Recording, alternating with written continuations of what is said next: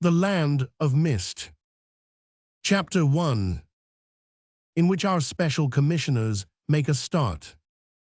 The great Professor Challenger has been very improperly and imperfectly used in fiction. A daring author placed him in impossible and romantic situations in order to see how he would react to them.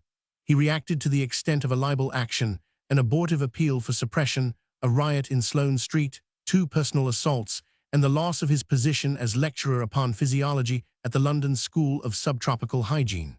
Otherwise, the matter passed more peaceably than might have been expected. But he was losing something of his fire. Those huge shoulders were a little bowed. The spade-shaped Assyrian beard showed tangles of grey amid the black. His eyes were a trifle less aggressive, his smile less self-complacent, his voice as monstrous as ever but less ready to roar down all opposition. Yet he was dangerous, as all around him were painfully aware. The volcano was not extinct, and constant rumblings threatened some new explosion. Life had much yet to teach him, but he was a little less intolerant in learning. There was a definite date for the change which had been wrought in him. It was the death of his wife. That little bird of a woman had made her nest in the big man's heart. He had all the tenderness and chivalry which the strong can have for the weak. By yielding everything, she had won everything, as a sweet-natured, tactful woman can. And when she died suddenly from virulent pneumonia following influenza, the man staggered and went down. He came up again, smiling ruefully like the stricken boxer, and ready to carry on for many a round with fate. But he was not the same man, and if it had not been for the help and comradeship of his daughter Enid, he might never have rallied from the blow. She it was who, with clever craft, lured him into every subject which would excite his combative nature and infuriate his mind, until he lived once more in the present and not the past. It was only when she saw him turbulent in controversy, violent to pressmen, and generally offensive to those around him, that she felt he was really in a fair way to recovery. Enid Challenger was a remarkable girl and should have a paragraph to herself. With the raven-black hair of her father and the blue eyes and fresh color of her mother, she was striking, if not beautiful, in appearance. She was quiet, but she was very strong. From her infancy, she had either to take her own part against her father, or else to consent to be crushed and to become a mere automaton worked by his strong fingers. She was strong enough to hold her own in a gentle, elastic fashion, which bent to his moods and reasserted itself when they were past. Lately, she had felt the constant pressure too oppressive, and she had relieved it by feeling out for a career of her own. She did occasional odd jobs for the London press, and did them in such fashion that her name was beginning to be known in Fleet Street. In finding this opening, she had been greatly helped by an old friend of her father, and possibly of the reader, Mr. Edward Malone, of the Daily Gazette. Malone was still the same athletic Irishman who had once won his international cap at rugby, but life had toned him down also, and made him a more subdued and thoughtful man. He had put away a good deal when at last his football boots had been packed away for good. His muscles may have wilted and his joints stiffened, but his mind was deeper and more active. The boy was dead, and the man was born. In person he had altered little, but his mustache was heavier, his back a little rounded, and some lines of thought were tracing themselves upon his brow. Post-war conditions and New World problems had left their mark. For the rest, he had made his name in journalism and even to a small degree in literature. He was still a bachelor, though there were some who thought that his hold on that condition was precarious, and that Miss Enid Challenger's little white fingers could disengage it. Certainly, they were very good chums. It was a Sunday evening in October, and the lights were just beginning to twinkle out through the fog which had shrouded London from early morning. Professor Challenger's flat at Victoria West Gardens was upon the 3rd floor, and the mist lay thick upon the windows, while the low hum of the attenuated Sunday traffic rose up from an invisible highway beneath, which was outlined only by scattered patches of dull radiance. Professor Challenger sat with his thick, bandy legs outstretched to the fire, and his hands thrust deeply into his trouser pockets. His dress had a little of the eccentricity of genius, for he wore a loose-collared shirt, a large knotted maroon-colored silk tie, and a black velvet smoking jacket, which, with his flowing beard, gave him the appearance of an elderly and bohemian artist. On one side of him, ready for an excursion, with bowl hat, short-skirted dress of black, and all the other fashionable devices with which women contrive to deform the beauties of nature, there sat his daughter, while Malone, hat in hand, waited by the window. "I think we should get off, Enid.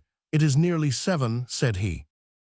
They were writing joint articles upon the religious denominations of London, and on each Sunday evening they sallied out together to sample some new one and get copy for the next week's issue of the Gazette.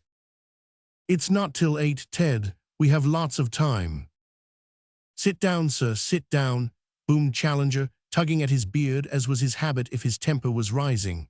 "There is nothing annoys me more than having anyone standing behind me, a relic of atavism and the fear of a dagger, but still persistent. That's right. For heaven's sake, put your hat down. You have a perpetual air of catching a train." "That's the journalistic life," said Malone. "If we don't catch the perpetual train, we get left. Even Enid is beginning to understand that, but still, as you say, there is time enough." "How far have you got?" asked Challenger. Enid consulted a businesslike little reporter's notebook. "We have done 7. There was Westminster Abbey for the church in its most picturesque form, and St. Agatha for the High Church, and Tudor Place for the Low. Then there was the Westminster Cathedral for Catholics, Endell Street for Presbyterians, and Gloucester Square for Unitarians. But tonight, we are trying to introduce some variety. We are doing the spiritualists." Challenger snorted like an angry buffalo. "Next week the lunatic asylums, I presume," said he. "You don't mean to tell me, Malone, that these ghost people have got churches of their own?" "I've been looking into that," said Malone. "I always look up cold facts and figures before I tackle a job. They have over 400 registered churches in Great Britain." Challenger's snorts now sounded like a whole herd of buffaloes. "There seems to me to be absolutely no limit to the inanity and credulity of the human race. Homo sapiens, Homo idioticus. Whom do they pray to, the ghosts?" "Well, that's what we want to find out. We should get some copy out of them. I need not say that I share your view entirely, but I've seen something of Atkinson of St. Mary's Hospital lately. He is a rising surgeon, you know." "I've heard of him, cerebrospinal." "That's the man. He is level-headed and is looked on as an authority on psychic research, as they call the new science which deals with these matters." "Science, indeed." "Well, that is what they call it. He seems to take these people seriously. I consult him when I want a reference, for he has the literature at his fingers' end. Pioneers of the human race, that was his description." "Pioneering them to bedlam," growled Challenger. "And literature, what literature have they?" "Well, that was another surprise. Atkinson has 500 volumes, but complains that his psychic library is very imperfect. You see, there is French, German, Italian, as well as our own." "Well, thank God, all the folly is not confined to poor old England. Pestilential nonsense." "Have you read it up at all, Father?" asked Enid. "Read it up, I with all my interests and no time for one half of them. Enid, you are too absurd." "Sorry, Father, you spoke with such assurance, I thought you knew something about it." Challenger's huge head swung round, and his lion's glare rested upon his daughter. "Do you conceive that a logical brain, a brain of the first order, needs to read and to study before it can detect a manifest absurdity? Am I to study mathematics in order to confute the man who tells me that 2 and 2 are 5? Must I study physics once more and take down my Principia because some rogue or fool insists that a table can rise in the air against the law of gravity? Does it take 500 volumes to inform us of a thing which is proved in every police court when an impostor is exposed? Enid, I am ashamed of you." His daughter laughed merrily. "Well, Dad, you need not roar at me any more. I give in. In fact, I have the same feeling that you have." "Nonetheless," said Malone, "some good men support them. I don't see that you can laugh at Lodge and Crooks and the others." "Don't be absurd, Malone. Every great mind has its weaker side. It is a sort of reaction against all the good sense. You come suddenly upon a vein of positive nonsense. That is what is the matter with these fellows. No, Enid, I haven't read their reasons, and I don't mean to either. Some things are beyond the pale. If we reopen all the old questions, how can we ever get ahead with the new ones? This matter is settled by common sense, the law of England, and by the universal assent of every sane European. So that's that, said Enid. However, he continued, I can admit that there are occasional excuses for misunderstandings upon the point. He sank his voice, and his great grey eyes looked sadly up into vacancy. I have known cases where the coldest intellect, even my own intellect, might for a moment have been shaken. Malone's scented copy. Yes, sir. Challenger hesitated. He seemed to be struggling with himself. He wished to speak, and yet speech was painful. Then, with an abrupt, impatient gesture, he plunged into his story. I never told you, Enid. It was too intimate, perhaps too absurd. I was ashamed to have been so shaken, but it shows how even the best balanced may be caught unawares. Yes, sir. It was after my wife's death. You knew her, Malone. You can guess what it meant to me. It was the night after the cremation. Horrible, Malone, horrible. I saw the dear little body slide down, and then the glare of flame and the door clanged to.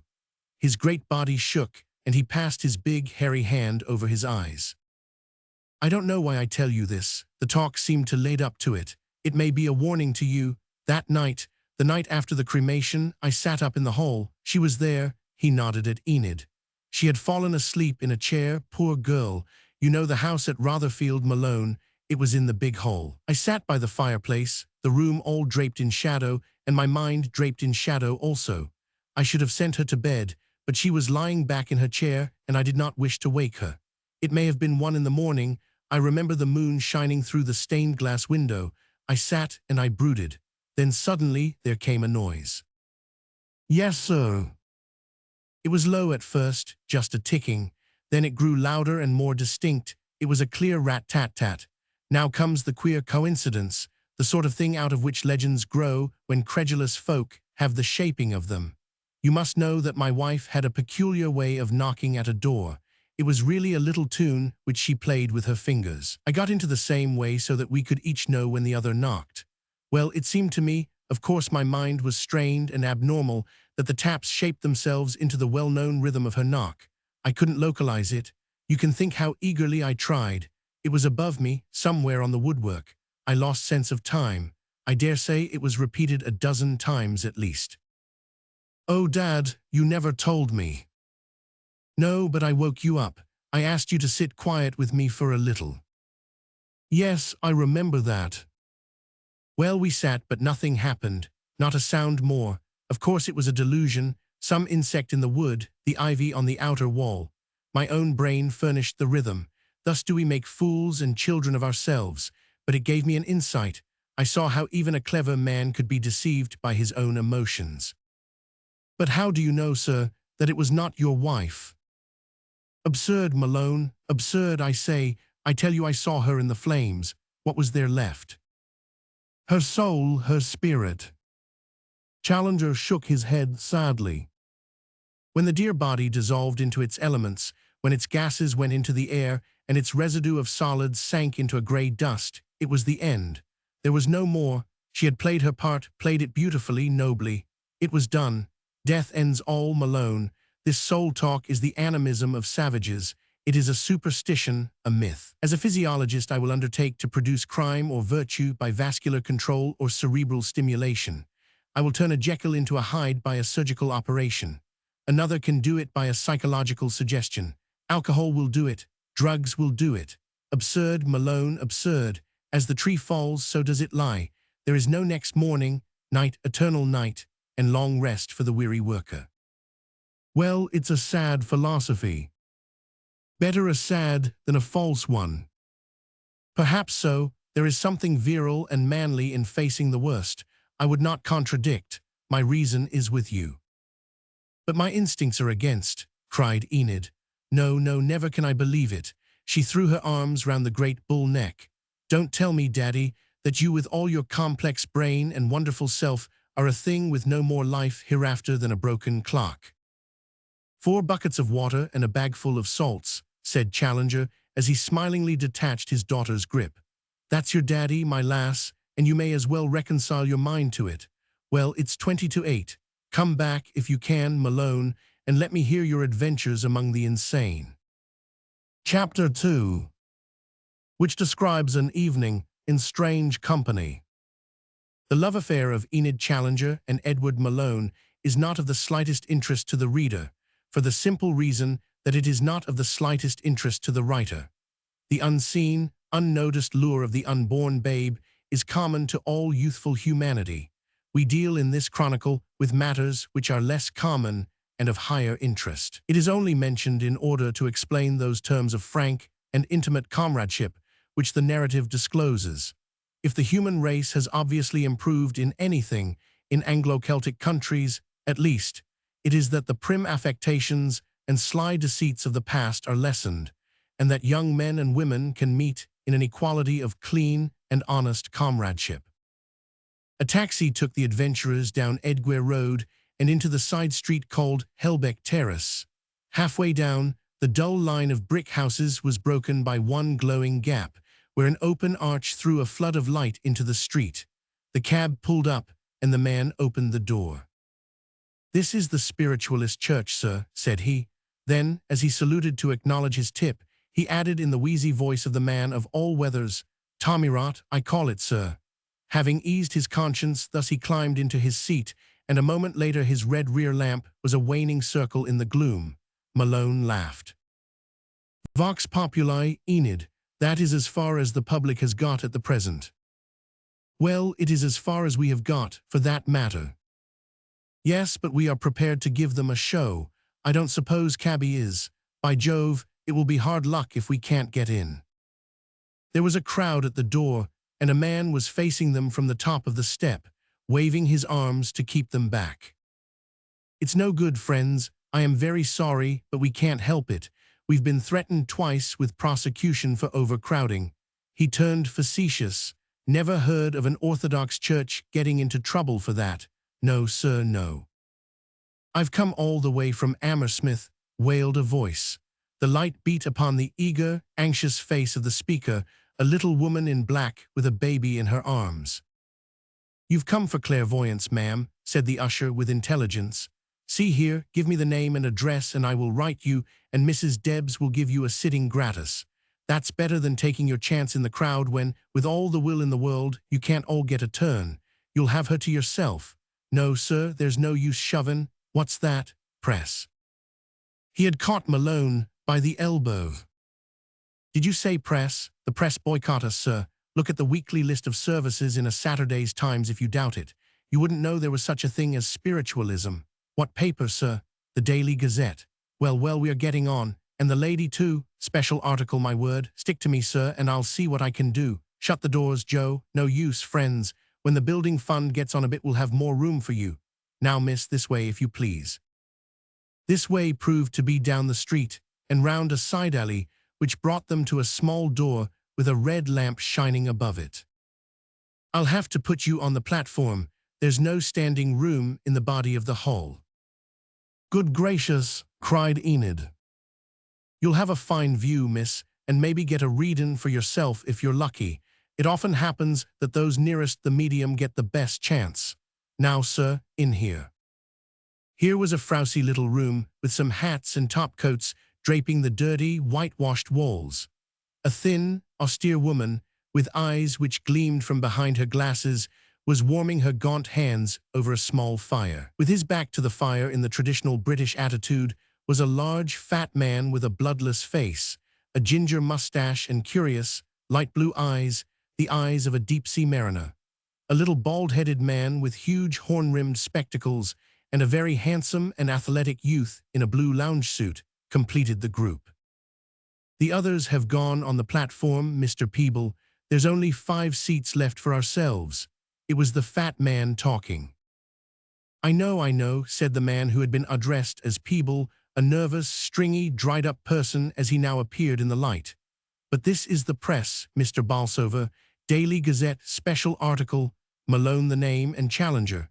This is Mr. Bolsover, our president. This is Mrs. Debs of Liverpool, the famous clairvoyante. Here is Mr. James, and this tall young gentleman is Mr. Hardy Williams, our energetic secretary. Mr. Williams is a nailer for the Building Fund. Keep your eye on your pockets if Mr. Williams is around." They all laughed. "Collection comes later," said Mr. Williams, smiling. "A good, rousing article is our best collection," said the stout president. "Ever been to a meeting before, sir?" "No," said Malone. "Don't know much about it, I expect." "No, I don't." Well, we must expect a slating. They get it from the humorous angle at first. We'll have you writing a very comic account. I never could see anything very funny in the spirit of one's dead wife, but it's a matter of taste and of knowledge also. If they don't know, how can they take it seriously? I don't blame them. We were mostly like that ourselves once. I was one of Bradlaugh's men and sat under Joseph McCabe until my old dad came and pulled me out. "Good for him," said the Liverpool medium. "It was the first time I found I had powers of my own. I saw him like I see you now." "Was he one of us, in the body?" "Knew no more than I did, but they come on amazin' at the other side if the right folk get hold of them." "Time's up," said Mr. Peebles, snapping his watch. "You are on the right of the chair, Mrs. Debs. Will you go first? Then you, Mr. Chairman, then you two and myself. Get on the left, Mr. Hardy Williams, and lead the singin'. They want warmin' up and you can do it. Now then, if you please." The platform was already crowded, but the newcomers threaded their way to the front amid a decorous murmur of welcome. Mr. Peebles shoved and exhorted, and two end seats emerged upon which Enid and Malone perched themselves. The arrangement suited them well, for they could use their notebooks freely behind the shelter of the folk in front. "What is your reaction?" whispered Enid. "Not impressed as yet." "No, nor I," said Enid, "but it's very interesting all the same." People who are in earnest are always interesting, whether you agree with them or not, and it was impossible to doubt that the people were extremely earnest. The hall was crammed, and as one looked down one saw line after line of upturned faces, curiously alike in type, women predominating, but men running them close. That type was not distinguished nor intellectual, but it was undeniably healthy, honest, and sane. Small tradesfolk, male and female shopwalkers, better-class artisans, lower middle-class women worn with household cares, occasional young folk in search of a sensation. These were the impressions which the audience conveyed to the trained observation of Malone.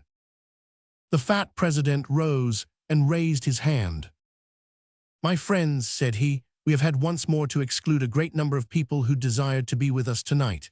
It's all a question of the Building Fund, and Mr. Williams on my left will be glad to hear from any of you. I was in a hotel last week, and they had a notice hung up in the reception bureau.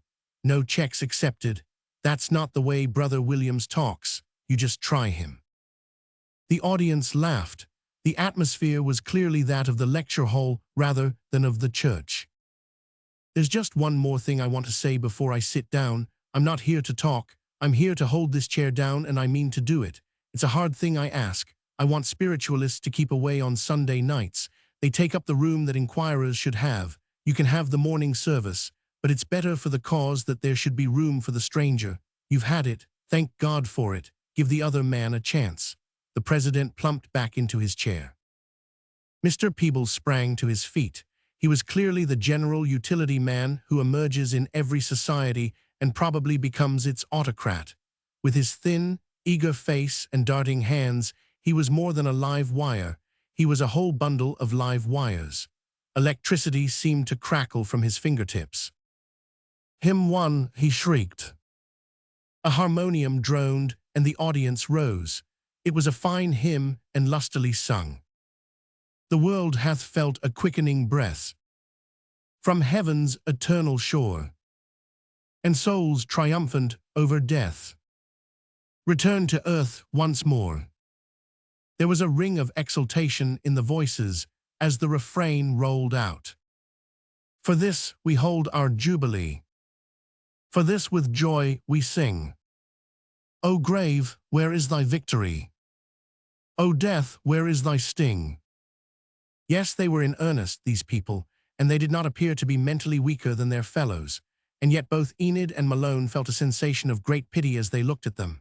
How sad to be deceived upon so intimate a matter as this, to be duped by impostors who used their most sacred feelings and their beloved dead as counters with which to cheat them. What did they know of the laws of evidence, of the cold, immutable decrees of scientific law? Poor, earnest, honest, deluded people. Now, screamed Mr. Peeble, we shall ask Mr. Munro from Australia to give us the invocation. A wild-looking old man with a shaggy beard and slumbering fire in his eyes rose up and stood for a few seconds with his gaze cast down. Then he began a prayer, very simple, very unpremeditated. Malone jotted down the first sentence. "Oh, Father, we are very ignorant folk and do not well know how to approach you, but we will pray to you the best we know how." It was all cast in that humble key. Enid and Malone exchanged a swift glance of appreciation. There was another hymn, less successful than the first, and the chairman then announced that Mr. James Jones of North Wales would now deliver a trance address which would embody the views of his well-known control, Elisha the Atlantean. Mr. James Jones, a brisk and decided little man in a faded check suit, came to the front, and after standing a minute or so as if in deep thought, gave a violent shudder and began to talk. It must be admitted that save for a certain fixed stare and vacuous glazing of the eye, there was nothing to show that anything save Mr. James Jones of North Wales was the orator. It has also to be stated that if Mr. Jones shuddered at the beginning, it was the turn of his audience to shudder afterwards. Granting his own claim, he had proved clearly that an Atlantean spirit might be a portentous bore. He droned on with platitudes and ineptitudes, while Malone whispered to Enid that if Elisha was a fair specimen of the population, it was just as well that his native land was safely engulfed in the Atlantic Ocean. When, with another rather melodramatic shudder, he emerged from his trance, the chairman sprang to his feet with an alacrity which showed that he was taking no risks lest the Atlantean should return. "We have present with us tonight," he cried, "Mrs. Debs, the well-known clairvoyante of Liverpool. Mrs. Debs is, as many of you know, richly endowed with several of those gifts of the spirit of which St. Paul speaks, and the discerning of spirits is among them. These things depend upon laws which are beyond our control, but a sympathetic atmosphere is essential, and Mrs. Debs will ask for your good wishes and your prayers while she endeavors to get into touch with some of those shining ones on the other side who may honor us with their presence tonight." The president sat down, and Mrs. Debs rose amid discreet applause. Very tall, very pale, very thin, with an aquiline face and eyes shining brightly from behind her gold-rimmed glasses, she stood facing her expectant audience. Her head was bent. She seemed to be listening. "Vibrations," she cried at last. "I want helpful vibrations. Give me a verse on the harmonium, please." The instrument droned out, "Jesus, lover of my soul." The audience sat in silence, expectant and a little awed. The hall was not too well lit, and dark shadows lurked in the corners. The medium still bent her head as if her ears were straining. Then she raised her hand, and the music stopped. Presently, all in good time," said the woman, addressing some invisible companion. Then to the audience, "I don't feel that the conditions are very good tonight. I will do my best, and so will they, but I must talk to you first." And she talked. What she said seemed to the two strangers to be absolute gabble. There was no consecutive sense in it, though now and again a phrase or sentence caught the attention. Malone put his stylo in his pocket. There was no use reporting a lunatic. A spiritualist next him saw his bewildered disgust and leaned towards him. "She's tuning in, she's getting her wavelength," he whispered.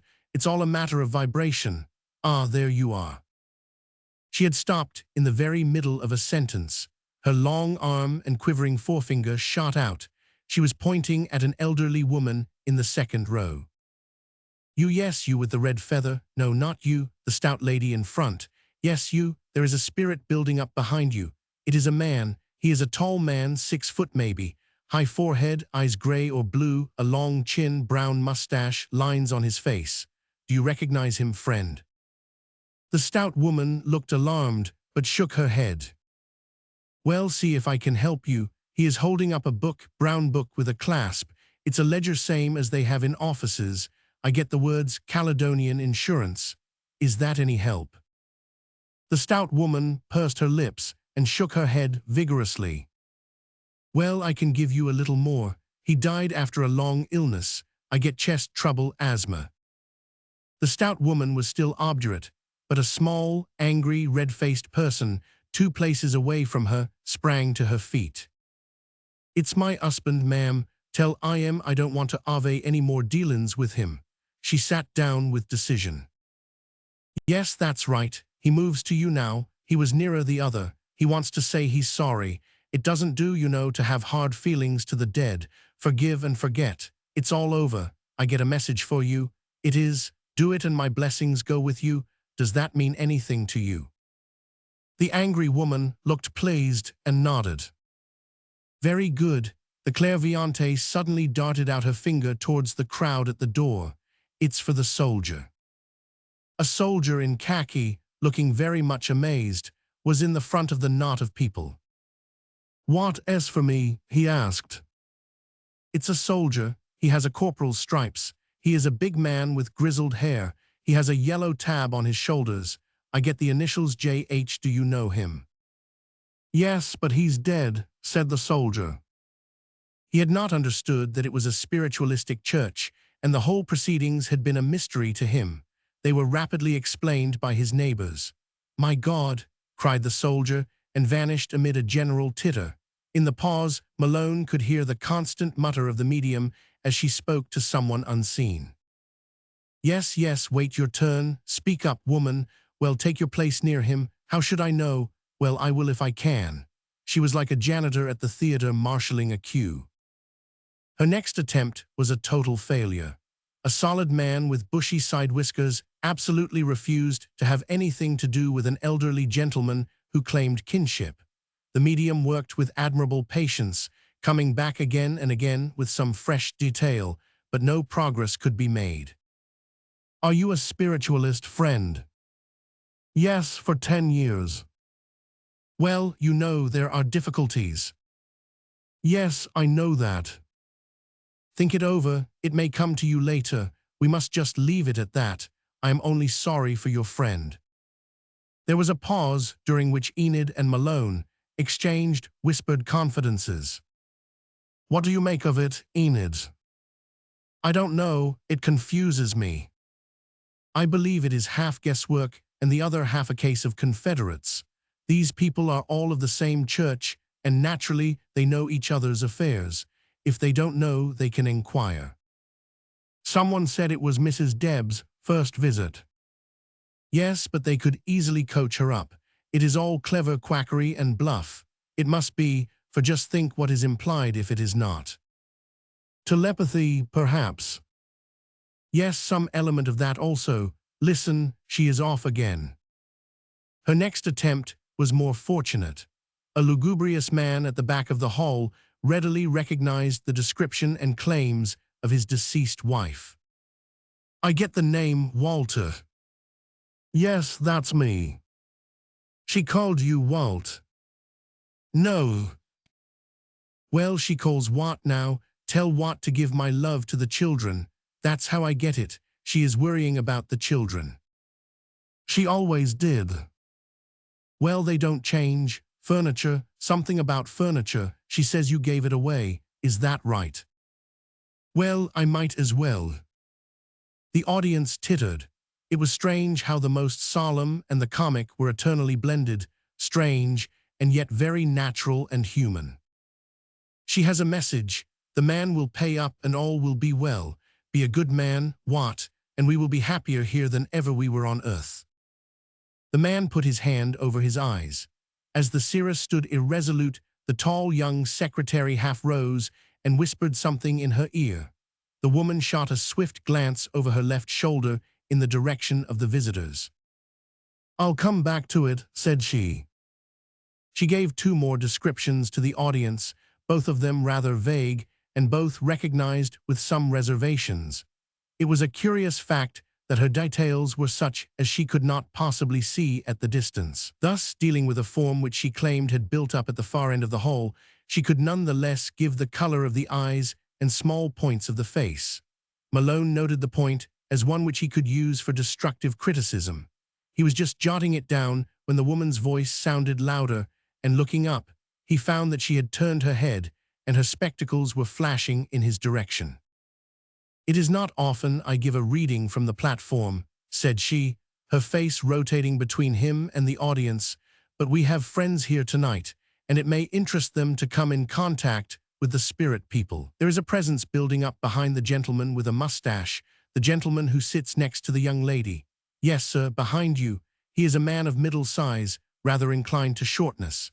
He is old, over 60, with white hair, curved nose, and a white small beard of the variety that is called goatee. He is no relation, I gather, but a friend. Does that suggest anyone to you, sir?" Malone shook his head with some contempt. "It would fit nearly any old man," he whispered to Enid. "We will try to get a little closer. He has deep lines on his face. I should say he was an irritable man in his lifetime. He was quick and nervous in his ways. Does that help you?" Again, Malone shook his head. "Rot, perfect rot," he muttered. "Well, he seems very anxious, so we must do what we can for him." He holds up a book. It is a learned book. He opens it and I see diagrams in it. Perhaps he wrote it, or perhaps he taught from it. Yes, he nods, he taught from it. He was a teacher. Malone remained unresponsive. "I don't know that I can help him any more. There is one thing, he has a mole over his right eyebrow." Malone started as if he had been stung. "One mole," he cried. The spectacles flashed round again. "Two moles, one large, one small." "My God," gasped Malone, "it's Professor Summerlee." You've got it. There's a message, greetings to old. It's a long name and begins with a C. I can't get it. Does it mean anything?" "Yes." In an instant she had turned and was describing something or someone else, but she had left a badly shaken man upon the platform behind her. It was at this point that the orderly service had a remarkable interruption, which surprised the audience as much as it did the two visitors. This was the sudden appearance beside the chairman of a tall, pale-faced, bearded man dressed like a superior artisan, who held up his hand with a quietly impressive gesture as one who was accustomed to exert authority. He then half-turned and said a word to Mr. Bolsover. "This is Mr. Miramar of Dalston," said the chairman. "Mr. Miramar has a message to deliver. We are always glad to hear from Mr. Miramar." The reporters could only get a half view of the newcomer's face, but both of them were struck by his noble bearing and by the massive outline of his head, which promised very unusual intellectual power. His voice, when he spoke, rang clearly and pleasantly through the hall. "I have been ordered to give the message wherever I think that there are ears to hear it. There are some here who are ready for it, and that is why I have come. They wish that the human race should gradually understand the situation so that there shall be the less shock or panic. I am one of several who are chosen to carry the news." "A lunatic, I'm afraid," whispered Malone, scribbling hard upon his knee. There was a general inclination to smile among the audience, and yet there was something in the man's manner and voice which made them hang on every word. "Things have now reached a climax. The very idea of progress has been made material. It is progress to go swiftly, to send swift messages, to build new machinery. All this is a diversion of real ambition. There is only one real progress, spiritual progress. Mankind gives it a lip tribute, but presses on upon its false road of material science." The Central Intelligence recognized that amid all the apathy, there was also much honest doubt which had outgrown old creeds and had a right to fresh evidence. Therefore fresh evidence was sent, evidence which made the life after death as clear as the sun in the heavens. It was laughed at by scientists, condemned by the churches, became the butt of the newspapers, and was discarded with contempt. That was the last and greatest blunder of humanity. The audience had their chins up now. General speculations were beyond their mental horizon, but this was very clear to their comprehension. There was a murmur of sympathy and applause. The thing was now hopeless. It had got beyond all control. Therefore something sterner was needed since heaven's gift had been disregarded. The blow fell. 10 million men were laid dead upon the ground, twice as many were mutilated. That was God's first warning to mankind. But it was vain. The same dull materialism prevailed as before. Years of grace were given, and save the stirrings of the Spirit seen in such churches as these, no change was anywhere to be seen. The nations heaped up fresh loads of sin, and sin must ever be atoned for. Russia became a cesspool. Germany was unrepentant of her terrible materialism, which had been the prime cause of the war. Spain and Italy were sunk in alternate atheism and superstition. France had no religious ideal. Britain was confused and distracted, full of wooden sects which had nothing of life in them. America had abused her glorious opportunities, and instead of being the loving younger brother to a stricken Europe, she held up all economic reconstruction by her money claims. She dishonored the signature of her own president, and she refused to join that League of Peace, which was the one hope of the future. All have sinned, but some more than others, and their punishment will be in exact proportion. And that punishment comes soon. These are the exact words I have been asked to give you. I read them lest I should in any way garble them. He took a slip of paper from his pocket and read. What we want is, not that folks should be frightened, but that they should begin to change themselves, to develop themselves on more spiritual lines. We are not trying to make people nervous, but to prepare while there is yet time. The world cannot go on as it has done. It would destroy itself if it did. Above all, we must sweep away the dark cloud of theology which has come between mankind and God. He folded up the paper and replaced it in his pocket. That is what I have been asked to tell you. Spread the news where there seems to be a window in the soul. Say to them, repent, reform, the time is at hand. He had paused and seemed about to turn. The spell was broken. The audience rustled and leaned back in its seats. Then a voice came from the back. Is this the end of the world, mister? No, said the stranger, curtly. Is it the second coming? Asked another voice. Yes. With quick, light steps, he threaded his way among the chairs on the platform and stood near the door. When Malone next looked round, he was gone. He is one of these second-coming fanatics, he whispered to Enid.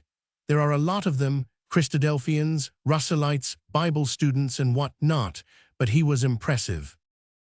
Very, said Enid. We have, I am sure, been very interested in what our friend has told us, said the chairman. Mr. Miramar is in hearty sympathy with our movement, even though he cannot be said actually to belong to it. I am sure he is always welcome upon our platforms. As to his prophecy, it seems to me the world has had enough trouble without our anticipating any more. If it is as our friend says, we can't do much to mend the matter. We can only go about our daily jobs, do them as well as we can, and await the event in full confidence of help from above. If it's the day of judgment tomorrow, he added, smiling, I mean to look after my provision store at Hammersmith today. We shall now continue with the service. There was a vigorous appeal for money and a great deal about the building fund from the young secretary. It's a shame to think that there are more left in the street than in the building on a Sunday night. We all give our services. No one takes a penny. Mrs. Debs is here for her bare expenses, but we want another £1,000 before we can start. There is one brother here who mortgaged his house to help us. That's the spirit that wins. Now let us see what you can do for us tonight. A dozen soup plates circulated, and a hymn was sung to the accompaniment of much chinking of coin. Enid and Malone conversed in undertones. Professor Summerlee died, you know, at Naples last year. Yes, I remember him well. And old C was, of course, your father. It was really remarkable. Poor old Summerlee. He thought survival was an absurdity, and here he is, or here he seems to be. The soup plates returned. It was mostly brown soup, unhappily, and they were deposited on the table where the eager eye of the secretary appraised their value. Then the little shaggy man from Australia gave a benediction in the same simple fashion as the opening prayer. It needed no apostolic succession or laying on of hands to make one feel that his words were from a human heart and might well go straight to a divine one. Then the audience rose and sang their final farewell hymn, a hymn with a haunting tune and a sad, sweet refrain of "God keep you safely till we meet once more." Enid was surprised to feel the tears running down her cheeks. These earnest, simple folk with their direct methods had wrought upon her more than all the gorgeous service and rolling music of the cathedral. Mr. Bolsover, the stout president, was in the waiting room, and so was Mrs. Debs. "Well, I expect you are going to let us have it," he laughed.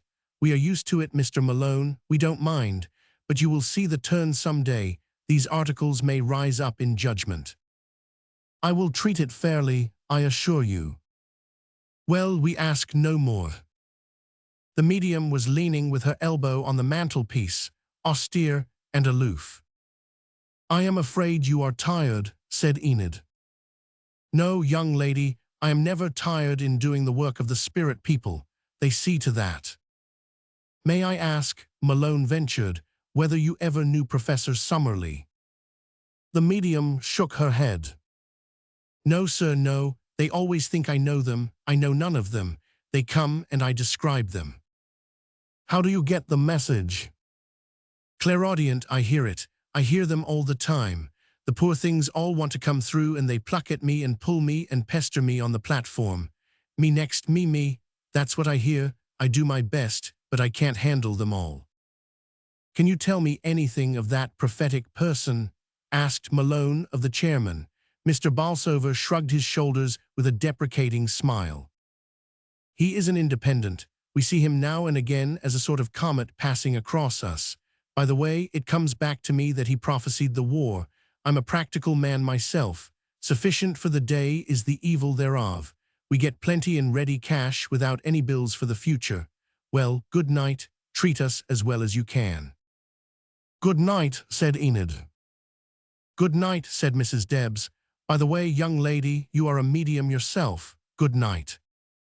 And so they found themselves in the street, once more inhaling long draughts of the night air. It was sweet after that crowded hall. A minute later they were in the rush of the Edgware Road, and Malone had hailed a cab to carry them back to Victoria Gardens. Chapter 3, in which Professor Challenger gives his opinion. Enid had stepped into the cab, and Malone was following when his name was called, and a man came running down the street. He was tall, middle-aged, handsome and well-dressed, with the clean-shaven, self-confident face of the successful surgeon. "Hello, Malone, stop." "Why, it's Atkinson. Enid, let me introduce you. This is Mr. Atkinson of St. Mary's, about whom I spoke to your father. Can we give you a lift? We are going towards Victoria." "Capital." The surgeon followed them into the cab. "I was amazed to see you at a spiritualist meeting." "We were only there professionally. Miss Challenger and I are both on the press." "Oh, really? The Daily Gazette, I suppose, as before. Well, you will have one more subscriber, for I shall want to see what you made of tonight's show." "You'll have to wait till next Sunday. It is one of a series." "Oh, I say, I can't wait as long as that. What did you make of it?" "I really don't know. I shall have to read my notes carefully tomorrow and think it over, and compare impressions with my colleague here.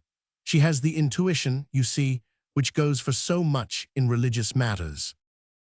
"And what is your intuition, Miss Challenger?" "Good, oh yes, good, but dear me, what an extraordinary mixture." "Yes, indeed, I have been several times, and it always leaves the same mixed impression upon my own mind. Some of it is ludicrous, and some of it might be dishonest, and yet again some of it is clearly wonderful." "But you are not on the press. Why were you there?" "Because I am deeply interested. You see, I am a student of psychic matters and have been for some years.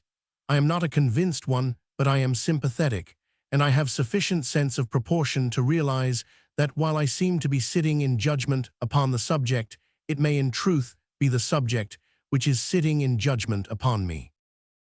Malone nodded appreciation. "It is enormous. You will realize that as you get to close grips with it. It is half a dozen great subjects in one, and it is all in the hands of these good humble folk who, in the face of every discouragement and personal loss, have carried it on for more than 70 years. It is really very like the rise of Christianity. It was run by slaves and underlings, until it gradually extended upwards. There were 300 years between C.S.R.'s slave and C.S.R. getting the light. "But the preacher," cried Enid in protest. Mr. Atkinson laughed. "You mean our friend from Atlantis. What a terrible bore the fellow was. I confess I don't know what to make of performances like that. Self-deception, I think, and the temporary emergence of some fresh strand of personality which dramatizes itself in this way. The only thing I am quite sure of is that it is not really an inhabitant of Atlantis who arrives from his long voyage with this awful cargo of platitudes. Well, here we are." "I have to deliver this young lady safe and sound to her father," said Malone. "Look here, Atkinson, don't leave us. The professor would really like to see you." "What, at this hour? Why, he would throw me down the stairs." "You've been hearing stories," said Enid. "Really, it is not so bad as that. Some people annoy him, but I am sure you are not one of them. Won't you chance it?" With that encouragement, certainly, and the three walked down the bright outer corridor to the lift. Challenger, clad now in a brilliant blue dressing gown, was eagerly awaiting them. He eyed Atkinson as a fighting bulldog eyes some canine stranger. The inspection seemed to satisfy him, however, for he growled that he was glad to meet him. "I've heard of your name, sir, and of your rising reputation.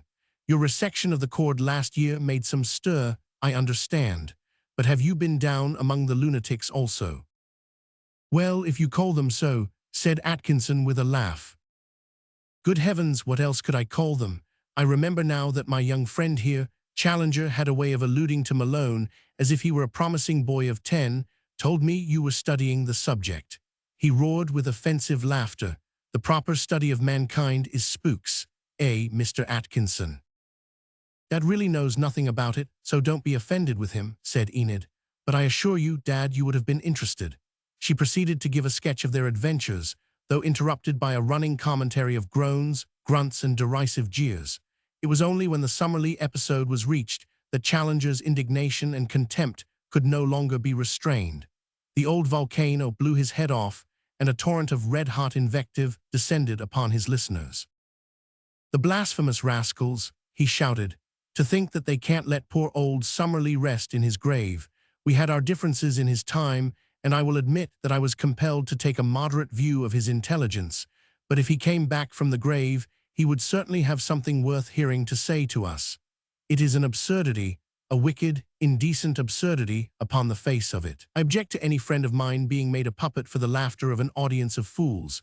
They didn't laugh. They must have laughed when they heard an educated man, a man whom I have met upon equal terms, talking such nonsense. I say it was nonsense. Don't contradict me, Malone, I won't have it. His message might have been the postscript of a schoolgirl's letter. Isn't that nonsense coming from such a source? Are you not in agreement, Mr. Atkinson? No, I had hoped better things from you." "But the descriptions." "Good heavens, where are your brains? Have not the names of Summerlee and Malone been associated with my own in some peculiarly feeble fiction which attained some notoriety? Is it not also known that you two innocents were doing the churches week by week? Was it not patent that sooner or later you would come to spiritualist gathering? Here was a chance for a convert. They set a bait, and poor old Gudgeon Malone came along and swallowed it. Here he is with the hook still stuck in his silly mouth. Oh yes, Malone, plain speaking is needed, and you shall have it." The professor's black mane was bristling, and his eyes glaring from one member of the company to another. "Well, we want every view expressed," said Atkinson. "You seem very qualified, sir, to express the negative one. At the same time, I would repeat in my own person the words of Thackeray. He said to some objector, 'What you say is natural, but if you had seen what I have seen you might alter your opinion.' Perhaps sometime you will be able to look into the matter, for your high position in the scientific world would give your opinion great weight." "If I have a high place in the scientific world, as you say, it is because I have concentrated upon what is useful and discarded what is nebulous or absurd. My brain, sir, does not pare the edges. It cuts right through. It has cut right through this and has found fraud and folly." "Both are there at times," said Atkinson, and yet, ah, well, Malone, I'm some way from home and it is late. You will excuse me, Professor, I am honored to have met you." Malone was leaving also, and the two friends had a few minutes. chat before they went their separate ways, Atkinson to Wimpole Street and Malone to South Norwood, where he was now living. "Grand old fellow," said Malone, chuckling. "You must never get offended with him. He means no harm. He is splendid." "Of course he is, but if anything could make me a real out-and-out spiritualist, it is that sort of intolerance. It is very common, though it is generally cast rather in the tone of the quiet sneer than of the noisy roar. I like the latter best. By the way, Malone, if you care to go deeper into this subject, I may be able to help you. You've heard of Lyndon." "Lyndon, the professional medium. Yes, I've been told he is the greatest blackguard unhung." "Ah well, they usually talk of them like that. You must judge for yourself. He put his kneecap out last winter, and I put it in again, and that has made a friendly bond between us. It's not always easy to get him, and of course a small fee, a guinea I think, is usual, but if you wanted a sitting, I could work it." "You think him genuine?" Atkinson shrugged his shoulders. "I dare say they all take the line of least resistance. I can only say that I have never detected him in fraud. You must judge for yourself." "I will," said Malone. "I am getting hot on this trail, and there is copy in it too. When things are more easy, I'll write to you, Atkinson, and we can go more deeply into the matter." Chapter 4, which describes some strange doings in Hammersmith. The article by the Joint Commissioners, such was their glorious title, aroused interest and contention.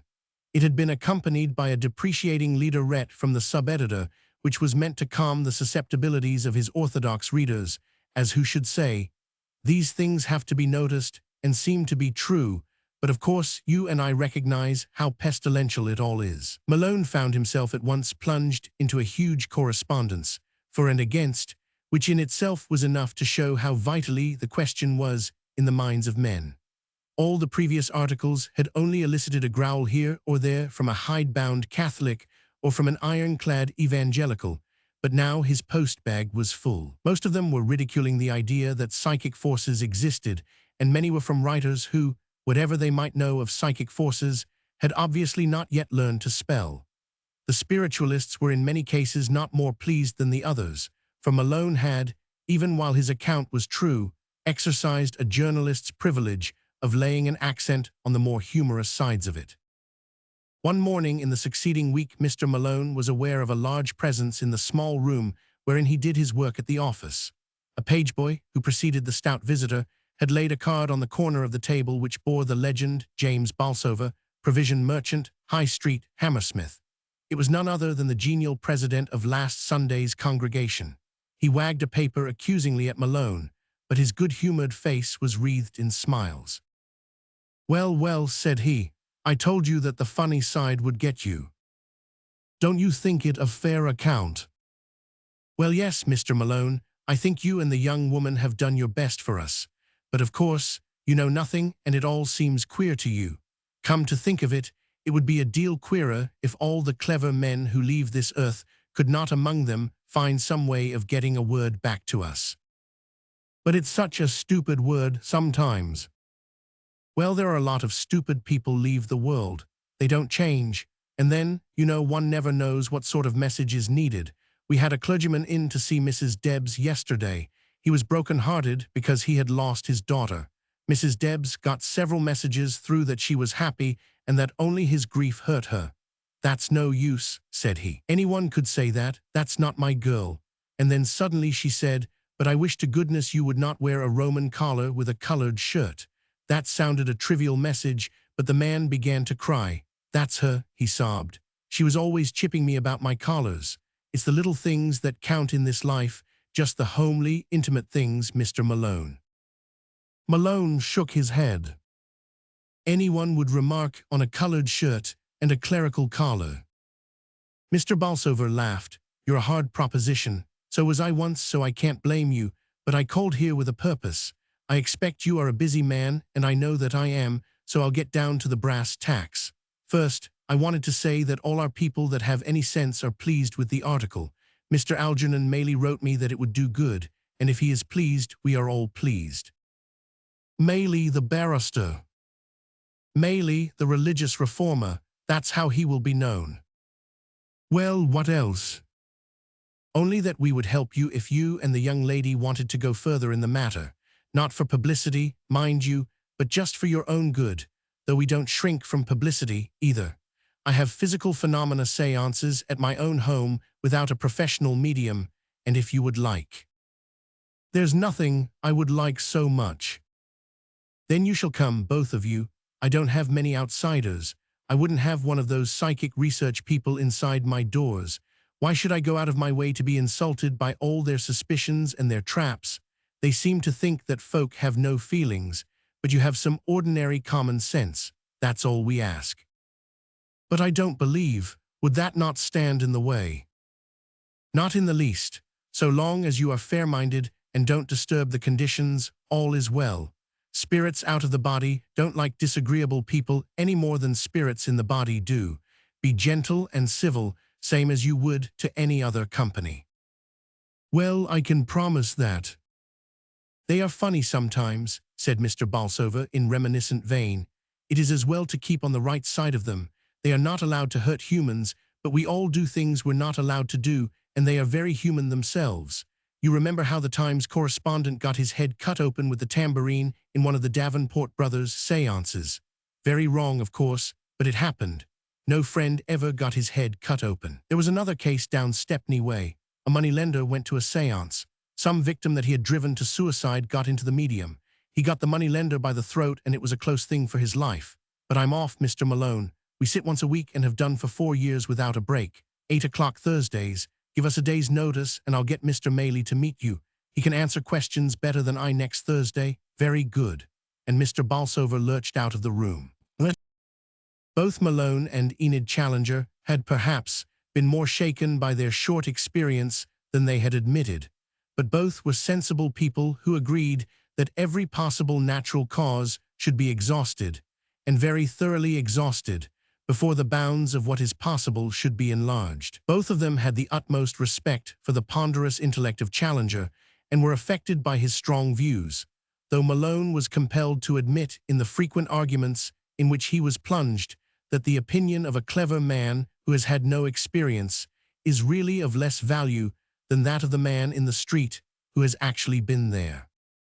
These arguments, as often as not, were with Mervyn, editor of the psychic paper Dawn, which dealt with every phase of the occult, from the lore of the Rosicrucians to the strange regions of the students of the Great Pyramid, or of those who uphold the Jewish origin of our blonde Anglo-Saxons. Mervyn was a small, eager man with a brain of a high order, which might have carried him to the most lucrative heights of his profession had he not determined to sacrifice worldly prospects in order to help what seemed to him to be a great truth. As Malone was eager for knowledge and Mervyn was equally keen to impart it, the waiters at the literary club found it no easy matter to get them away from the corner table in the window at which they were wont to lunch. Looking down at the long, grey curve of the embankment and the noble river with its vista of bridges, the pair would linger over their coffee, smoking cigarettes, and discussing various sides of this most gigantic and absorbing subject, which seemed already to have disclosed new horizons to the mind of Malone. There was one warning given by Mervyn which aroused impatience, amounting almost to anger, in Malone's mind. He had the hereditary Irish objection to coercion, and it seemed to him to be appearing once more in an insidious and particularly objectionable form. "You are going to one of Bolsover's family séances," said Mervyn. "They are, of course, well known among our people, though few have been actually admitted, so you may consider yourself privileged. He has clearly taken a fancy to you. He's thought I wrote fairly about them." Well, it wasn't much of an article, but still among the dreary, purblind nonsense that assails us, it did show some traces of dignity and balance and sense of proportion. Malone waved a deprecating cigarette. Bolsover's séances and others like them are, of course, things of no moment to the real psychic. They are like the rude foundations of a building which certainly help to sustain the edifice, but are forgotten when once you come to inhabit it. It is the higher superstructure with which we have to do. You would think that the physical phenomena were the whole subject, those and a fringe of ghosts and haunted houses, if you were to believe the cheap papers who cater for the sensationalist. Of course, these physical phenomena have a use of their own. They rivet the attention of the inquirer and encourage him to go further. Personally, having seen them all, I would not go across the road to see them again, but I would go across many roads to get high messages from the beyond. Yes, I quite appreciate the distinction, looking at it from your point of view. Personally, of course, I am equally agnostic as to the messages and the phenomena. Quite so, St. Paul was a good psychic. He makes the point so neatly that even his ignorant translators were unable to disguise the real occult meanings as they have succeeded in doing in so many cases. Can you quote it? I know my New Testament pretty well, but I am not letter perfect. It is the passage where he says that the gift of tongues, which was an obvious sensational thing, was for the uninstructed, but that prophecies, that is real spiritual messages, were for the elect. In other words, that an experienced spiritualist has no need of phenomena. I'll look that passage up. You will find it in Corinthians, I think. By the way, there must have been a pretty high average of intelligence among those old congregations if Paul's letters could have been read aloud to them and thoroughly comprehended. That is generally admitted, is it not? Well, it is a concrete example of it. However, I am down a side track. What I wanted to say to you is that you must not take Bolsover's little spirit circus too seriously. It is honest as far as it goes, but it goes a mighty short way. It's a disease, this phenomena hunting. I know some of our people, women mostly, who buzz around séance rooms continually, seeing the same thing over and over, sometimes real, sometimes, I fear, imitation. What the better are they for that as souls or as citizens or any other way? No, when your foot is firm on the bottom rung, don't mark time on it, but step up to the next rung and get firm upon that. I quite get your point, but I'm still on the solid ground. Solid, cried Mervyn. Good Lord, but the paper goes to press today and I must get down to the printer. With a circulation of 10,000 or so we do things modestly, you know, not like you plutocrats of the daily press. I am practically the staff. You said you had a warning. Yes, I wanted to give you a warning. Mervyn's thin, eager face became intensely serious. If you have any ingrained religious or other prejudices which may cause you to turn down this subject after you have investigated it, then don't investigate at all, for it is dangerous. What do you mean, dangerous? They don't mind honest doubt or honest criticism, but if they are badly treated, they are dangerous. Who are they? Who are they, I wonder? Guides, controls, psychic entities of some kind, who the agents of vengeance, or I should say justice, is really not essential. The point is that they exist. Oh, rot, Mervyn. Don't be too sure of that. Pernicious rot. These are the old theological bogies of the Middle Ages coming up again. I am surprised at a sensible man like you. Mervyn smiled. He had a whimsical smile, but his eyes, looking out from under bushy yellow brows, were as serious as ever. You may come to change your opinion. There are some queer sides to this question. As a friend, I put you wise to this one. Well, put me wise then. Thus encouraged, Mervyn went into the matter. He rapidly sketched the career and fate of a number of men who had, in his opinion, played an unfair game with these forces, become an obstruction, and suffered for it. He spoke of judges who had given prejudiced decisions against the cause, of journalists who had worked up stunt cases for sensational purposes and to throw discredit on the movement, of others who had interviewed mediums to make game of them, or who, having started to investigate, had drawn back alarmed and given a negative decision when their inner soul knew that the facts were true. It was a formidable list, for it was long and precise, but Malone was not to be driven. If you pick your cases, I have no doubt one could make such a list about any subject. Mr. Jones said that Raphael was a bungler, and Mr. Jones died of angina pectoris. Therefore, it is dangerous to criticize Raphael. That seems to be the argument. Well, if you like to think so. Take the other side, look at Moorgate. He has always been an enemy, for he is a convinced materialist, but he prospers, look at his professorship. An honest doubter, certainly, why not? And Morgan, who, at one time, exposed mediums. If they were really false, he did good service. And Falconer, who has written so bitterly about you.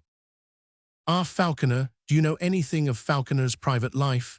No. Well, take it from me, he has got his dues. He doesn't know why. Someday these gentlemen will begin to compare notes, and then it may dawn on them, but they get it.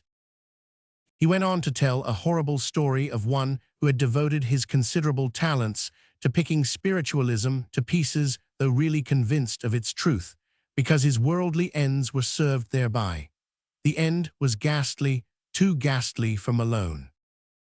"Oh, cut it out, Mervyn," he cried impatiently. "I'll say what I think, no more and no less, and I won't be scared by you or your spooks into altering my opinions. I never asked you to. You got a bit near it. What you have said strikes me as pure superstition. If what you say is true, you should have the police after you." "Yes, if we did it, but it is out of our hands. However, Malone, for what it's worth, I have given you the warning, and you can now go your way. Bye-bye. You can always ring me up at the office of Dawn. If you want to know if a man is of the true Irish blood, there is one infallible test. Put him in front of a swing door with push or pull printed upon it. The Englishman will obey like a sensible man. The Irishman, with less sense but more individuality, will at once and with vehemence do the opposite. So it was with Malone. Mervyn's well-meant warning simply raised a rebellious spirit within him, and when he called for Enid to take her to the Bolsover séance, he had gone back several degrees in his dawning sympathy for the subject. Challenger bade them farewell with many jibes, his beard projecting forward and his eyes closed with upraised eyebrows, as was his wont when inclined to be facetious. "You have your powder bag, my dear Enid. If you see a particularly good specimen of ectoplasm in the course of the evening, don't forget your father. I have a microscope, chemical reagents, and everything ready. Perhaps even a small poltergeist might come your way. Any trifle would be welcome." His bull's bellow of laughter followed them into the lift. The provision merchant's establishment of Mr. Bolsover proved to be a euphemism for an old-fashioned grocer's shop in the most crowded part of Hammersmith. The neighboring church was chiming out the 3/4 as the taxi drove up, and the shop was full of people, so Enid and Malone walked up and down outside. As they were so engaged, another taxi drove up, and a large, untidy-looking, ungainly bearded man in a suit of Harris tweed stepped out of it. He glanced at his watch and then began to pace the pavement. Presently he noted the others and came up to them. "May I ask if you are the journalists who are going to attend the séance?" "I thought so. Old Bolsover is terribly busy, so you were wise to wait. Bless him, he is one of God's saints in his way." "You are Mr. Algernon Maylie, I presume?" "Yes, I am the gentleman whose credulity is giving rise to considerable anxiety upon the part of my friends, as one of the rags remarked the other day." His laugh was so infectious that the others were bound to laugh also. Certainly, with his athletic proportions, which had run a little to seed but were still notable, and with his virile voice and strong if homely face, he gave no impression of instability. "We are all labeled with some stigma by our opponents," said he. "I wonder what yours will be." "We must not sail under false colors, Mr. Maylie," said Enid. "We are not yet among the believers." "Quite right, you should take your time over it. It is infinitely the most important thing in the world, so it is worth taking time over. I took many years myself. Folk can be blamed for neglecting it, but no one can be blamed for being cautious in examination.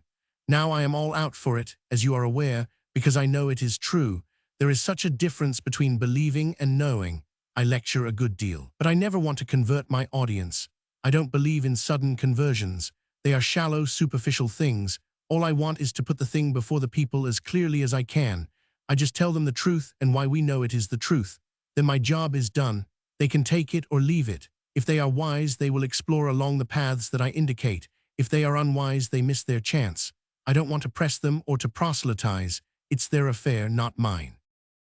"Well, that seems a reasonable view," said Enid, who was attracted by the frank manner of their new acquaintance. They were standing now in the full flood of light, cast by Bolsover's big plate-glass window. She had a good look at him, his broad forehead, his curious grey eyes, thoughtful and yet eager, his straw-colored beard, which indicated the outline of an aggressive chin. He was solidity personified, the very opposite of the fanatic whom she had imagined. His name had been a good deal in the papers lately as a protagonist in the long battle, and she remembered that it had never been mentioned without an answering snort from her father.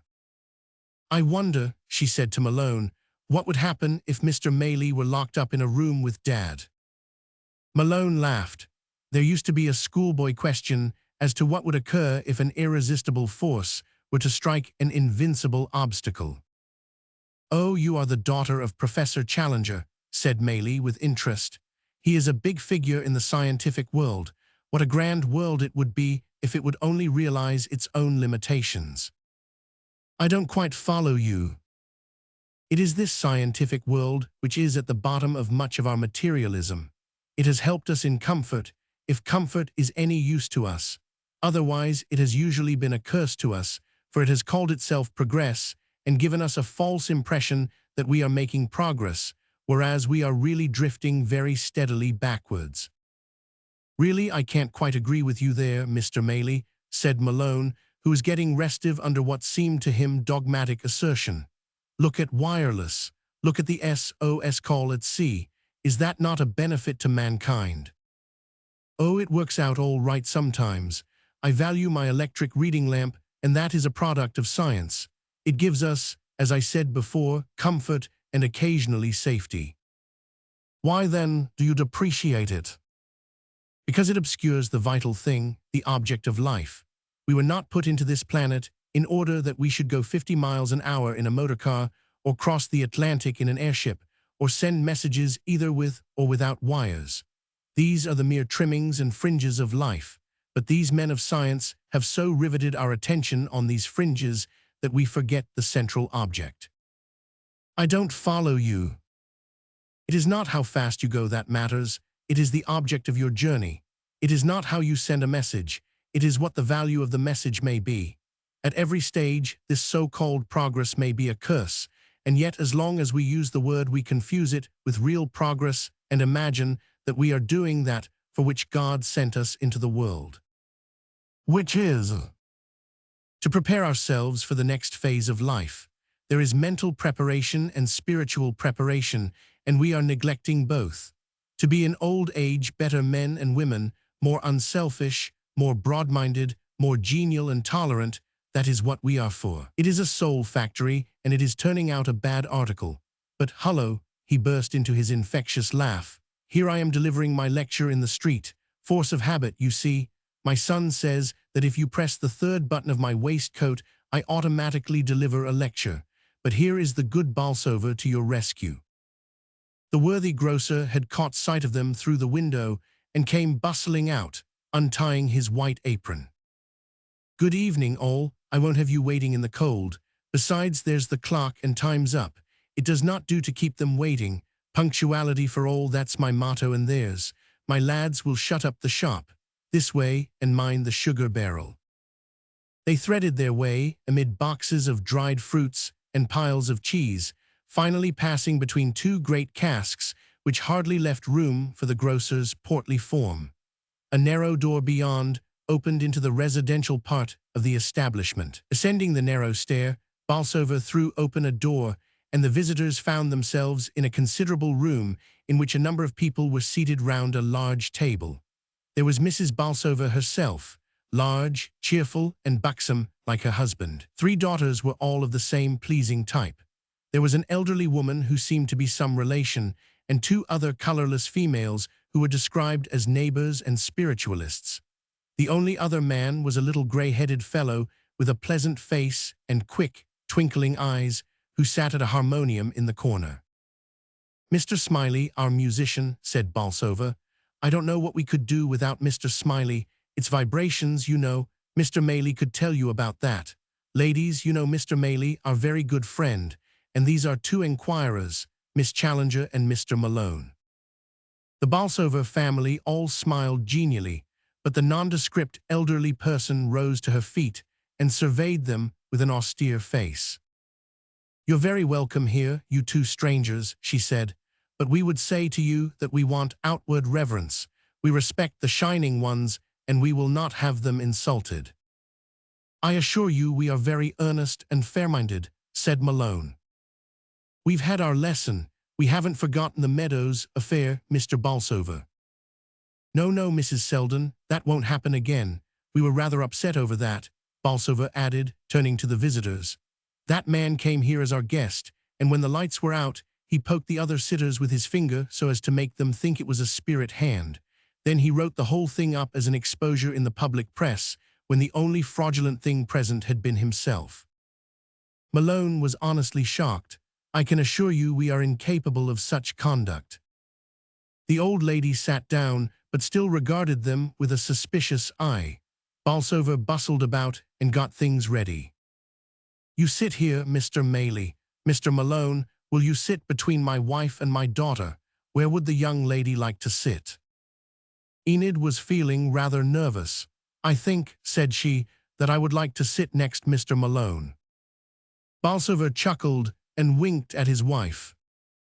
"Quite so, most natural, I am sure." They all settled into their places. Mr. Bolsover had switched off the electric light, but a candle burned in the middle of the table. Malone thought what a picture it would have made for a Rembrandt. Deep shadows draped it in, but the yellow light flickered upon the circle of faces. The strong, homely, heavy features of Bolsover, the solid line of his family circle, the sharp, austere countenance of Mrs. Selden, the earnest eyes and yellow beard of Maley, the worn, tired faces of the two spiritualist women, and finally the firm, noble profile of the girl who sat beside him. The whole world had suddenly narrowed down to that one little group, so intensely concentrated upon its own purpose. On the table there was scattered a curious collection of objects, which had all the same appearance of tools which had long been used. There was a battered brass speaking trumpet, very discolored, a tambourine, a musical box, and a number of smaller objects. "We never know what they may want," said Bolsover, waving his hand over them. "If we one calls for a thing, and it isn't there, she lets us know about it. Oh yes, something shocking." "She has a temper of her own, has we one," remarked Mrs. Bolsover. "Why not, the pretty dear," said the austere lady. "I expect she has enough to try it with researchers and what not. I often wonder she troubles to come at all." "We one is our little girl guide," said Bolsover. "You'll hear her presently." "I do hope she will come," said Enid. "Well, she never failed us yet, except when that man Meadows clawed hold of the trumpet and put it outside the circle." "Who is the medium?" asked Malone. "Well, we don't know ourselves. We all help, I think. Maybe I give as much as anyone. And Mother, she is a help." "Our family is a cooperative store," said his wife, and everyone laughed. "I thought one medium was necessary." "It is usual but not necessary," said Maley in his deep, authoritative voice. "Crawford showed that pretty clearly in the Gallagher séances when he proved, by weighing chairs, that everyone in the circle lost from half to 2 pounds at a sitting, though the medium, Miss Kathleen, lost as many as 10 or 12. Here the long series of sittings." "How long, Mr. Bolsover?" 4 years, unbroken.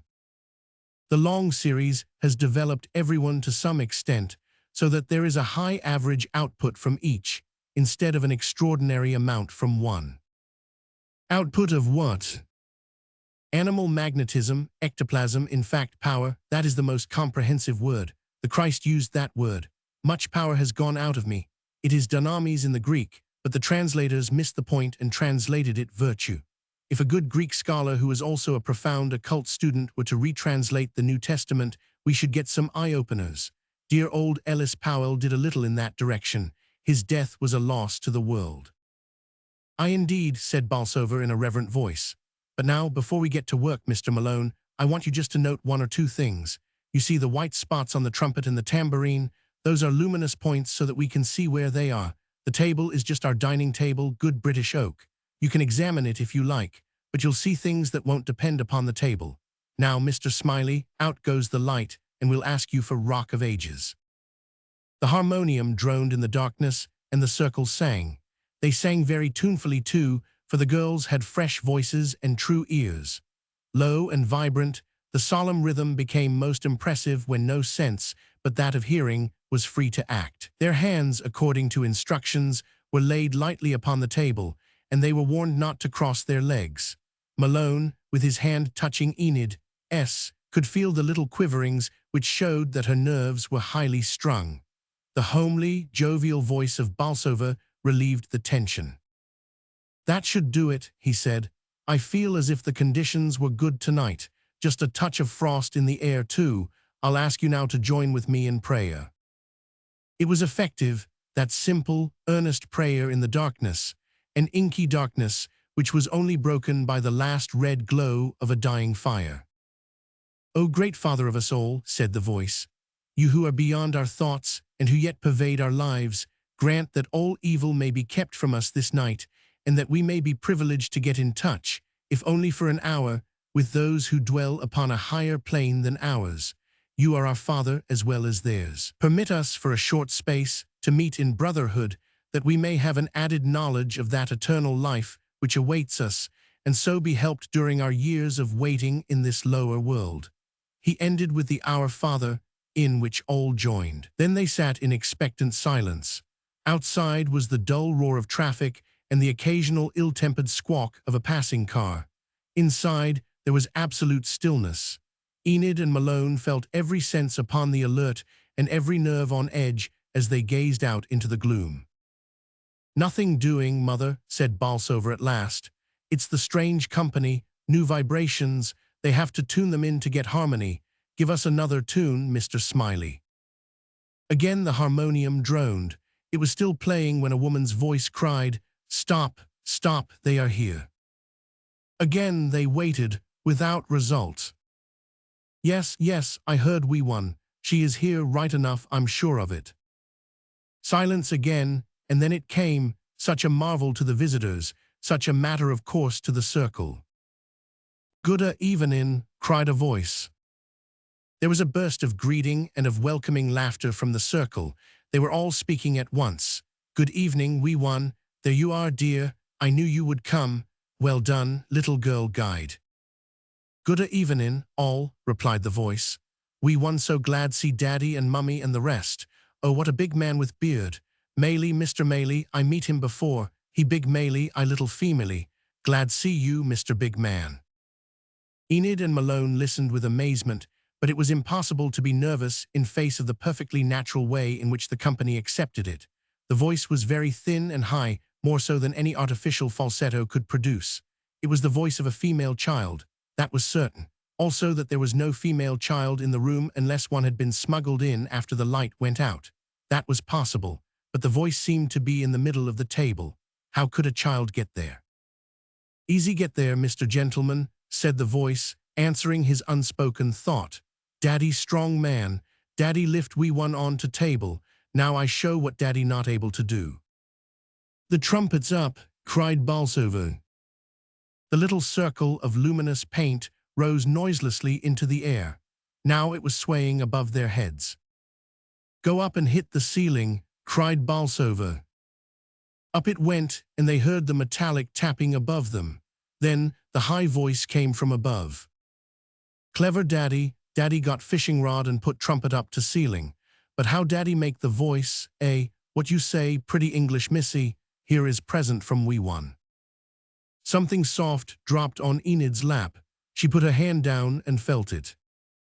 "It's a flower, a chrysanthemum, thank you, wee one." "An apport?" asked Maley. "No, no, Mr. Maley," said Bolsover. "They were in the vase on the harmonium. Speak to her, Miss Challenger. Keep the vibrations going." "Who are you, wee one?" asked Enid, looking up at the moving spot above her. "I am little black girl, 8-year-old little black girl." "Oh, come, dear," said Mother in her rich, coaxing voice. "You were 8 when you came to us first, and that was years ago." "Years ago to you, all one time to me. I to do my job as 8-year child. When job done then, we one become big one all in one day. No time here, same as you have, I always 8-year-old." "In the ordinary way they grow up exactly as we do here," said Maley. "But if they have a special bit of work for which a child is needed, then as a child they remain. It's a sort of arrested development."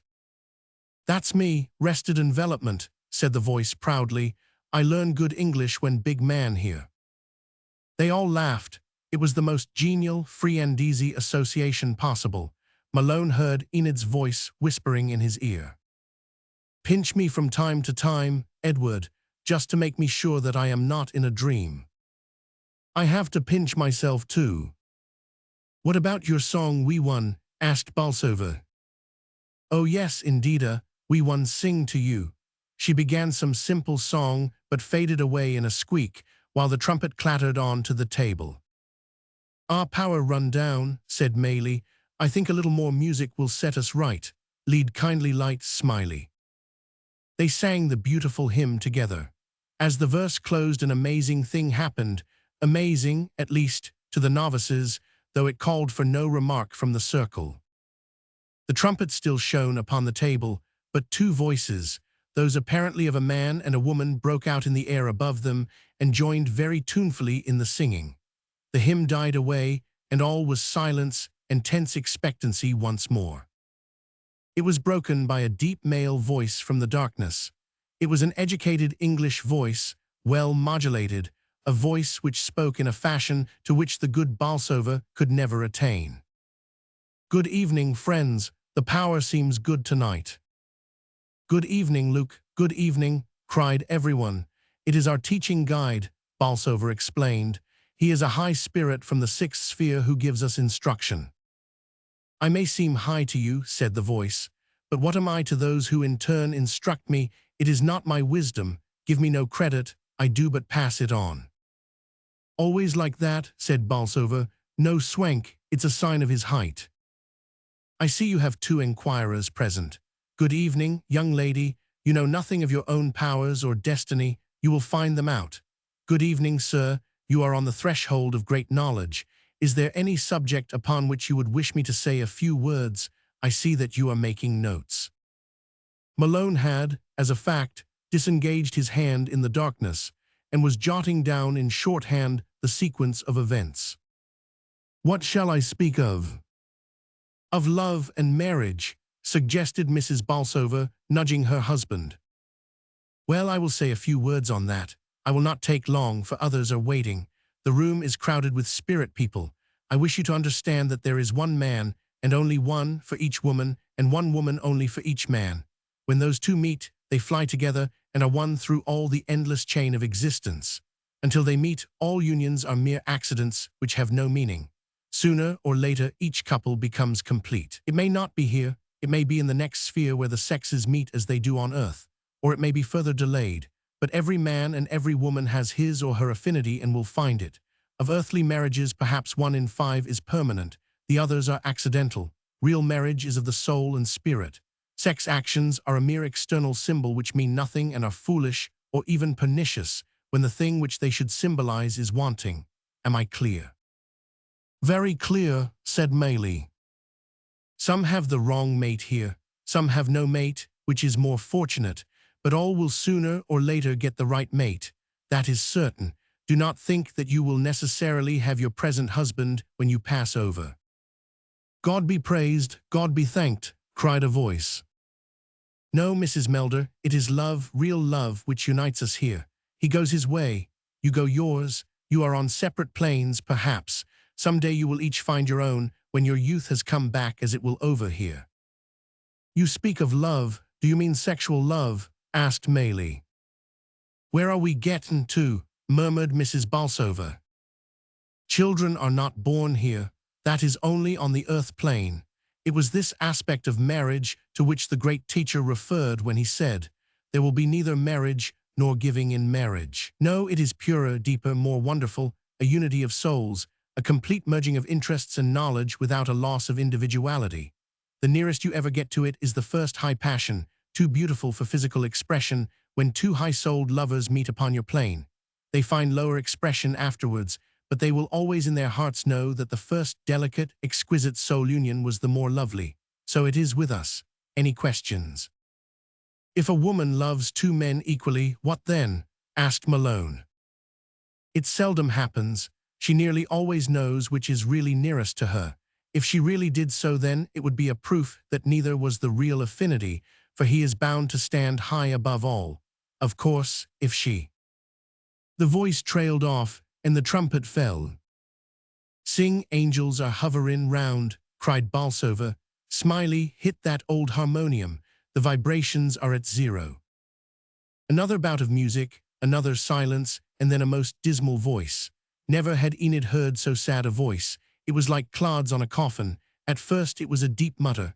Then it was a prayer, a Latin prayer apparently, for twice the word Domine sounded, and once the word peccavimus.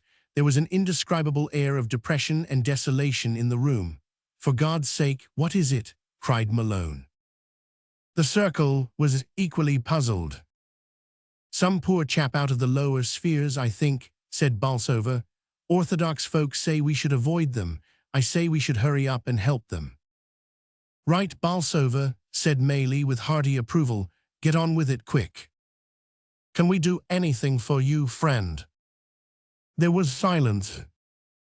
He doesn't know, he doesn't understand the conditions. Where is Luke? He'll know what to do. What is it, friend? Asked the pleasant voice of the guide. There is some poor fellow here. We want to help him. Ah, yes, yes, he has come from the outer darkness, said Luke in a sympathetic voice. He doesn't know, he doesn't understand. They come over here with a fixed idea, and when they find the real thing is quite different from anything they have been taught by the churches, they are helpless. Some adapt themselves and they go on. Others don't, and they just wander on unchanging like this man. He was a cleric, and a very narrow, bigoted one. This is the growth of his own mental seed sown upon earth, sown in ignorance and reaped in misery. What is amiss with him? He does not know he is dead. He walks in the mist. It is all an evil dream to him. He has been years so. To him it seems an eternity. Why do you not tell him, instruct him? We cannot, we. The trumpet crashed. Music, Smiley, music. Now the vibrations should be better. The higher spirits cannot reach earthbound folk, said Maylie. They are in very different zones of vibration. It is we who are near them and can help them. Yes, you, cried the voice of Luke. Mr. Maylie, speak to him. You know how. The low mutter had broken out again in the same weary monotone. Friend, I would have a word with you, said Maylie in a firm, loud voice.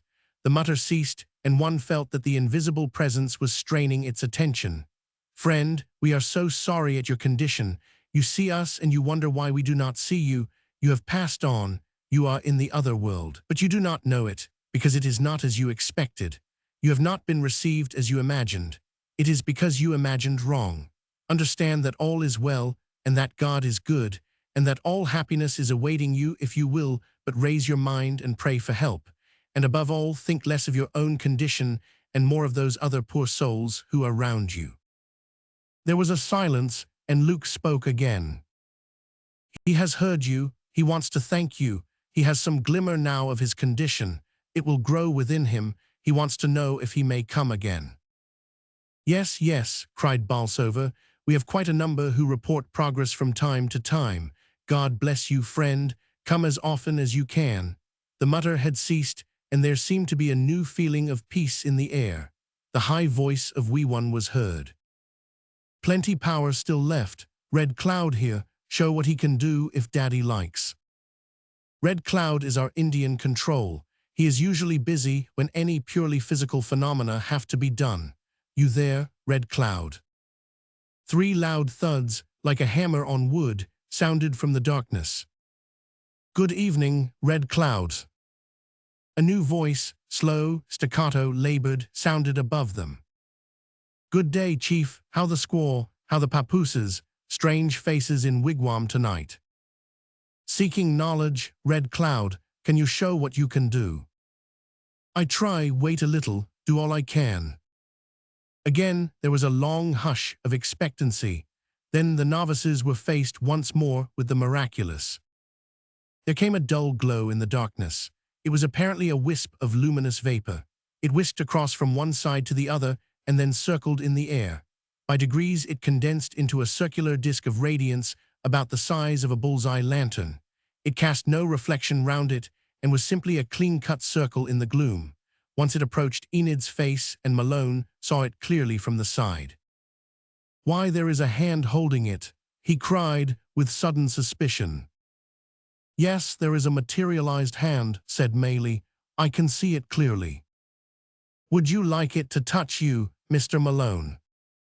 "Yes, if it will." The light vanished, and an instant afterwards Malone felt pressure upon his own hand.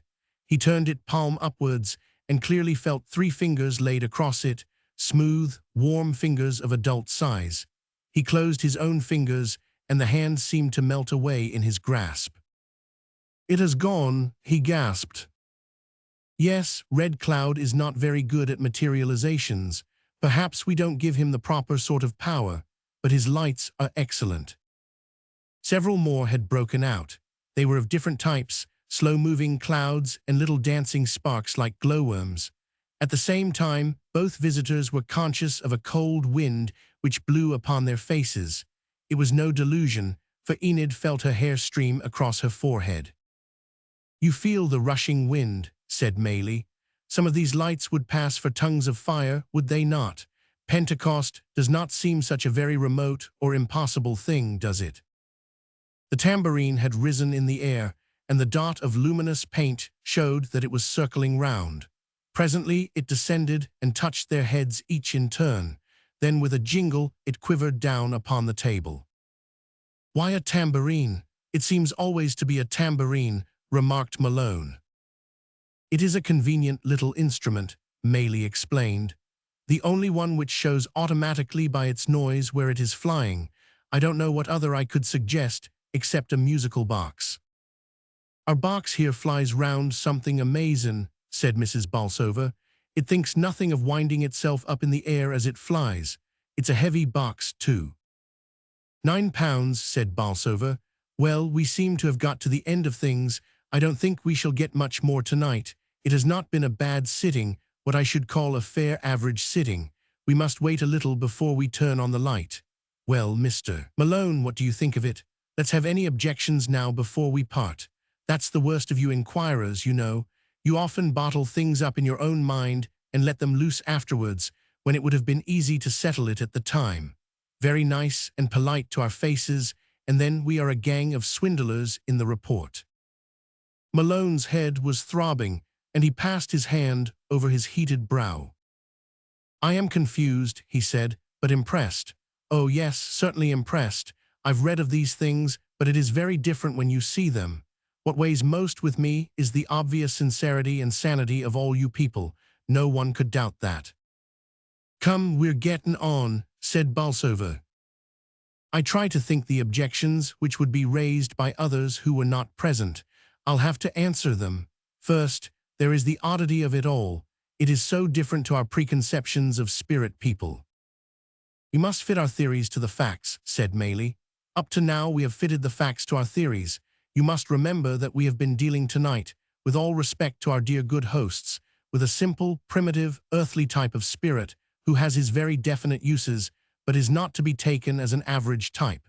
You might as well take the stevedore whom you see on the quay as being a representative Englishman." "There's Luke," said Bolsover. "Ah yes, he is, of course, very much higher. You heard him and could judge. What else, Mr. Malone?" "Well, the darkness, everything done in darkness. Why should all mediumship be associated with gloom?" "You mean all physical mediumship. That is the only branch of the subject which needs darkness. It is purely chemical, like the darkness of the photographic room. It preserves the delicate physical substance which, drawn from the human body, is the basis of these phenomena. A cabinet is used for the purpose of condensing this same vaporous substance and helping it to solidify. Am I clear?" "Yes, but it is a pity all the same. It gives a horrible air of deceit to the whole business." "We get it now and again in the light, Mr. Malone," said Bolsover. "I don't know if one is gone yet. Wait a bit. Where are the matches?" He lit the candle, which set them all blinking after their long darkness. "Now let us see what we can do." There was a round wooden platter or circle of wood lying among the miscellaneous objects littered over the table to serve as playthings for the strange forces. Bolsover stared at it. They all stared at it. They had risen, but no one was within 3 feet of it. "Please, we won, please," cried Mrs. Bolsover. Malone could hardly believe his eyes. The disc began to move. It quivered and then rattled upon the table, exactly as the lid of a boiling pot might do. "Up with it, we won," they were all clapping their hands. The circle of wood, in the full light of the candle, rose upon edge and stood there shaking, as if trying to keep its balance. "Give 3 tilts, we won." The disc inclined forward 3 times, then it fell flat and remained so. "I am so glad you have seen that," said Maylie. "There is telekinesis in its simplest and most decisive form." "I could not have believed it," cried Enid.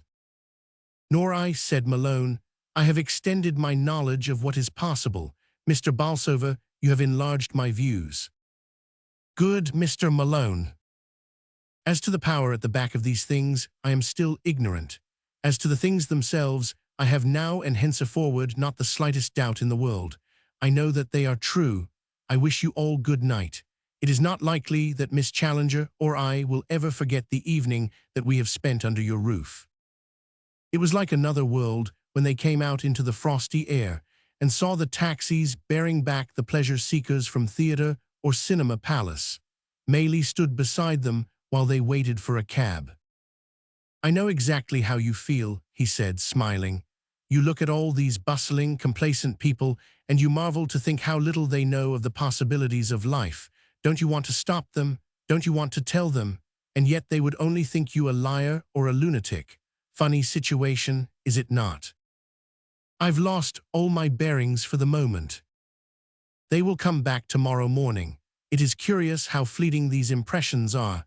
You will persuade yourselves that you have been dreaming. Well, goodbye, and let me know if I can help your studies in the future." The friends, one could hardly yet call them lovers, were absorbed in thought during their drive home. When he reached Victoria Gardens, Malone escorted Enid to the door of the flat, but he did not go in with her. Somehow the jeers of Challenger, which usually rather woke sympathy within him, would now get upon his nerves. As it was, he heard his greeting in the hall. "Well, Enid, where's your spook? Spill him out of the bag on the floor and let us have a look at him." His evening's adventure ended as it had begun, with a bellow of laughter which pursued him down the lift. Chapter 5. Where our commissioners have a remarkable experience. Malone sat at the side table of the smoking room of the literary club. He had Enid's impressions of the séance before him, very subtle and observant they were, and he was endeavoring to merge them in his own experience. A group of men were smoking and chatting round the fire. This did not disturb the journalist, who found, as many do, that his brain and his pen worked best sometimes when they were stimulated by the knowledge that he was part of a busy world. Presently, however, somebody who observed his presence brought the talk round to psychic subjects, and then it was more difficult for him to remain aloof.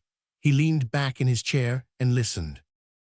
Poulter, the famous novelist, was there, a brilliant man with a subtle mind, which he used too often to avoid obvious truth and to defend some impossible position for the sake of the empty dialectic exercise. He was holding forth now to an admiring, but not entirely, a subservient audience. "Science," said he, "is gradually sweeping the world clear of all these old cobwebs of superstition. The world was like some old, dusty attic, and the sun of science is bursting in, flooding it with light, while the dust settles gradually to the floor." "By science," said someone maliciously, "you mean, of course, men like Sir William Crookes, Sir Oliver Lodge, Sir William Barrett, Lombroso, Richard, and so forth." Poulter was not accustomed to be countered, and usually became rude. "No, sir, I mean nothing so preposterous," he answered with a glare. "No name, however eminent, can claim to stand for science so long as he is a member of an insignificant minority of scientific men." "He is, then, a crank," said Polyphex, the artist, who usually played jackal to Poulter. The objector, one Milworthy, a freelance of journalism, was not to be so easily silenced. "Then Galileo was a crank in his day," said he, And Harvey was a crank when he was laughed at over the circulation of the blood. It's the circulation of the Daily Gazette which is at stake, said Marrable, the humorist of the club. If they get off their stunt, I don't suppose they care a tinker's curse what is truth or what is not. Why such things should be examined at all, except in a police court, I can't imagine, said Poulter. It is a dispersal of energy, a misdirection of human thought into channels which lead nowhere. We have plenty of obvious material things to examine. Let us get on with our jobs. Atkinson, the surgeon, was one of the circle and had sat silently listening. Now he spoke. I think the learned bodies should find more time for the consideration of psychic matters. Less, said Poulter. You can't have less than nothing. They ignore them altogether. Some time ago I had a series of cases of telepathic rapport which I wished to lay before the Royal Society. My colleague Wilson, the zoologist, also had a paper which he proposed to read. They went in together. His was accepted and mine rejected. The title of his paper was The Reproductive System of the Dung Beetle. There was a general laugh. Quite right, too, said Poulter. The humble dung beetle was at least a fact. All this psychic stuff is not. No doubt you have good grounds for your views, chirped the mischievous Milworthy, a mild youth with a velvety manner. I have little time for solid reading, so I should like to ask you which of Dr. Crawford's 3 books you consider the best. I never heard of the fellow. Milworthy simulated intense surprise. Good heavens, man, why, he is the authority. If you want pure laboratory experiments, those are the books. You might as well lay down the law about zoology and confess that you had never heard of Darwin. This is not science, said Poulter emphatically. What is really not science, said Atkinson with some heat, is the laying down of the law on matters which you have not studied. It is talk of that sort which has brought me to the edge of spiritualism, when I compare this dogmatic ignorance with the earnest search for truth conducted by the great spiritualists. Many of them took 20 years of work before they formed their conclusions. But their conclusions are worthless because they are upholding a formed opinion. But each of them fought a long fight before he formed that opinion. I know a few of them, and there is not one who did not take a lot of convincing. Poulter shrugged his shoulders. Well, they can have their spooks if it makes them happier, so long as they let me keep my feet firm on the ground. Or stuck in the mud, said Atkinson. I would rather be in the mud with sane people than in the air with lunatics, said Poulter. I know some of these spiritualist people, and I believe that you can divide them equally into fools and rogues. Malone had listened with interest and then with a growing indignation. Now he suddenly took fire. Look here, Poulter, he said, turning his chair towards the company. It is fools and dolts like you which are holding back the world's progress. You admit that you have read nothing of this, and I'll swear that you have seen nothing. Yet you use the position and the name which you have won in other matters in order to discredit a number of people who, whatever they may be, are certainly very earnest and very thoughtful. Oh, said Poulter, I had no idea you had got so far. You don't dare to say so in your articles. You are a spiritualist, then. That rather discounts your views, does it not? I am not a spiritualist, but I am an honest inquirer, and that is more than you have ever been. You call them rogues and fools, but little as I know, I am sure that some of them are men and women whose boots you are not worthy to clean. Oh, come, Malone, cried 1 or 2 voices, but the insulted Poulter was on his feet. It's men like you who empty this club, he cried as he swept out. I shall certainly never come here again to be insulted. I say, you've done it, Malone.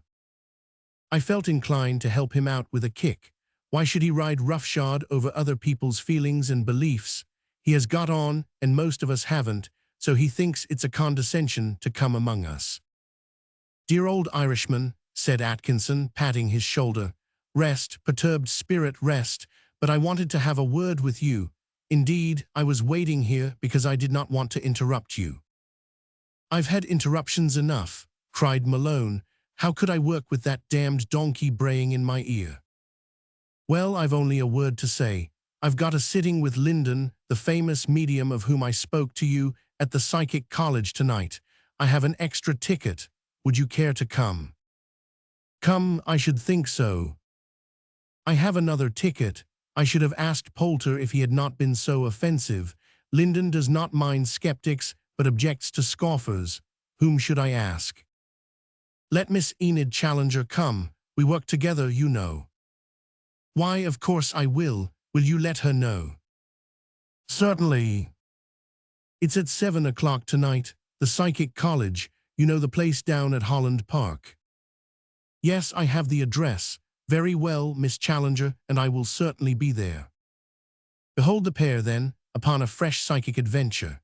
They picked Atkinson up at Wimpole Street, and then traversed that long, roaring, rushing driving belt of the great city, which extends through Oxford Street and Bayswater to Notting Hill and the stately Victorian houses of Holland Park.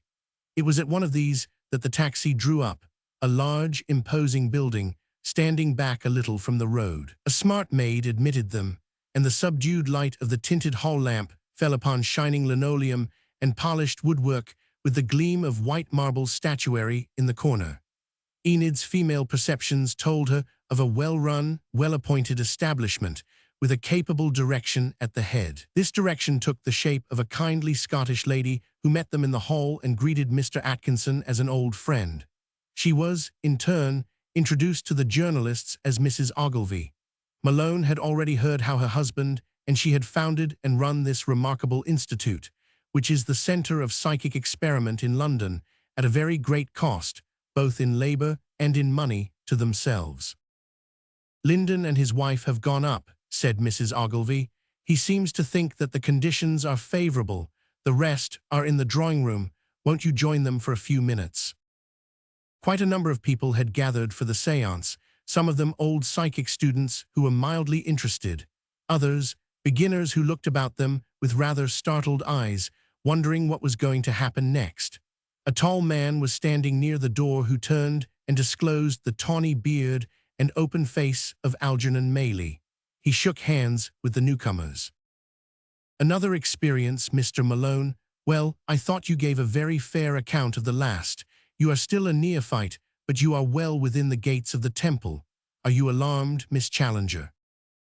I don't think I could be while you were around, she answered. He laughed. Of course, a materialization séance is a little different to any other, more impressive in a way. You'll find it very instructive, Malone, as bearing upon psychic photography and other matters. By the way, you should try for a psychic picture. The famous Hope works upstairs. I always thought that at least was fraud.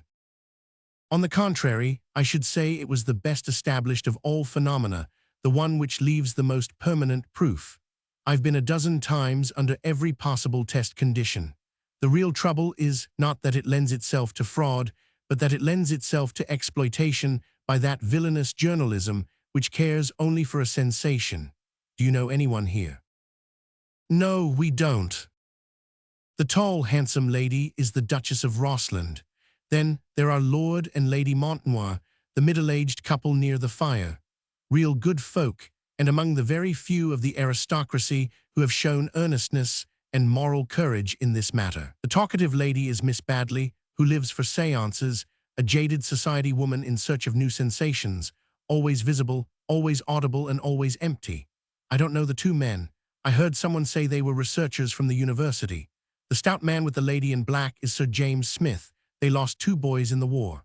The tall, dark person is a weird man named Barclay, who lives, I understand, in one room and seldom comes out save for a séance. And the man with the horn glasses. That is a pompous ass named Weatherby. He is one of those who wander about on the obscure edges of masonry, talking with whispers and reverence of mysteries where no mystery is. Spiritualism, with its very real and awful mysteries, is to him a vulgar thing because it brought consolation to common folk, but he loves to read papers on the Palladian cultus, ancient and accepted Scottish rites, and Baphometic figures. Eliphaz Levi is his prophet. It sounds very learned, said Enid. Or very absurd, but hullo, here are mutual friends. The 2 Bolsovers had arrived, very hot and frowsy and genial. There is no such leveler of classes as spiritualism, and the charwoman with psychic force is the superior of the millionaire who lacks it. The Bolsovers and the aristocrats fraternized instantly. The Duchess was just asking for admission to the grocer's circle when Mrs. Ogilvy bustled in. "I think everyone is here now," she said. "It is time to go upstairs." The séance room was a large, comfortable chamber on the first floor, with a circle of easy chairs and a curtain-hung divan which served as a cabinet. The medium and his wife were waiting there. Mr. Linden was a gentle, large-featured man, stoutish in build, deep-chested, clean-shaven, with dreamy blue eyes and flaxen, curly hair which rose in a pyramid at the apex of his head. He was of middle age. His wife was rather younger, with the sharp, querulous expression of the tired housekeeper and quick, critical eyes which softened into something like adoration when she looked at her husband. Her role was to explain matters and to guard his interests while he was unconscious. "The sitters had better just take their own places," said the medium. "If you can alternate the sexes, it is as well. Don't cross your knees, it breaks the current. If we have a materialization, don't grab at it. If you do, you are liable to injure me." The two sleuths of the Research Society looked at each other knowingly. Maley observed it. "Quite right," he said. "I have seen 2 cases of dangerous hemorrhage in the medium brought on by that very cause." "Why?" asked Malone. "Because the ectoplasm used is drawn from the medium. It recoils upon him like a snapped elastic band. Where it comes through the skin, you get a bruise. Where it comes from mucous membrane, you get bleeding. And when it comes from nothing, you get nothing," said the researcher with a grin. "I will explain the procedure in a few words," said Mrs. Ogilvy when everyone was seated. "Mr. Linden does not enter the cabinet at all. He sits outside it, and as he tolerates red light, you will be able to satisfy yourselves that he does not leave his seat. Mrs. Linden sits on the other side. She is there to regulate and explain. In the first place, we would wish you to examine the cabinet. One of you will also please lock the door on the inside and be responsible for the key." The cabinet proved to be a mere tent of hangings, detached from the wall and standing on a solid platform. The researchers ferreted about inside it and stamped on the boards. All seemed solid. "What is the use of it?" Malone whispered to Maley. "It serves as a reservoir and condensing place for the ectoplasmic vapor from the medium, which would otherwise diffuse over the room." "It has been known to serve other purposes also," remarked one of the researchers who overheard the conversation. "That's true enough," said Maley philosophically. "I am all in favor of caution and supervision." "Well, it seems fraud-proof on this occasion if the medium sits outside." The 2 researchers were agreed on this. The medium was seated on one side of the little tent, his wife on the other. The light was out, and a small red lamp near the ceiling was just sufficient to enable outlines to be clearly seen. As the eye became accustomed to it, some detail could also be observed. "Mr. Linden will begin by some clairvoyant readings," said Mrs. Linden. Her whole attitude, seated beside the cabinet with her hands on her lap and the air of a proprietor, made Enid smile, for she thought of Mrs. Jarley and her waxworks. Linden, who was not in trance, began to give clairvoyance. It was not very good. Possibly the mixed influence of so many sitters of various types at close quarters was too disturbing. That was the excuse which he gave himself when several of his descriptions were unrecognized. But Malone was more shocked by those which were recognized, since it was so clear that the word was put into the medium's mouth. It was the folly of the sitter rather than the fault of the medium, but it was disconcerting all the same. "I see a young man with brown eyes and a rather drooping mustache." "Oh, darling, darling, have you then come back?" cried Miss Badley. "Oh, has he a message?" "He sends his love and does not forget." "Oh, how evidential. It is so exactly what the dear boy would have said. My first lover, you know," she added in a simpering voice to the company. "He never fails to come. Mr. Linden has brought him again and again. There is a young fellow in khaki building upon the left. I see a symbol over his head. It might be a Greek cross." "Jim, it is surely Jim," cried Lady Smith. Yes, he nods his head. And the Greek cross is probably a propeller, said Sir James. He was in the air service, you know. Malone and Enid were both rather shocked. Maylie was also uneasy. This is not good, he whispered to Enid. Wait a bit, you will get something better. There were several good recognitions, and then someone resembling Summerlee was described for Malone. This was wisely discounted by him, since Lyndon might have been in the audience on the former occasion. Mrs. Deb's exhibition seemed to him far more convincing than that of Lyndon. Wait a bit, Maylie repeated. The medium will now try for materializations, said Mrs. Lyndon. If the figures appear, I would ask you not to touch them, save by request. Victor will tell you if you may do so. Victor is the medium's control. The medium had settled down in his chair, and he now began to draw long, whistling breaths with deep intakes, puffing the air out between his lips. Finally, he steadied down and seemed to sink into a deep coma, his chin upon his breast.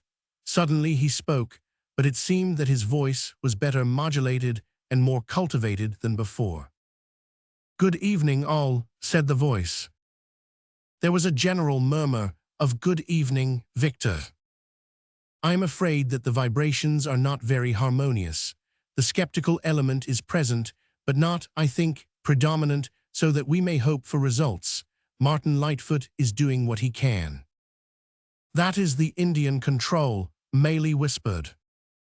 I think that if you would start the gramophone it would be helpful. A hymn is always best, though there is no real objection to secular music. Give us what you think best, Mrs. Ogilvy. There was the rasping of a needle which had not yet found its grooves. Then lead, kindly light was churned out. The audience joined in a subdued fashion. Mrs. Ogilvy then changed it to, "Oh God, our help in ages past." They often change the records themselves, said Mrs. Ogilvy, but tonight there is not enough power. Oh yes, said the voice. There is enough power, Mrs. Ogilvy, but we are anxious to conserve it all for the materializations. Martin says they are building up very well. At this moment, the curtain in front of the cabinet began to sway. It bellied out as if a strong wind were behind it. At the same time, a breeze was felt by all who were in the circle, together with a sensation of cold. It is quite chilly, whispered Enid with a shiver. It is not a subjective feeling, Maylie answered. Mr. Harry Price has tested it with thermometric readings, so did Professor Crawford. My God, cried a startled voice. It belonged to the pompous dabbler in mysteries who was suddenly faced with a real mystery. The curtains of the cabinet had parted and a human figure had stolen noiselessly out. There was the medium clearly outlined on one side. There was Mrs. Lyndon, who had sprung to her feet on the other, and between them, the little black, hesitating figure, which seemed to be terrified at its own position. Mrs. Lyndon soothed and encouraged it. Don't be alarmed, dear. It is all quite right. No one will hurt you. It is someone who has never been through before, she explained to the company. Naturally, it seems very strange to her, just as strange as if we broke into their world. That's right, dear. You are gaining strength, I can see. Well done. The figure was moving forward. Everyone sat spellbound, with staring eyes. Miss Badley began to giggle hysterically. Weatherby lay back in his chair, gasping with horror. Neither Malone nor Enid felt any fear, but were consumed with curiosity. How marvelous to hear the humdrum flow of life in the street outside, and to be face to face with such a sight as that. Slowly the figure moved round. Now it was close to Enid, and between her and the red light. Stooping, she could get the silhouette sharply outlined. It was that of a little, elderly woman with sharp, clear-cut features. It's Susan, cried Mrs. Bolsover. Oh, Susan, don't you know me? The figure turned and nodded her head. Yes, yes, dear, it is your sister Susie, cried her husband. I never saw her in anything but black. Susan, speak to us. The head was shaken. They seldom speak the first time they come, said Mrs. Lyndon, whose rather blasé, businesslike air was in contrast to the intense emotion of the company. I'm afraid she can't hold together long. Ah, there she has gone. The figure had disappeared. There had been some backward movement towards the cabinet, but it seemed to the observers that she sank into the ground before she reached it. At any rate, she was gone. "Gramophone, please," said Mrs. Linden. Everyone relaxed and sat back with a sigh. The gramophone struck up a lively air. Suddenly the curtains parted and a second figure appeared. It was a young girl with flowing hair down her back. She came forward swiftly and with perfect assurance to the center of the circle. Mrs. Linden laughed in a satisfied way. "Now you will get something good," she said. "Here is Lucille." "Good evening, Lucille," cried the Duchess. "I met you last month, you will remember, when your medium came to Maltravers Towers." "Yes, yes, lady, I remember you. You have a little boy, Tommy, on our side of life." "No, no, not dead, lady. We are far more alive than you are. All the fun and frolic are with us." She spoke in a high, clear voice and perfect English. "Shall I show you what we do over here?" She began a graceful, gliding dance, while she whistled as melodiously as a bird. Poor Susan could not do that. Susan has had no practice. Lucille knows how to use a built-up body. "Do you remember me, Lucille?" asked Maylie. "I remember you, Mr. Maylie, big man with yellow beard." For the second time in her life, Enid had to pinch herself hard to satisfy herself that she was not dreaming. Was this graceful creature, who had now sat down in the center of the circle, a real materialization of ectoplasm, used for the moment as a machine for expression by a soul that had passed, or was it an illusion of the senses, or was it a fraud? There were the three possibilities. An illusion was absurd when all had the same impression. Was it fraud? But this was certainly not the little old woman. She was inches taller and fair, not dark, and the cabinet was fraud-proof. It had been meticulously examined. Then it was true. But if it were true, what a vista of possibilities opened out. Was it not far the greatest matter which could claim the attention of the world? Meanwhile, Lucille had been so natural, and the situation was so normal that even the most nervous had relaxed. The girl answered most cheerfully to every question, and they rained upon her from every side. "Where did you live, Lucille?" "Perhaps I had better answer that," interposed Mrs. Linden. "It will save the power. Lucille was bred in South Dakota in the United States and passed over at the age of 14. We have verified some of her statements." "Are you glad you died, Lucille?" "Glad for my own sake, sorry for Mother." "Has your mother seen you since?" "Poor Mother is a shut box. Lucille cannot open the lid." "Are you happy?" "Oh yes, so gloriously happy." "Is it right that you can come back?" "Would God allow it if it were not right? What a wicked man you must be to ask." "What religion were you?" "We were Roman Catholics." "Is that the right religion?" "All religions are right if they make you better." "Then it does not matter." "It is what people do in daily life, not what they believe." "Tell us more, Lucille." "Lucille has little time. There are others who wish to come. If Lucille uses too much power, the others have less. Oh, God is very good and kind. You poor people on earth do not know how good and kind He is because it is gray down there. But it is gray for your own good. It is to give you a chance to earn all the lovely things which wait for you. But you can only tell how wonderful He is when you get over here." "Have you seen Him?" "Seen Him? How could you see God? No, no, He is all round us and in everything, but we do not see Him. But I have seen the Christ. Oh, He was glorious, glorious. Now, goodbye, goodbye." She backed towards the cabinet and sank into the shadows. Now came a tremendous experience for Malone. A small, dark, rather broad figure of a woman appeared slowly from the cabinet. Mrs. Linden encouraged her and then came across to the journalist. "It is for you. You can break the circle. Come up to her." Malone advanced and peered awestruck into the face of the apparition. There was not a foot between them. Surely that large head, that solid, square outline was familiar. He put his face still nearer. It was almost touching. He strained his eyes. It seemed to him that the features were semi-fluid, molding themselves into a shape, as if some unseen hand was modeling them in putty. "Mother," he cried, "Mother." Instantly, the figure threw up both her hands in a wild gesture of joy. The motion seemed to destroy her equilibrium, and she vanished. She had not been through before. She could not speak, said Mrs. Linden in her businesslike way. "It was your mother." Malone went back, half-stunned, to his seat. It is only when these things come to one's own address that one understands their full force. His mother, 10 years in her grave and yet standing before him. Could he swear it was his mother? No, he could not. Was he morally certain that it was his mother? Yes, he was morally certain. He was shaken to the core. But other wonders diverted his thoughts. A young man had emerged briskly from the cabinet and had advanced to the front of Maylie, where he had halted. "Hello, Jock, dear old Jock," said Maylie. "My nephew," he explained to the company. "He always comes when I am with Linden." "The power is sinking," said the lad in a clear voice. "I can't stay very long. I am so glad to see you, Uncle. You know, we can see quite clearly in this light, even if you can't." "Yes, I know you can. I say, Jock, I wanted to tell you that I told your mother I had seen you. She said her church taught her it was wrong. I know, and that I was a demon.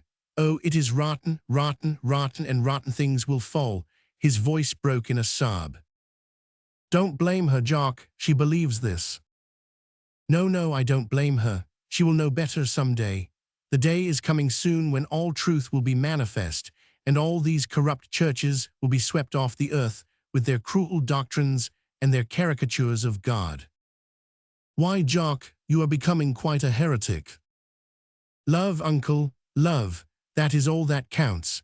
What matter what you believe if you are sweet and kind and unselfish as the Christ was of old?" "Have you seen Christ?" asked someone. "Not yet. Perhaps the time may come." "Is he not in heaven then?"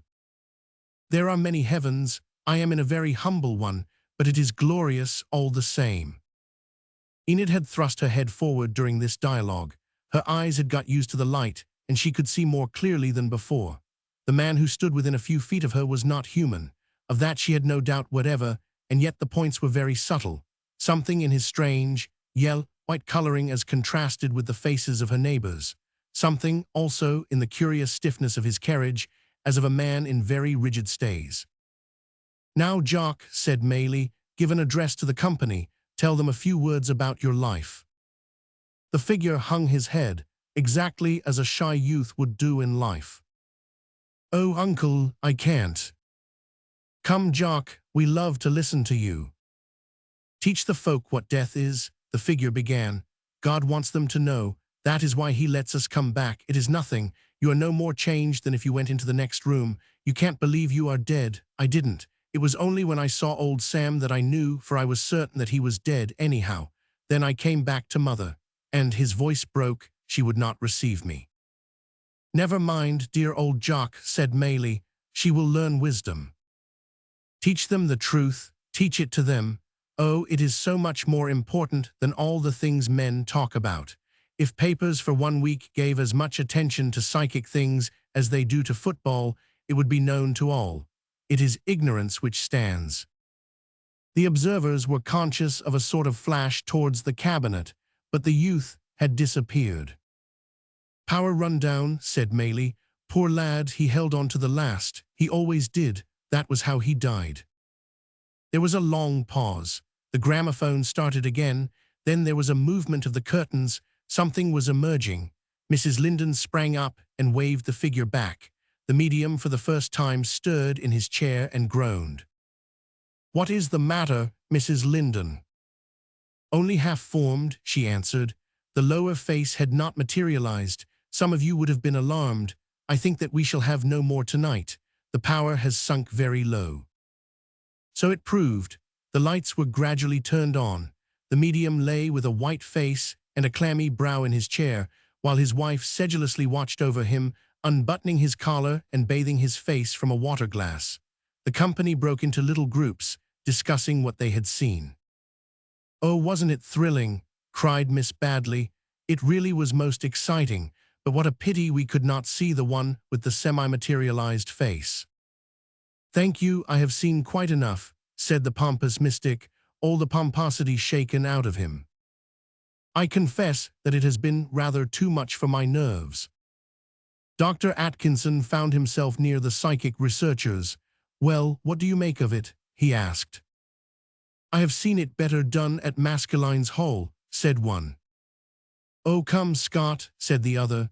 You've no right to say that. You admitted that the cabinet was fraud-proof. Well, so do the committees who go on the stage at Maskelyne's. Yes, but it is Maskelyne's own stage. This is not Lyndon's own stage. He has no machinery.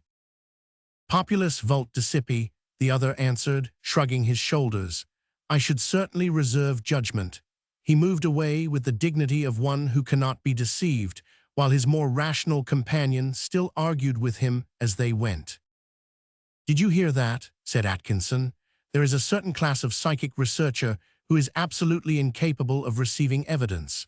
They misuse their brains by straining them to find a way round when the road is quite clear before them. When the human race advances into its new kingdom, these intellectual men will form the absolute rear. No, no, said Maylie, laughing. The bishops are predestined to be the rearguard. I see them all marching in step, a solid body, with their gaiters and cassocks, the last in the whole world to reach spiritual truth. Oh, come, said Enid, that is too severe. They are all good men. Of course they are. It's quite physiological. They are a body of elderly men, and the elderly brain is sclerosed and cannot record new impressions. It's not their fault, but the fact remains. You are very silent, Malone. But Malone was thinking of a little, squat, dark figure which waved its hands in joy when he spoke to it. It was with that image in his mind that he turned from this room of wonders and passed down into the street. Chapter 6, in which the reader is shown the habits of a notorious criminal. We will now leave that little group with whom we have made our first exploration of these gray and ill-defined, but immensely important regions of human thought and experiences. From the researchers, we will turn to the researched.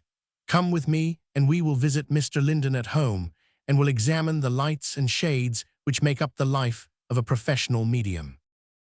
To reach him, we will pass down the crowded thoroughfare of Tottenham Court Road, where the huge furniture emporia flank the way, and we will turn into a small street of drab houses which leads eastwards towards the British Museum. Tully Street is the name and the number. Here it is, one of a row, flat-faced, dull-colored and commonplace, with railed steps leading up to a discolored door, and one front-room window, in which a huge gilt-edged Bible upon a small round table reassures the timid visitor. With the universal passkey of imagination, we open the dingy door, pass down a dark passage and up a narrow stair. It is nearly 10 o'clock in the morning, and yet it is in his bedroom that we must seek the famous worker of miracles. The fact is that he has had, as we have seen, an exhausting sitting the night before, and that he has to conserve his strength in the mornings. At the moment of our inopportune, but invisible visit, he was sitting up, propped by the pillows, with a breakfast tray upon his knees. The vision he presented would have amused those who have prayed with him in the humble spiritualist temples, or had sat with awe at the séances where he had exhibited the modern equivalents of the gifts of the spirit. He looked unhealthily pallid in the dim morning light, and his curly hair rose up in a tangled pyramid above his broad, intellectual brow. The open collar of his nightshirt displayed a broad bull's neck, and the depth of his chest and spread of his shoulders showed that he was a man of considerable personal strength. He was eating his breakfast with avidity while he conversed with the little, eager, dark-eyed wife who was seated on the side of the bed. "And you reckon it a good mighting, Mary?" "Fair to middling, Tom. There was 2 of them researchers raking round with their feet and upsetting everybody. 500 ye think those folk in the Bible would have got their phenomena if they had chaps of that sort on the premises? Of one accord, that's what they say in the book." "Of course," cried Lyndon heartily. "Was the Duchess pleased?" "Yes, I think she was very pleased. So was Mr. Atkinson, the surgeon. There was a new man there called Malone of the press. Then Lord and Lady Montnoir got evidence, and so did Sir James Smith and Mr. Maylie." "I wasn't satisfied with the clairvoyance," said the medium. "The silly idiots kept on putting things into my mind. That's surely my Uncle Sam, and so forth. It blurs me so that I can see nothing clear. Yes, and they think they are helping to muddle you and deceive themselves. I know the kind. But I went under nicely, and I am glad there were some fine materializations. It took it out of me, though. I'm a rag this morning. They work you too hard, dear. I'll take you to Margate and build you up. Well, maybe at Easter we could do a week. It would be fine. I don't mind readings and clairvoyance, but the physicals do try you. I'm not as bad as Hallows. They say he just lies white and gasping on the floor after them. Yes, cried the woman bitterly. And then they run to him with whiskey, and so they teach him to rely on the bottle, and you get another case of a drunken medium. I know them. You keep off it, Tom. Yes, one of our trade should stick to soft drinks. If he can stick to vegetables, too, he's all the better, but I can't preach that while I am wolfing up ham and eggs. By gosh, Mary, it's past 10, and I have a string of them common this morning. I'm going to make a bit today. You give it away as quick as you make it, Tom. Well, some hard cases come my way. So long as we can make both ends meet, what more do we want? I expect they will look after us all right. They have let down a lot of other poor mediums who did good work in their day. It's the rich folk that are to blame, not the spirit people, said Tom Linden hotly. Makes me see red when I remember these folk, lady this and countess that, declaring all the comfort they have had, and then leaving those who gave it to die in the gutter or rot in the workhouse. Poor old Tweedy and Soames and the rest all living on old-age pensions, and the papers talking of the money that mediums make, while some damned conjurer makes more than all of us put together by a rotten imitation with 2 tons of machinery to help him. Don't worry, dear, cried the medium's wife, putting her thin hand caressingly upon the tangled mane of her man. It all comes level in time, and everybody pays the price for what they have done. Linden laughed loudly. It's my Welsh half that comes out when I flare up. Let the conjurers take their dirty money, and let the rich folk keep their purses shut. I wonder what they think money is for. Paying death duties is about the only fun some of them seem to get out of it, if I had their money. There was a knock at the door. Please, sir, your brother Sealers is below. The two looked at each other with some dismay. More trouble, said Mrs. Linden sadly. Linden shrugged his shoulders. All right, Susan, he cried. Tell him I'll be down. Now, dear, you keep him going, and I'll be with you in a quarter of an hour. In less time than he named, he was down in the front room, his consulting room, where his wife was evidently having some difficulty in making agreeable conversation with their visitor. He was a big, heavy man, not unlike his elder brother, but with all the genial chubbiness of the medium coarsened into pure brutality. He had the same pile of curly hair, but he was clean-shaven with a heavy, obstinate jowl. He sat by the window with his huge freckled hands upon his knees. A very important part of Mr. Sealers Linden lay in those hands, for he had been a formidable professional boxer, and at one time was fancied for the welterweight honors of England. Now, as his stained tweed suit and frayed boots made clear, he had fallen on evil days, which he endeavored to mitigate by cadging on his brother. "Mornin', Tom," he said in a husky voice. Then, as the wife left the room, "Got a drop of scotch about? I've a head on me this morning. I met some of the old set last night down at the Admiral Vernon. Quite a reunion it was, chaps I hadn't seen since my best ring days." "Sorry, Sealers," said the medium, seating himself behind his desk. "I keep nothing in the house." "Spirits enough, but not the right sort," said Sealers. "Well, the price of a drink will do as well. If you've got a Bradbury about you, I could do with it, for there's nothing coming my way." Tom Linden took £1 from his desk. "Here you are, Sealers. So long as I have any, you have your share, but you had £2 last week. Is it gone?" "Gone, I should say so." He put the note in his pocket. "Now, look here, Tom. I want to speak to you very serious as between man and man." "Yes, Sealers, what is it?" "You see that?" He pointed to a lump on the back of his hand. "That's a bone, see? It will never be right. It was when I hit Curly Jenkins' 3rd round and outed him at the NSC. I outed myself for life that night. I can put up a show fight and exhibition bout, but I'm done for the real thing. my right has gone west. It's a hard case, Sealers. Damned hard, but that's neither here nor there. What matters is that I've got to pick up a living, and I want to know how to do it. An old scrapper don't find many openings. Chuck her out at a pub with free drinks. Nothing doing there.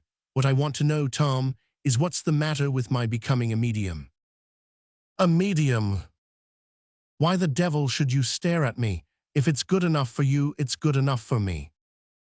But you are not a medium. Oh, come, keep that for the newspapers. It's all in the family, and between you and me, how'd I do it? I don't do it, I do nothing. And get 4 or 5 quid a week for it. That's a good yarn. Now you can't fool me, Tom. I'm not one o' those duds that pay you a thick un for an hour in the dark. We're on the square, you and me. How do you do it? Do what? Well, them raps, for example. I've seen you sit there at your desk, as it might be, and raps come answerin' questions over yonder on the bookshelf. It's damned clever, fair puzzles 'em every time. How do you get them? I tell you I don't. It's outside myself. Rats, you can tell me, Tom. I'm Griffiths, the safe man. It would set me up for life if I could do it. For the second time in one morning, the medium's Welsh strain took control. You're an impudent, blasphemous rascal, Sealers Linden. It's men like you who come into our movement and give it a bad name. You should know me better than to think that I am a cheat. Get out of my house, you ungrateful rascal. Not too much of your lip, growled the ruffian. Out you go, or I'll put you out, brother or no brother. Sealers doubled his great fists and looked ugly for a moment. Then the anticipation of favors to come softened his mood. Well, well, no harm meant, he growled as he made for the door. I expect I can make a shot at it without your help. His grievance suddenly overcame his prudence as he stood in the doorway. You damned, canting, hypocritical box of tricks, I'll be even with you yet. The heavy door slammed behind him. Mrs. Linden had run in to her husband. The ulking blackguard, she cried, I am what did he want? Wanted me to put him wise to mediumship. Thinks it's a trick of some sort that I could teach him. The foolish lump, well, it's a good thing, for he won't dare show his face here again. Oh, won't he? If he does, I'll slap it for him. To think of his upsettin' you like this, why, you're shackin' all over. I suppose I wouldn't be a medium if I wasn't high-strung. Someone said we were poets, only more so, but it's bad just when work is beginning. I'll give you healing. She put her little, work-worn hands over his high forehead and held them there in silence. That's better, said he. Well done, Mary. I'll have a cigarette in the kitchen. That will finish it. No, there's someone here. She had looked out of the window. Are you fit to see her? It's a woman. Yes, yes, I am all right now. Show her in. An instant later, a woman entered, a pale, tragic figure in black, whose appearance told its own tale. Linden motioned her to a chair away from the light. Then he looked through his papers. You are Mrs. Blount, are you not? You had an appointment. Yes, I wanted to ask. Please ask me nothing. It confuses me. He was looking at her with the medium's gaze in his light, grey eyes, that gaze which looks round and through a thing rather than at it. You have been wise to come, very wise. There is someone beside you who has an urgent message which could not be delayed. I get a name, Francis. Yes, Francis. The woman clasped her hands. Yes, yes, it is the name. A dark man, very sad, very earnest, oh so earnest, he will speak, he must speak.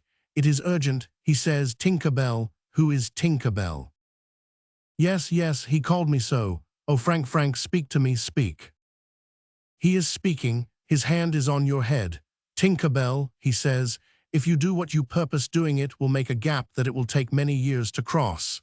Does that mean anything? She sprang from her chair. It means everything. Oh, Mr. Linden, this was my last chance. If this had failed, if I found that I had really lost him, I meant to go and seek him. I would have taken poison this night. Thank God that I have saved you. It is a terrible thing, madame, to take one's life. It breaks the law of nature, and nature's laws cannot be broken without punishment. I rejoice that he has been able to save you. He has more to say to you. His message is, if you will live and do your duty, I will forever be by your side, far closer to you than ever I was in life. My presence will surround and guard both you and our 3 babes. It was marvelous, the change. The pale, worn woman who had entered the room was now standing with flushed cheeks and smiling lips. It is true that tears were pouring down her face, but they were tears of joy. She clapped her hands. She made little convulsive movements as if she would dance. He's not dead, he's not dead. How can he be dead if he can speak to me and be closer to me than ever? Oh, it's glorious. Oh, Mr. Linden, what can I do for you? You have saved me from shameful death. You have restored my husband to me. Oh, what a godlike power you have. The medium was an emotional man, and his own tears were moist upon his cheeks. My dear lady, say no more. It is not I do nothing. You can thank God who in his mercy permits some of his mortals to discern a spirit or to carry a message. Well, a guinea is my fee, if you can afford it. Come back to me if ever you are in trouble. I am content now, she cried, drying her eyes, to await God's will and to do my duty in the world until such time as it shall be ordained that we unite once more. The widow left the house walking on air. Tom Linden also felt that the clouds left by his brother's visit had been blown away by this joyful incident, for there is no happiness like giving happiness and seeing the beneficent workings of one's own power. He had hardly settled down in his chair, however, before another client was ushered in. This time it was a smartly dressed, white-spatted, frock-coated man of the world, with a bustling air as of one to whom minutes are precious. Mr. Linden, I believe, I have heard, sir, of your powers. I am told that by handling an object, you can often get some clue as to the person who owned it. It happens sometimes. I cannot command it. I should like to test you. I have a letter here which I received this morning. Would you try your powers upon that? The medium took the folded letter, and leaning back in his chair, he pressed it upon his forehead. He sat with his eyes closed for a minute or more. Then he returned the paper. I don't like it, he said. I get a feeling of evil. I see a man dressed all in white. He has a dark face. He writes at a bamboo table. I get a sensation of heat. The letter is from the tropics. Yes, from Central America. I can tell you no more. Are the spirits so limited? I thought they knew everything. They do not know everything. Their power and knowledge are as closely limited as ours. But this is not a matter for the spirit people. What I did then was psychometry, which, so far as we know, is a power of the human soul. Well, you are right as far as you have gone. This man, my correspondent, wants me to put up the money for the half-share in an oil boring. Shall I do it? Tom Linden shook his head. These powers are given to some of us, sir, for the consolation of humanity and for a proof of immortality. They were never meant for worldly use. Trouble always comes of such use, trouble to the medium and trouble to the client. I will not go into the matter.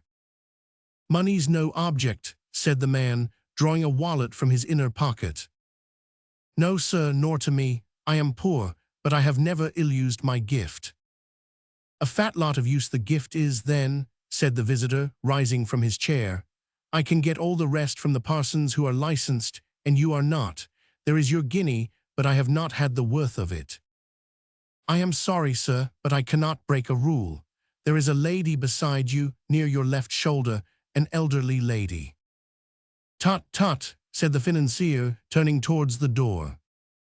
She wears a large gold locket with an emerald cross upon her breast.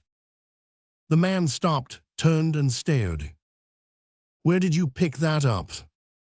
I see it before me now. Why, dash it, man, that was what my mother always wore. 500 you tell me you can see her. No, she is gone. What was she like? What was she doing? She was your mother, she said so, she was weeping. Weeping, my mother? Why, she is in heaven if ever a woman was. They don't weep in heaven. Not in the imaginary heaven, they do in the real heaven. It is only we who ever make them weep. She left a message. Give it me. The message was, "Oh, Jack, Jack, you are drifting ever further from my reach." The man made a contemptuous gesture. "I was a damned fool to let you have my name when I made the appointment. You have been making inquiries. You don't take me in with your tricks. I've had enough of it, more than enough." For the second time that morning, the door was slammed by an angry visitor. He didn't like his message, Lyndon explained to his wife. It was his poor mother. She is fretting over him. Lord, if folk only knew these things, it would do them more good than all the forms and ceremonies. "Well, Tom, it's not your fault if they don't," his wife answered. "There are two women waiting to see you. They have not an introduction, but they seem in great trouble." "I've a bit of a headache. I haven't got over last night. Silas and I are the same in that. Our night's work finds us out next morning. I'll just take these and no more, for it is bad to send anyone sorrow away if one can help it." The two women were shown in, both of them austere figures dressed in black, one a stern-looking person of 50, the other about half that age. "I believe your fee is a guinea," said the elder, putting that sum upon the table. "To those who can afford it," Lyndon answered. As a matter of fact, the guinea often went the other way. "Oh yes, I can afford it," said the woman. "I am in sad trouble, and they told me maybe you could help me." "Well, I will if I can. That's what I am for. I lost my poor husband in the war, killed at Ypres he was. Could I get in touch with him?" "You don't seem to bring any influence with you. I get no impression. I am sorry, but we can't command these things. I get the name Edmund. Was that his name?" "No." "Or Albert?" "No." "I am sorry, but it seems confused. Cross vibrations, perhaps, and a mix-up of messages like crossed telegraph wires." "Does the name Pedro help you?" Pedro, no, I get nothing. Was Pedro an elderly man?" "No, not elderly. I can get no impression. It was about this girl of mine that I really wanted advice. My husband would have told me what to do. She has got engaged to a young man, a fitter by trade, but there are one or two things against it, and I want to know what to do." "Do give us some advice," said the young woman, looking at the medium with a hard eye. "I would if I could, my dear. Do you love this man?" "Oh yes, he's all right." "Well, if you don't feel more than that about him, I should leave him alone. Nothing but unhappiness comes of such a marriage." "Then you see unhappiness waiting for her." "I see a good chance of it. I think she should be careful." "Do you see anyone else coming along?" "Everyone, man or woman, meets his mate sometime somewhere." "Then she will get a mate." "Most certainly she will." "I wonder if I should have any family?" asked the girl. "Nay, that's more than I can say." "And money, will she have money? We are downhearted, Mr. Lyndon, and we want a little." At this moment, there came a most surprising interruption. The door flew open, and little Mrs. Lyndon rushed into the room with pale face and blazing eyes. "They are policewomen, Tom. I've had a warning about them. It's only just come. Get out of this house, you pair of sniveling hypocrites. Oh, what a fool I was not to recognize what you were." The two women had risen. "Yes, you are rather late, Mrs. Lyndon," said the senior. "The money has passed." Take it back, it's on the table." No, the money has passed. We have had our fortune told. You will hear more of this, Mr. Lyndon." "You brace of frauds. You talk of frauds when it is you who are the frauds all the time. He would not have seen you if it had not been for compassion." "It is no use scolding us," the woman answered. "We do our duty, and we did not make the law. So long as it is on the statute book, we have to enforce it. We must report the case at headquarters." Tom Lyndon seemed stunned by the blow, but when the policewomen had disappeared, he put his arms round his weeping wife and consoled her as best he might. The typist at the police office sent down the warning, she said. "Oh, Tom, it is the second time," she cried. It means jail and hard labor for you. Well, dear, so long as we are conscious of having done no wrong, and of having done God's work to the best of our power, we must take what comes with a good heart. But where were they? How could they let you down so? Where was your guide? Yes, Victor, said Tom Linden, shaking his head at the air above him. Where were you? I've got a crow to pick with you. You know, dear, he added, just as a doctor can never treat his own case, a medium is very helpless when things come to his own address. That's the law, and yet I should have known. I was feeling in the dark. I had no inspiration of any sort. It was just a foolish pity and sympathy that led me on when I had no sort of a real message. Well, dear Mary, we will take what's coming to us with a brave heart. Maybe they have not enough to make a case, and maybe the beak is not as ignorant as most of them. We'll hope for the best. In spite of his brave words, the medium was shaking and quivering at the shock.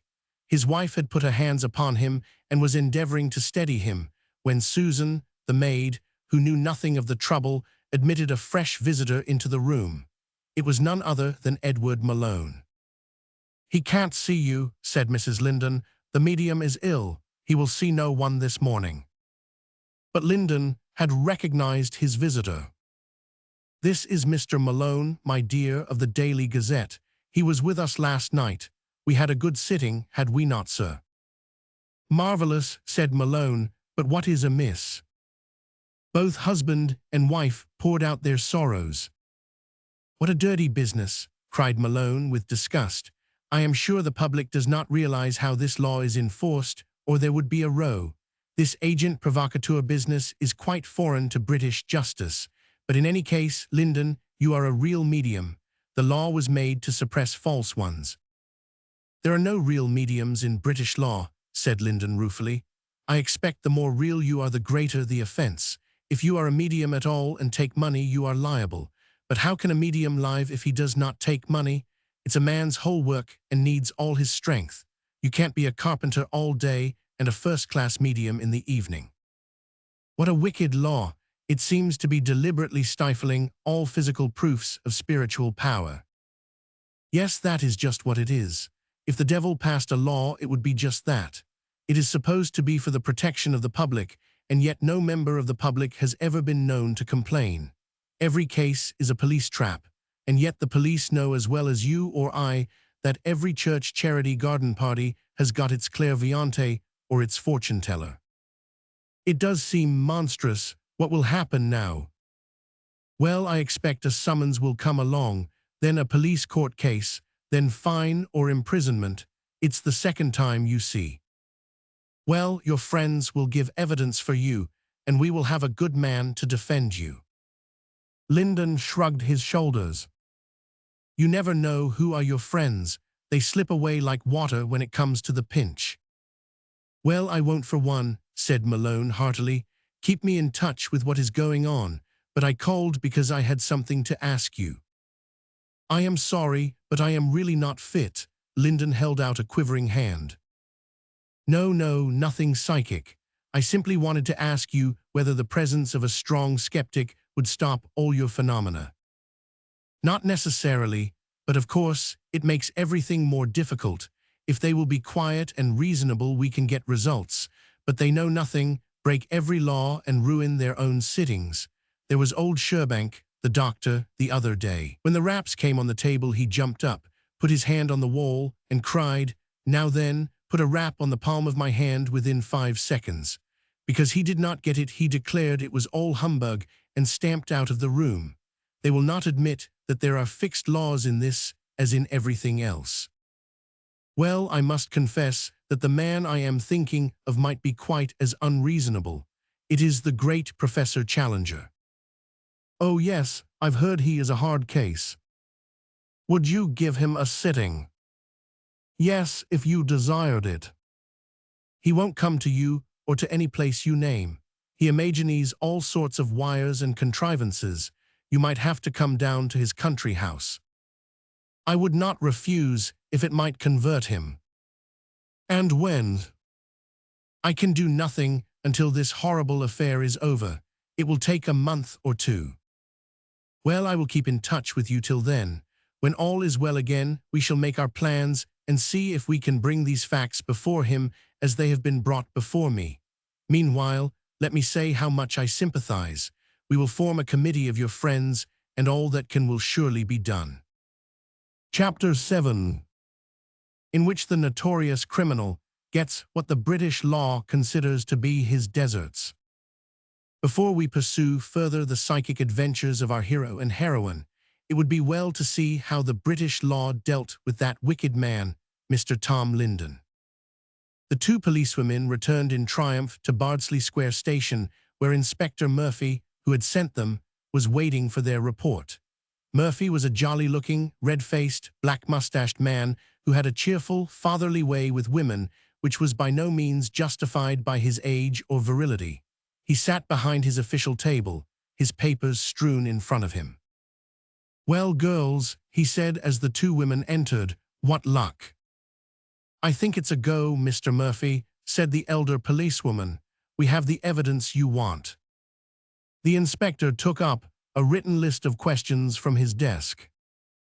"You ran it on the general lines that I suggested?" he asked. "Yes, I said my husband was killed at Ypres." "What did he do?" "Well, he seemed sorry for me." "That, of course, is part of the game. He'll be sorry for himself before he is through with it. He didn't say, 'You are a single woman and never had a husband.'" "No." "Well, that's one up against his spirits, is it not? That should impress the court. What more?" He felt round for names. They were all wrong. "Good." "He believed me when I said that Miss Bellinger here was my daughter." "Good again. Did you try the Pedro stunt?" "Yes, he considered the name, but I got nothing." "Ah, that's a pity. But anyhow, he did not know that Pedro was your Alsatian dog. He considered the name. That's good enough. Make the jury laugh and you have your verdict. Now about fortune-telling, did you do what I suggested?" "Yes, I asked about Amy's young man. He did not give much that was definite." "Cunning devil, he knows his business." "But he did say that she would be unhappy if she married him." "Oh, he did he? Well, if we spread that a little we have got all we want. Now sit down and dictate your report while you have it fresh. Then we can go over it together and see how we can put it best. Amy must write one also." "Very good, Mr. Murphy." "Then we shall apply for the warrant. You see, it all depends upon which magistrate it comes before. There was Mr. Dallaret who let a medium off last month. He is no use to us, and Mr. Lansing has been mixed up with these people. Mr. Melrose is a stiff materialist. We could depend on him and have timed the arrest accordingly. It would never do to fail to get our conviction." "Couldn't you get some of the public to corroborate?" The inspector laughed. "We are supposed to be protecting the public, but between you and me, none of the public have ever yet asked to be protected. There are no complaints. Therefore, it is left to us to uphold the law as best we can. As long as it is there, we have got to enforce it. Well, goodbye, girls. Let me have the report by 4 o'clock. "Nothing for us, I suppose," said the elder woman with a smile. "You wait, my dear. If we get £25 fine, it has got to go somewhere, police fund, of course, but there may be something over. Anyhow, you go and cough it up, and then we shall see." Next morning, a scared maid broke into Linden's modest study. "Please, sir, it's an officer." The man in blue followed hard at her heels. "Name of Linden," said he, and handing a folded sheet of foolscap, he departed. The stricken couple, who spent their lives in bringing comfort to others, were sadly in need of comfort themselves. She put her arm round his neck while they read the cheerless document. To Thomas Linden of 40 Tully Street, N.W. Information has been laid this day by Patrick Murphy, Inspector of Police, that you the said Thomas Linden, on the 10th day of November, at the above dwelling, did profess to Henrietta Dresser, and to Amy Bellinger, to tell fortunes, to deceive and impose on certain of his Majesty's subjects, to wit those above mentioned. You are therefore summoned to appear before the magistrate of the police court in Bardsley Square on Wednesday next, the 17th, at the hour of 11 in the forenoon, to answer to the said information. Dated the 10th day of November. Signed B.J. Withers. On the same afternoon, Maley called upon Malone, and they sat in consultation over this document. Then they went together to see Summerway Jones, an acute solicitor and an earnest student of psychic affairs. Incidentally, he was a hard rider to hounds, a good boxer, and a man who carried a fresh-air flavor into the mustiest law chambers. He arched his eyebrows over the summons. "The poor devil has not an earthly," said he. "He's lucky to have a summons. Usually they act on a warrant. Then the man is carted right off, kept in the cells all night, and tried next morning with no one to defend him. The police are cute enough, of course, to choose either a Roman Catholic or a materialist as the magistrate. Then, by the beautiful judgment of Chief Justice Lawrence, the first judgment, I believe, that he delivered in that high capacity, the profession of mediumship or wonder-working is in itself a legal crime, whether it be genuine or no, so that no defense founded upon good results has a look in. It's a mixture of religious persecution and police blackmail. As to the public, they don't care a damn. Why should they? If they don't want their fortune told, they don't go. The whole thing is the most absolute bilge and a disgrace to our legislature." "I'll write it up," said Malone, glowing with Celtic fire. "What do you call the act?" "Well, there are two acts, each more putrid than the other, and both passed long before spiritualism was ever heard of. There is the Witchcraft Act dating from George II. That has become too absurd, so they only use it as a second string. Then there is the Vagrancy Act of 1824. It was passed to control the wandering gypsy folk on the roadside and was never intended, of course, to be used like this." He hunted among his papers.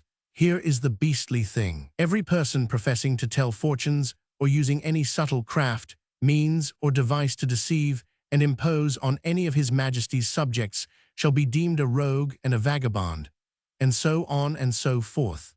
The two acts together would have roped in the whole early Christian movement just as surely as the Roman persecution did. "Lucky there are no lions now," said Malone. "Jackasses," cried Maley. "That's the modern substitute, but what are we to do?" "I'm damned if I know," said the solicitor, scratching his head. "It's perfectly hopeless." "Oh, dash it all," cried Malone. "We can't give it up so easily. We know the man is an honest man." Maley turned and grasped Malone's hand. "I don't know if you call yourself a spiritualist yet," he said, "but you are the kind of chap we want. There are too many white-livered folk in our movement who fawn on a medium when all is well and desert him at the first breath of an accusation. But thank God, there are a few stalwarts. There is Brooks and Rodwin and Sir James Smith. We can put up 100 or 2 among us." "Righto," said the solicitor cheerily. "If you feel like that, we will give you a run for your money." "How about a KC?" "Well, they don't plead in police courts. If you'll leave it in my hands, I fancy I can do as well as anyone, for I've had a lot of these cases. It will keep the costs down, too." "Well, we are with you, and we will have a few good men at our back." "If we do nothing else, we shall ventilate it," said Malone. "I believe in the good old British public, slow and stupid, but sound at the core. They will not stand for injustice if you can get the truth into their heads." "They damned well need trepanning before you can get it there," said the solicitor. "Well, you do your bit, and I'll do mine, and we will see what comes to it." The fateful morning arrived, and Lyndon found himself in the dock, facing a spruce, middle-aged man with rat-trap jaws, Mr. Melrose, the redoubtable police magistrate. Mr. Melrose had a reputation for severity with fortune-tellers and all who foretold the future, though he spent the intervals in his court by reading up the sporting prophets, for he was an ardent follower of the turf, and his trim, fawn-colored coat and rakish hat were familiar objects at every race meeting which was within his reach. He was in no particularly good humor this morning as he glanced at the charge sheet and then surveyed the prisoner. Mrs. Lyndon had secured a position below the dock and occasionally extended her hand to pat that of the prisoner which rested on the edge. The court was crowded, and many of the prisoner's clients had attended to show their sympathy. "Is this case defended?" asked Mr. Melrose. Yes, your worship, said Somerway Jones. May I, before it opens, make an objection? If you think it worthwhile, Mr. Jones. I beg to respectfully request your ruling before the case is proceeded with. My client is not a vagrant, but a respectable member of the community, living in his own house, paying rates and taxes, and on the same footing as every other citizen. He is now prosecuted under the 4th section of the Vagrancy Act of 1824, which is styled an act for punishing idle and disorderly persons and rogues and vagabonds. The act was intended, as the words imply, to restrain lawless gypsies and others, who at that time infested the country. I ask your worship to rule that my client is clearly not a person within the purview of this act or liable to its penalties. The magistrate shook his head. I fear, Mr. Jones, that there have been too many precedents for the act to be now interpreted in this limited fashion. I will ask the solicitor prosecuting on behalf of the Commissioner of Police to put forward his evidence. A little bull of a man with side whiskers and a raucous voice sprang to his feet. I call Henrietta Dresser.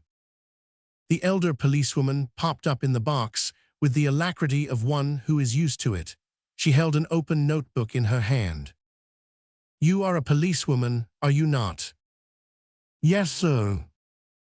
I understand that you watched the prisoner's home the day before you called on him. Yes, sir. How many people went in? 14, sir. 14 people, and I believe the prisoner's average fee is 10 and 6 pence. Yes, sir. £7 in one day, pretty good wages when many an honest man is content with 5 shillings. These were the tradespeople, cried Linden. I must ask you not to interrupt. You are already very efficiently represented, said the magistrate severely. Now, Henrietta Dresser, continued the prosecutor, wagging his pince-nez, let us hear what occurred when you and Amy Bellinger visited the prisoner. The policewoman gave an account which was in the main true, reading it from her book. She was not a married woman, but the medium had accepted her statement that she was. He had fumbled with several names and had seemed greatly confused. The name of a dog, Pedro, had been submitted to him, but he had not recognized it as such. Finally, he had answered questions as the future of her alleged daughter, who was, in fact, no relation to her, and had foretold that she would be unhappy in her marriage. Any questions, Mr. Jones? Asked the magistrate. Did you come to this man as one who needed consolation, and did he attempt to give it? I suppose you might put it so. You professed deep grief, I understand. I tried to give that impression. You do not consider that to be hypocrisy. I did what was my duty. You saw no signs of psychic power or anything abnormal, asked the prosecutor. No, he seemed a very nice, ordinary sort of man. Amy Bellinger was the next witness. She appeared with her notebook in her hand. May I ask, your worship, whether it is in order that these witnesses should read their evidence? Asked Mr. Jones. Why not? Queried the magistrate. We desire the exact facts, do we not? We do, possibly Mr. Jones does not, said the prosecuting solicitor. It is clearly a method of securing that the evidence of these 2 witnesses shall be in accord, said Jones. I submit that these accounts are carefully prepared and collated. Naturally, the police prepare their case, said the magistrate. I do not see that you have any grievance, Mr. Jones. Now, witness, let us hear your evidence. It followed on the exact lines of the other. You asked questions about your fiancé. You had no fiancé, said Mr. Jones. That is so. In fact, you both told a long sequence of lies, with a good object in view. You thought the end justifies the means. I carried out my instructions, which were given you beforehand. Yes, we were told what to ask. I think, said the magistrate, that the policewomen have given their evidence very fairly and well. Have you any witnesses for the defense, Mr. Jones? There are a number of people in court, your worship, who have received great benefit from the mediumship of the prisoner. I have subpoenaed one woman who was, by her own account, saved from suicide that very morning by what he told her. I have another man who was an atheist and had lost all belief in future life. He was completely converted by his experience of psychic phenomena. I can produce men of the highest eminence in science and literature who will testify to the real nature of Mr. Linden's powers. The magistrate shook his head. You must know, Mr. Jones, that such evidence would be quite beside the question. It has been clearly laid down by the ruling of the Lord Chief Justice and others that the law of this country does not recognize supernatural powers of any sort whatever, and that a pretense of such powers where payment is involved constitutes a crime in itself. Therefore, your suggestion that you should call witnesses could not possibly lead to anything save a wasting of the time of the court. At the same time, I am, of course, ready to listen to any observations which you may care to make after the solicitor for the prosecution has spoken. Might I venture to point out, your worship, said Jones, that such a ruling would mean the condemnation of any sacred or holy person of whom we have any record, since even holy persons have to live and have therefore to receive money. If you refer to apostolic times, Mr. Jones, said the magistrate sharply, I can only remind you that the apostolic age is past and also that Queen Anne is dead. Such an argument is hardly worthy of your intelligence. Now, sir, if you have anything to add. Thus encouraged, the prosecutor made a short address, stabbing the air at intervals with his pince-nez, as if every stab punctured afresh all claims of the spirit. He pictured the destitution among the working classes, and yet charlatans, by advancing wicked and blasphemous claims, were able to earn a rich living. That they had real powers was, as had been observed, beside the question, but even that excuse was shattered by the fact that these policewomen, who had discharged an unpleasant duty in a most exemplary way, had received nothing but nonsense in return for their money. Was it likely that other clients fared any better? These parasites were increasing in number, trading upon the finer feelings of bereaved parents, and it was high time that some exemplary punishment should warn them that they would be wise to turn their hands to some more honest trade. Mr. Summerway Jones replied as best he might. He began by pointing out that the acts were being used for a purpose for which they were never intended. That point has been already considered, snapped the magistrate. The whole position was open to criticism. The convictions were secured by evidence from agents provocateurs, who, if any crime had been committed, were obviously inciters to it and also participants. The fines obtained were often deflected for purposes in which the police had a direct interest. Surely, Mr. Jones, you do not mean to cast a reflection upon the honesty of the police. The police were human and were naturally inclined to stretch a point where their own interests were affected. All these cases were artificial. There was no record at any time of any real complaint from the public or any demand for protection. There were frauds in every profession, and if a man deliberately invested and lost a guinea in a false medium, he had no more right to protection than the man who invested his money in a bad company on the stock market. Whilst the police were wasting time upon such cases, and their agents were weeping crocodile tears in the character of forlorn mourners, many other branches of real crime received far less attention than they deserved. The law was quite arbitrary in its action. Every big garden party, even, as he had been informed, every police fete was incomplete without its fortune-teller or palmist. Some years ago, the Daily Mail had raised an outcry against fortune-tellers. That great man, the late Lord Northcliffe, had been put in the box by the defense, and it had been shown that one of his other papers was running a palmistry column, and that the fees received were divided equally between the palmist and the proprietors.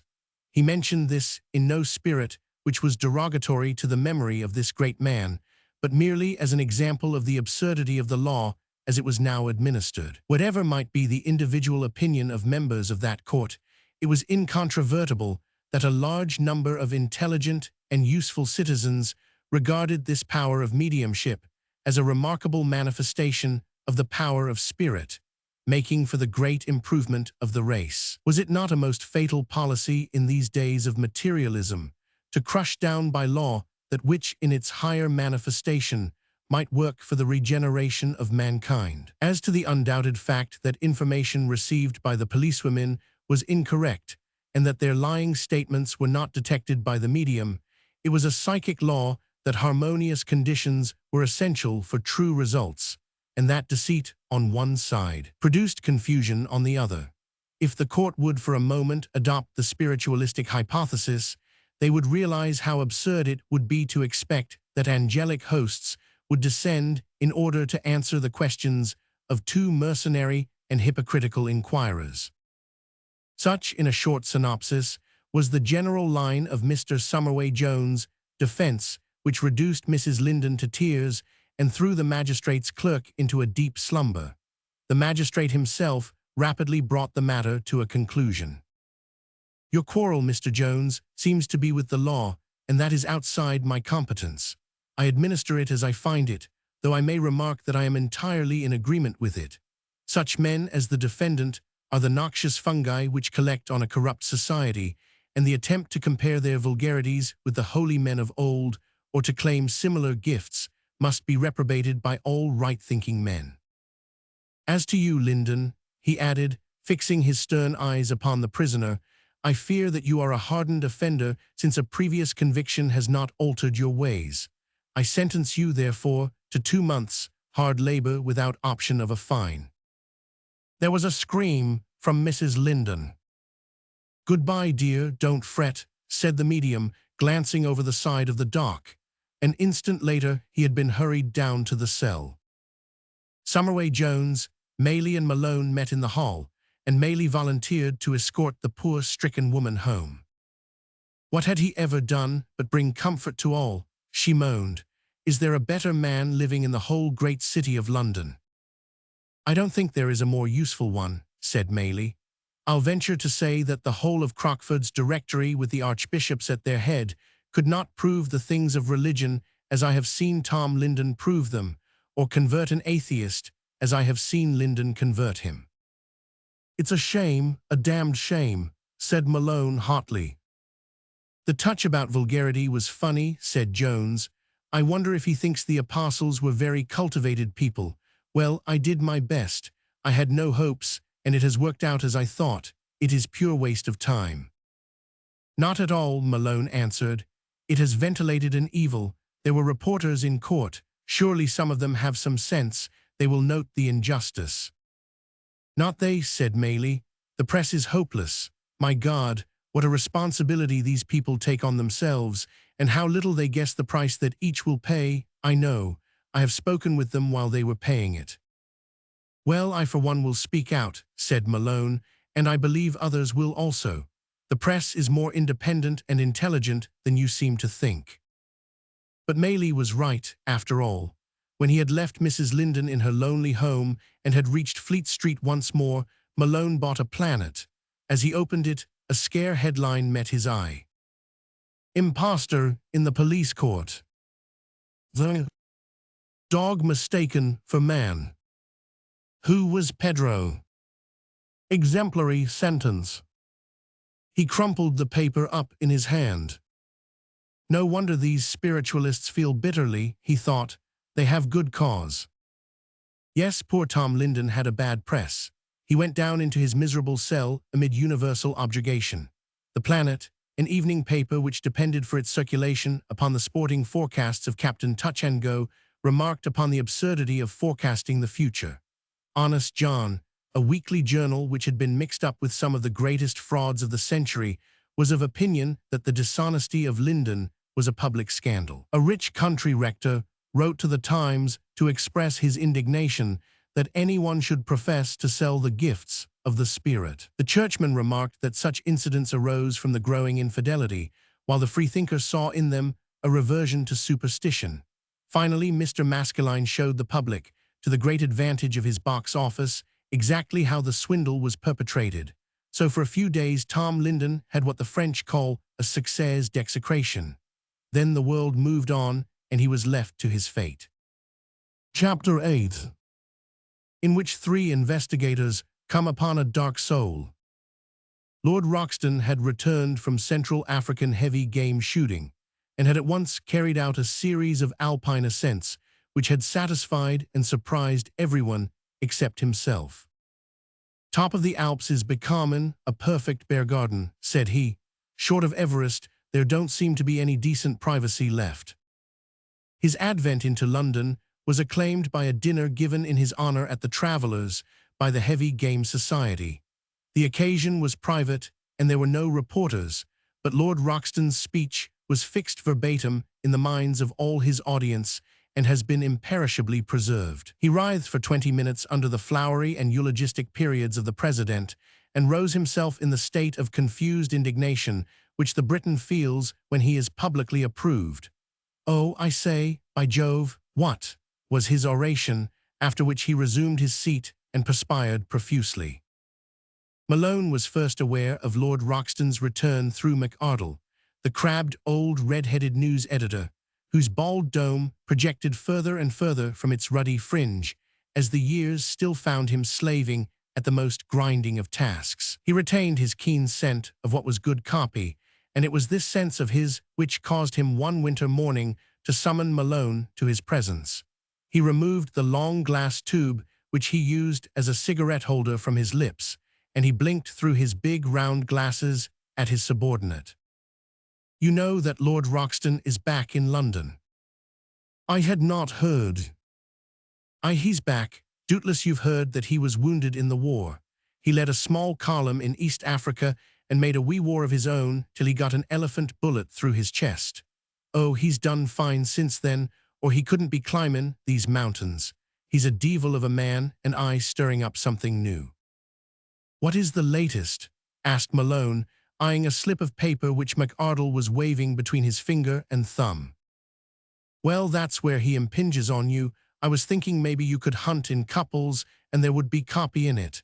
There's a leaderette in the Evening Standard." He handed it over. It ran thus.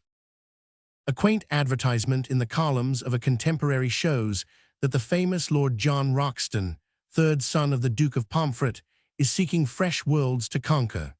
Having exhausted the sporting adventures of this terrestrial globe, he is now turning to those of the dim, dark, and dubious regions of psychic research. He is in the market apparently for any genuine specimen of a haunted house, and is open to receive information as to any violent or dangerous manifestation which called for investigation.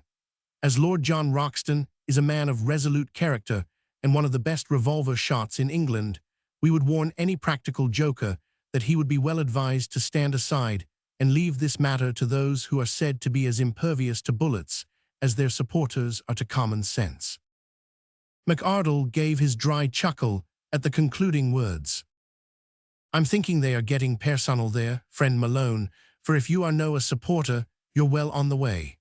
But are you no of the opinion that this chiel and you between you might put up a spook and get two racy columns off him?" "Well, I can see Lord Roxton," said Malone. "He's still, I suppose, in his old rooms in the Albany. I would wish to call in any case, so I can open this up as well." Thus it was that in the late afternoon, just as the murk of London broke into dim circles of silver, the pressman found himself once more walking down Vigo Street and accosting the porter at the dark entrance of the old-fashioned chambers. Yes, Lord John Roxton was in, but a gentleman was with him. He would take a card. Presently he returned with word that in spite of the previous visitor, Lord Roxton would see Malone at once. An instant later, he had been ushered into the old luxurious rooms with their trophies of war and of the chase. The owner of them with outstretched hand was standing at the door, long, thin, austere, with the same gaunt, whimsical, Don Quixote face as of old. There was no change save that he was more aquiline, and his eyebrows jutted more thickly over his reckless, restless eyes. "Hullo, young fella," he cried. "I was hoppin' you'd draw this old covert once more. I was comin' down to the office to look you up.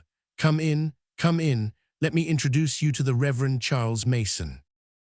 A very tall, thin clergyman, who was coiled up in a large basket chair, gradually unwound himself and held out a bony hand to the newcomer.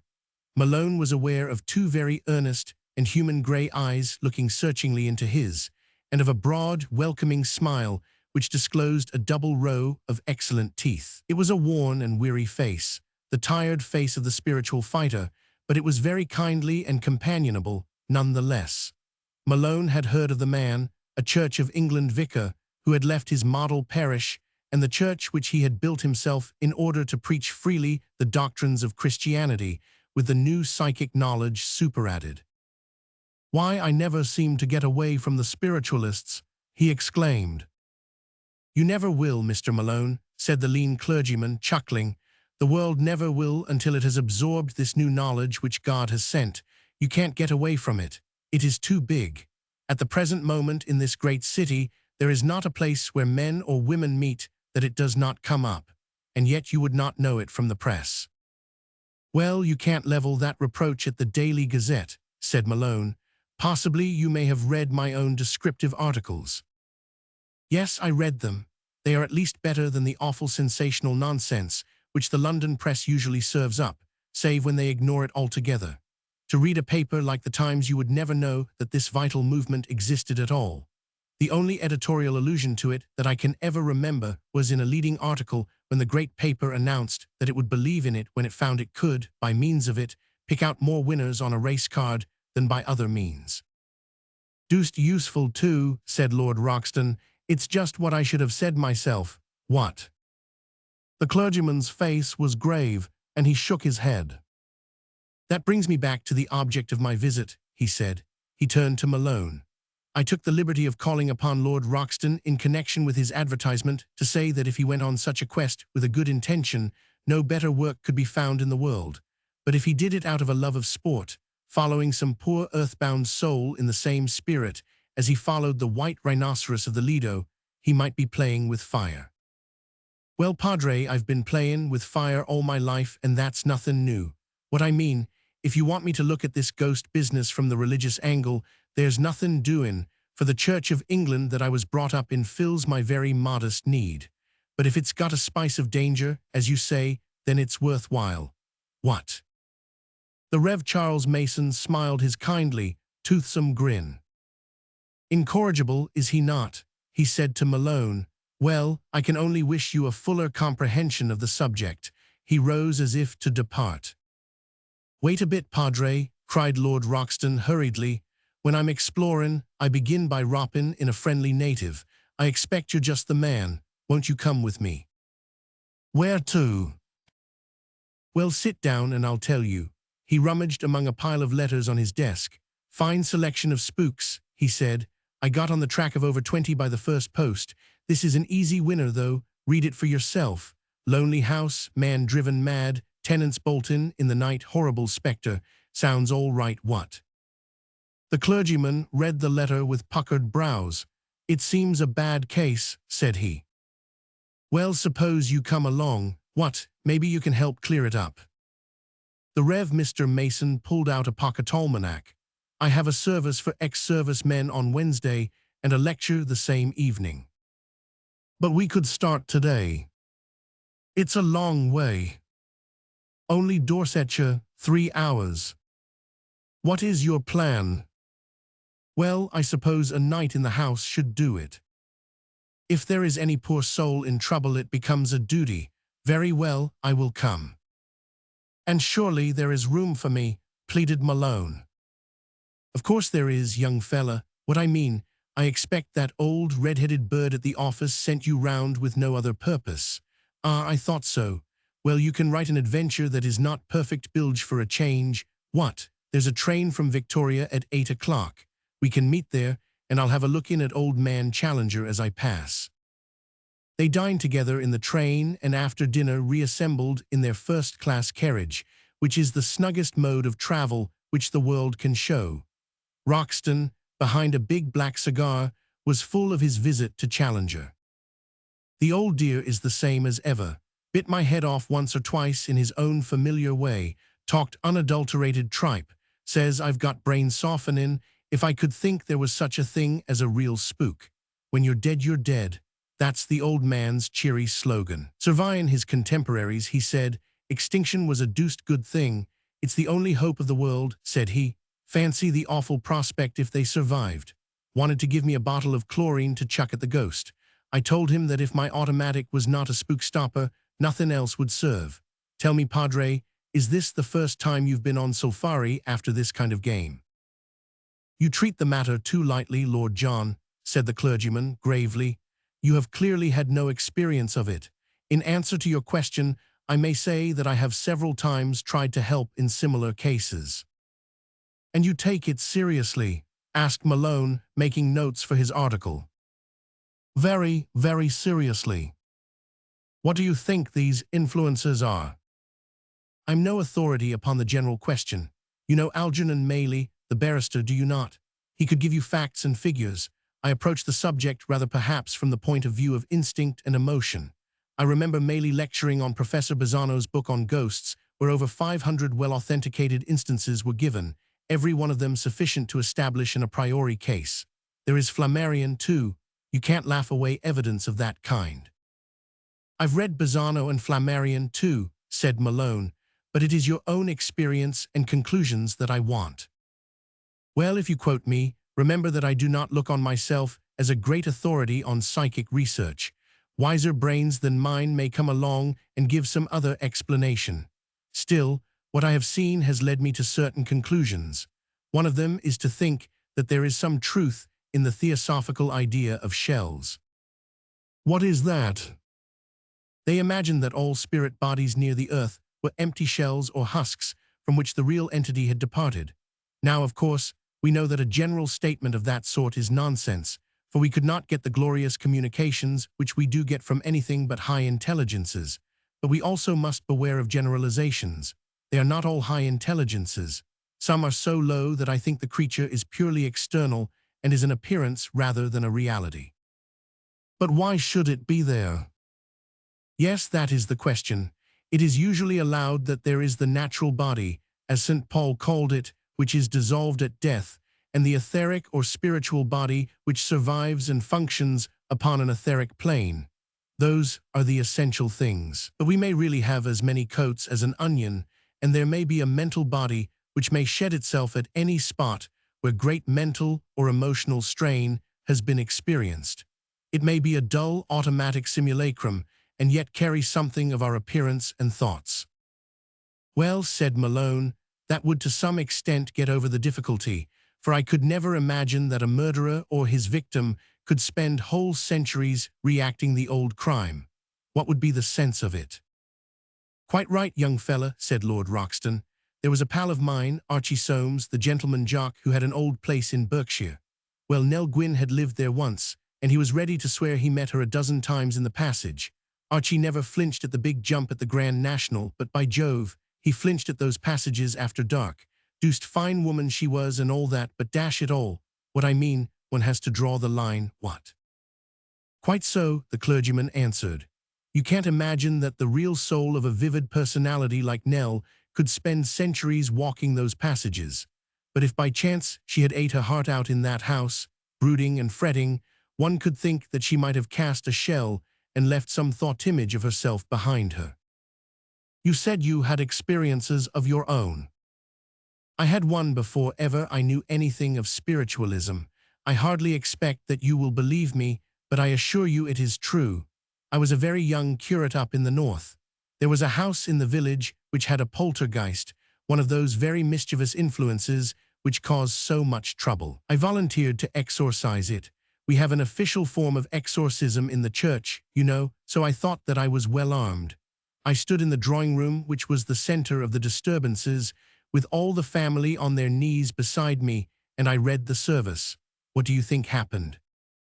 Mason's gaunt face broke into a sweetly humorous laugh. Just as I reached Amen, when the creature should have been slinking away abashed, the big bearskin hearthrug stood up on end and simply enveloped me. I am ashamed to say that I was out of that house in 2 jumps. It was then that I learned that no formal religious proceeding has any effect at all. Then what has?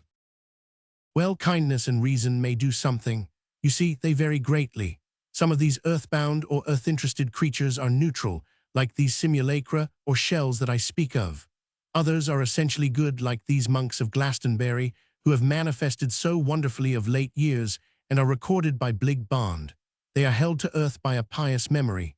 Some are mischievous children like the poltergeists, and some, only a few, I hope, are deadly beyond words, strong, malevolent creatures too heavy with matter to rise above our earth plane, so heavy with matter that their vibrations may be low enough to affect the human retina and to become visible. If they have been cruel, cunning brutes in life, they are cruel and cunning still with more power to hurt. It is evil monsters of this kind who are let loose by our system of capital punishment, for they die with unused vitality which may be expended upon revenge.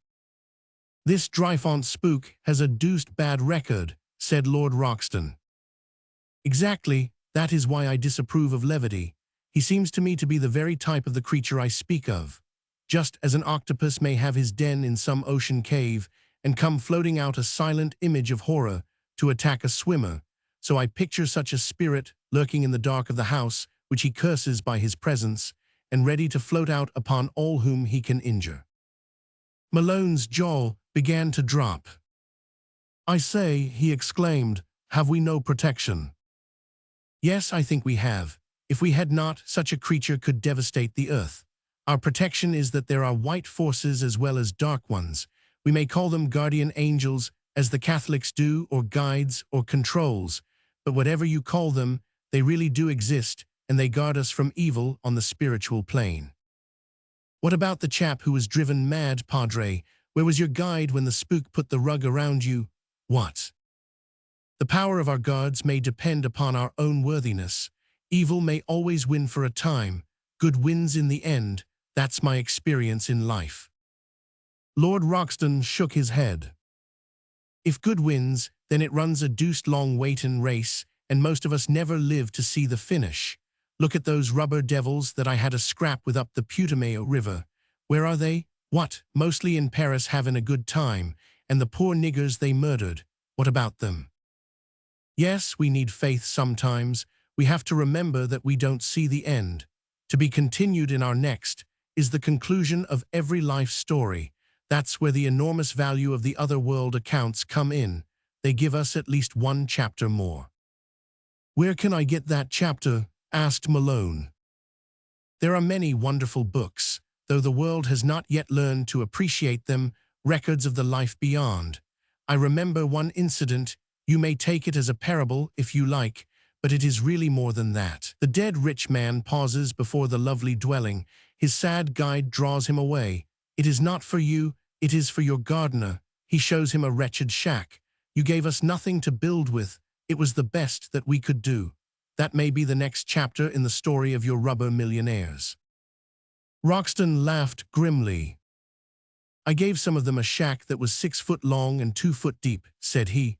"No good shack in your head, Padre. What I mean, I don't love my neighbor as myself, and never shall. I hate some of them like poison." "Well, we should hate sin, and for my own part, I have never been strong enough to separate sin from the sinner. How can I preach when I am as human and weak as anyone?" "Why, that's the only preachin' I could listen to," said Lord Roxton. "The chap in the pulpit is over my head. If he comes down to my level, I have some use for him. Well, it strikes me we won't get much sleep tonight. We've just an hour before we reach Dryfont.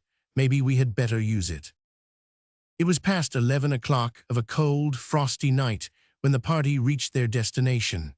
The station of the little watering place was almost deserted, but a small, fat man in a fur overcoat ran forward to meet them and greeted them warmly.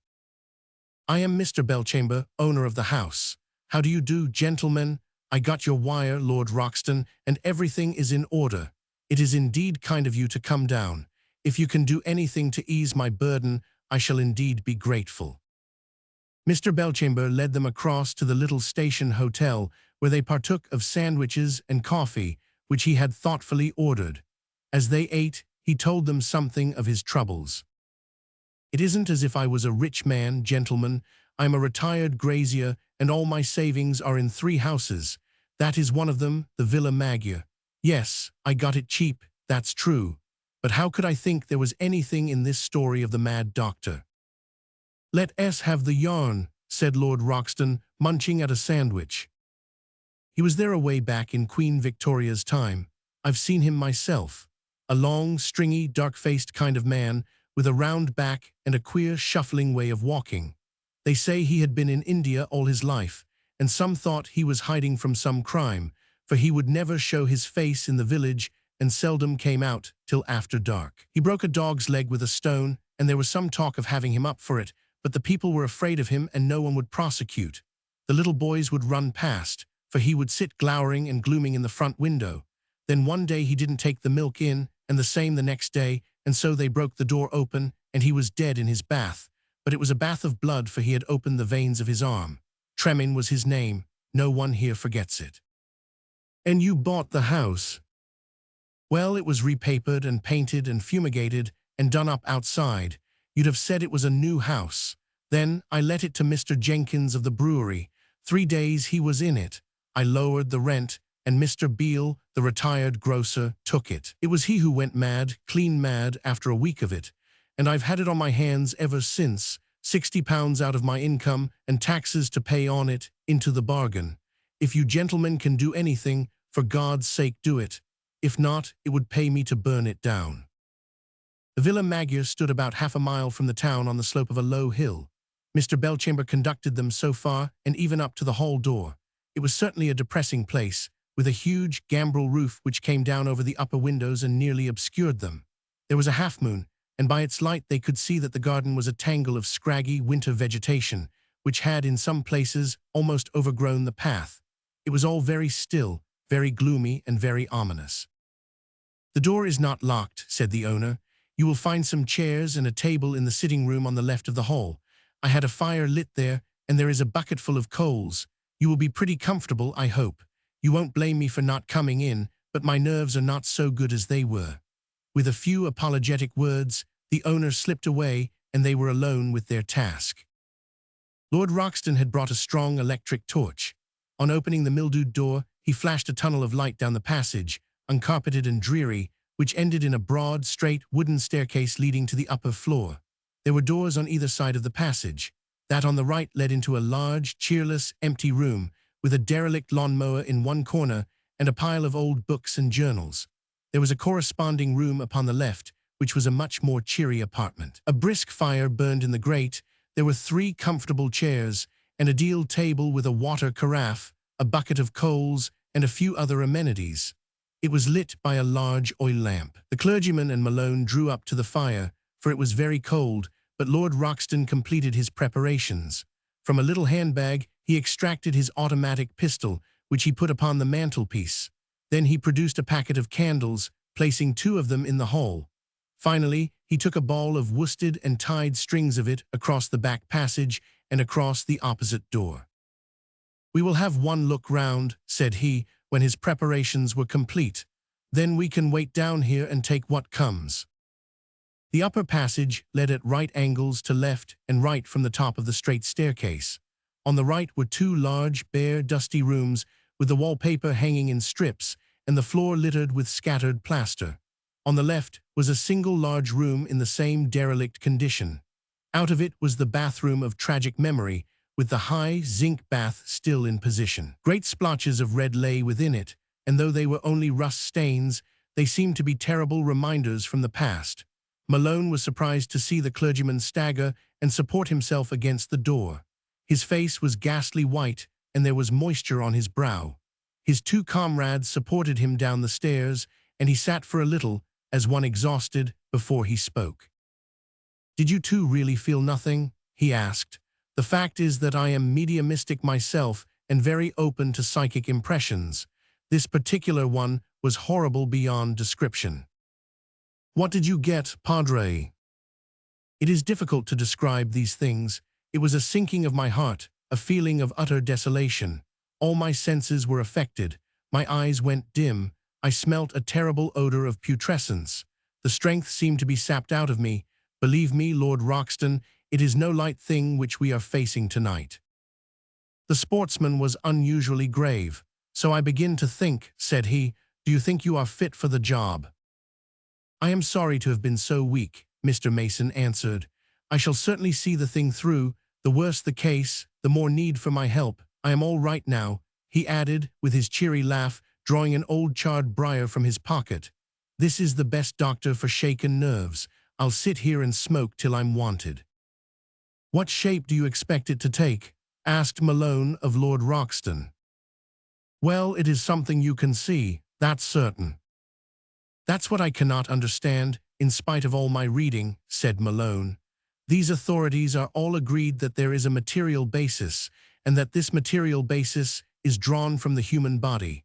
Call it ectoplasm, or what you like, it is human in origin, is it not?"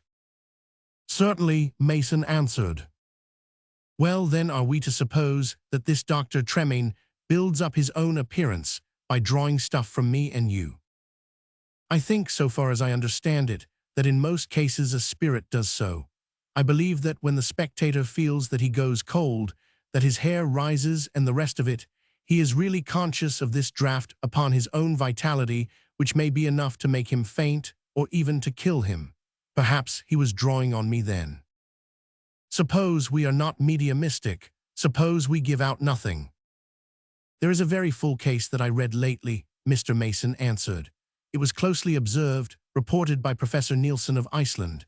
In that case, the evil spirit used to go down to an unfortunate photographer in the town, draw his supplies from him, and then come back and use them. He would openly say, 'Give me time to get down to so-and-so, then I will show you what I can do.' He was a most formidable creature, and they had great difficulty in mastering him." "Strikes me, young fella, we have taken on a larger contract than we knew," said Lord Roxton. "Well, we've done what we could. The passage is well lit. No one can come at us except down the stair without breaking the worsted. There is nothing more we can do except just to wait." So they waited. It was a weary time. A carriage clock had been placed on the discolored wooden mantelpiece, and slowly its hands crept on from 1 to 2, and from 2 to 3. Outside, an owl was hooting most dismally in the darkness. The villa was on a by-road, and there was no human sound to link them up with life. The padre lay dozing in his chair. Malone smoked incessantly.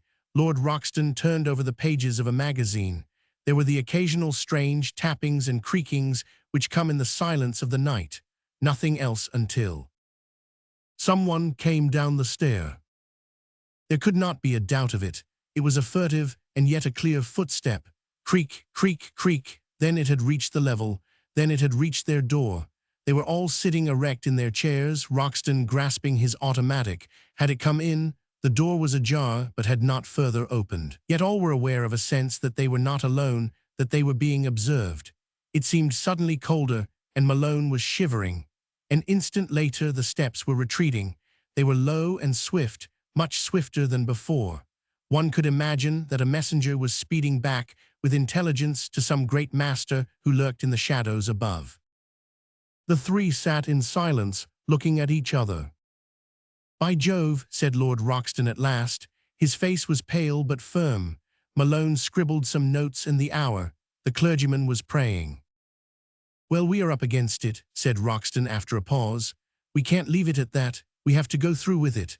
I don't mind telling you, Padre, that I've followed a wounded tiger in a thick jungle and never had quite the feeling I've got now. If I'm out for sensations, I've got them, but I'm going upstairs." "We will go too," cried his comrades, rising from their chairs. "Stay here, young fella, and you too, Padre. 3 of us make too much noise. I'll call you if I want you. My idea is just to steal out and wait quiet on the stair. If that thing, whatever it was, comes again, it will have to pass me." All 3 went into the passage. The 2 candles were throwing out little circles of light, and the stair was dimly illuminated, with heavy shadows at the top. Roxton sat down halfway up the stair, pistol in hand. He put his finger to his lips and impatiently waved his companions back to the room. Then they sat by the fire, waiting. Half an hour, 3/4, and then suddenly it came. There was a sound as of rushing feet, the reverberation of a shot, a scuffle and a heavy fall with a loud cry for help. Shaking with horror, they rushed into the hall. Lord Roxton was lying on his face amid a litter of plaster and rubbish. He seemed half-dazed as they raised him, and was bleeding where the skin had been grazed from his cheek and hands. Looking up the stair, it seemed that the shadows were blacker and thicker at the top. "I'm all right," said Roxton, as they led him to his chair. "Just give me a minute to get my wind, and I'll have another round with the devil, for if this is not the devil, then none ever walked the earth."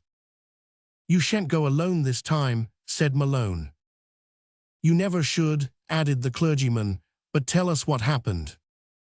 I hardly know myself. I sat, as you saw, with my back to the top landing. Suddenly I heard a rush. I was aware of something dark right on the top of me. I half turned and fired. The next instant I was chucked down as if I had been a baby. All that plaster came showering down after me. That's as much as I can tell you. Why should we go further in the matter? Said Malone. You are convinced that this is more than human, are you not? There is no doubt of that. Well, then you have had your experience. What more can you want? Well, I at least want something more, said Mr. Mason. I think our help is needed. Strikes me that we shall need the help, said Lord Roxton, rubbing his knee. We shall want a doctor before we get through, but I'm with you, Padre. I feel that we must see it through. If you don't like it, young fella. The mere suggestion was too much for Malone's Irish blood.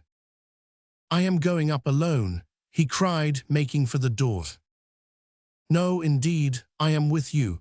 The clergyman hurried after him. And you don't go without me, cried Lord Roxton, limping in the rear. They stood together in the candle-lit, shadow-draped passage. Malone had his hand on the balustrade and his foot on the lower step when it happened. What was it? They could not tell themselves. They only knew that the black shadows at the top of the staircase had thickened, had coalesced, had taken a definite bat-like shape. Great God, they were moving. They were rushing swiftly and noiselessly downwards. Black, black as night, huge, ill-defined, semi-human, and altogether evil and damnable. All three men screamed and blundered for the door. Lord Roxton caught the handle and threw it open. It was too late. The thing was upon them. They were conscious of a warm, glutinous contact, of a purulent smell, of a half-formed, dreadful face, and of entwining limbs. An instant later, all three were lying half-dazed and horrified, hurled outwards on to the gravel of the drive. The door had shut with a crash. Malone whimpered and Roxton swore, but the clergyman was silent as they gathered themselves together, each of them badly shaken and bruised, but with an inward horror which made all bodily ill seem insignificant. There they stood in a little group in the light of the sinking moon, their eyes turned upon the black square of the door. That's enough, said Roxton at last. More than enough, said Malone. I wouldn't enter that house again for anything Fleet Street could offer. Are you hurt? Defiled, degraded. Oh, it was loathsome. Foul, said Roxton. Foul, did you get the reek of it, and the purulent warmth? Malone gave a cry of disgust. Featureless, save for the dreadful eyes, semi-materialized, horrible. What about the lights? Oh, damn the lights, let them burn. I am not going in again. Well, Belchamber can come in the morning. Maybe he is waiting for us now at the inn. Yes, let us go to the inn. Let us get back to humanity. Malone and Roxton turned away, but the clergyman stood fast. He had drawn a crucifix from his pocket. You can go, said he. I am going back. What, into the house? Yes, into the house. Padre, this is madness. It will break your neck. We were all like stuffed dolls in its clutch. Well, let it break my neck. I am going. You are not. Here, Malone, catch hold of him. But it was too late. With a few quick steps, Mr. Mason had reached the door, flung it open, passed in and closed it behind him. As his comrades tried to follow, they heard a creaking clang upon the further side. The Padre had bolted them out. There was a great slit where the letterbox had been. Through it Lord Roxton entreated him to return. Stay there, said the quick, stern voice of the clergyman. I have my work to do. I will come when it is done. A moment later he began to speak. His sweet, homely, affectionate accents rang through the hall. They could only hear snatches outside, bits of prayer, bits of exhortation, bits of kindly greeting. Looking through the narrow opening, Malone could see the straight, dark figure in the candlelight, its back to the door, its face to the shadows of the stair, the crucifix held aloft in its right hand. His voice sank into silence, and then there came one more of the miracles of this eventful night. A voice answered him. It was such a sound as neither of the auditors had heard before, a guttural, rasping, croaking utterance, indescribably menacing. What it said was short, but it was instantly answered by the clergyman, his tone sharpened to a fine edge by emotion. His utterance seemed to be exhortation, and was at once answered by the ominous voice from beyond. Again and yet again came the speech and the answer, sometimes shorter, sometimes longer, varying in every key of pleading, arguing, praying, soothing, and everything save upbraiding. Chilled to the marrow, Roxton and Malone crouched by the door, catching snatches of that inconceivable dialogue. Then, after what seemed a weary time, though it was less than an hour, Mr. Mason, in a loud, full, exultant tone, repeated the Our Father. Was it fancy or echo, or was there really some accompanying voice in the darkness beyond him? A moment later, the light went out in the left-hand window, the bolt was drawn, and the clergyman emerged carrying Lord Roxton's bag. His face looked ghastly in the moonlight, but his manner was brisk and happy. "I think you will find everything here," he said, handing over the bag. Roxton and Malone took him by either arm and hurried him down to the road. "By Jove, you don't give us the slip again," cried the nobleman. "Padre, you should have a row of Victoria Crosses." No, it was my duty. Poor fellow, he needed help so badly. I am but a fellow sinner, and yet I was able to give it." "You did him good." "I humbly hope so. I was but the instrument of the higher forces. The house is haunted no longer," he promised, "but I will not speak of it now. It may be easier in days to come." The landlord and the maids stared at the three adventurers in amazement when, in the chill light of the winter dawn, they presented themselves at the inn once more.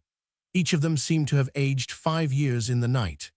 Mr. Mason, with the reaction upon him, threw himself down upon the horsehair sofa in the humble coffee-room and was instantly asleep. "Poor chap, he looks pretty bad," said Malone. Indeed, his white, haggard face and long, limp limbs might have been those of a corpse. "We will get a cup of hot tea into him," Lord Roxton answered, warming his hands at the fire, which the maid had just lit. "By Jove, we shall be none the worse for some ourselves. Well, young fella, we've got what we came for.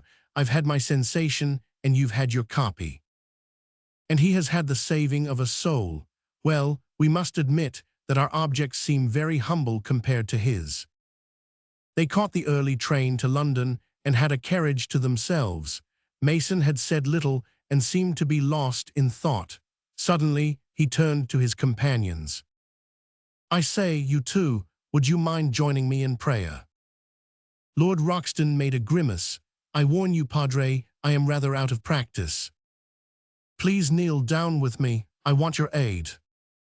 They knelt down, side by side, the Padre in the middle. Malone made a mental note of the prayer. "Father, we are all your children, poor, weak, helpless creatures, swayed by fate and circumstance. I implore you that you will turn eyes of compassion upon the man, Rupert Tremaine, who wandered far from you and is now in the dark. He has sunk deep, very deep, for he had a proud heart which would not soften, and a cruel mind which was filled with hate. But now he would turn to the light, and so I beg help for him and for the woman, Emma, who, for the love of him, has gone down into the darkness. May she raise him, as she had tried to do. May they both break the bonds of evil memory which tie them to earth. May they, for tonight, move up towards that glorious light which sooner or later shines upon even the lowest." They rose from their knees. "That's better," cried the Padre, thumping his chest with his bony hand and breaking out into his expansive, toothsome grin. "What a night! Good Lord, what a night!" Chapter 9, which introduces some very physical phenomena. Malone seemed destined to be entangled in the affairs of the Linden family, for he had hardly seen the last of the unfortunate Tom before he became involved in a very much more unpleasant fashion with his unsavory brother. The episode began by a telephone ring in the morning and the voice of Algernon Maylie at the far end of the wire. "Are you clear for this afternoon?" "At your service." "I say, Malone, you are a hefty man. You played rugger for Ireland, did you not? You don't mind a possible rough and tumble, do you?" Malone grinned over the receiver. "You can count me in. It may really be rather formidable. We shall have possibly to tackle a prizefighter." Righto, said Malone cheerfully. And we want another man for the job. Do you know any fellow who would come along just for the sake of the adventure? If he knows anything about psychic matters, all the better. Malone puzzled for a moment. Then he had an inspiration. There is Roxton, said he. He's not a chicken, but he is a useful man in a row. I think I could get him. He has been keen on your subject since his Dorsetshire experience. Right, bring him along. If he can't come, we shall have to tackle the job ourselves. 41 Belshore Gardens, SW near Earl's Court Station, 3 p.m. Right.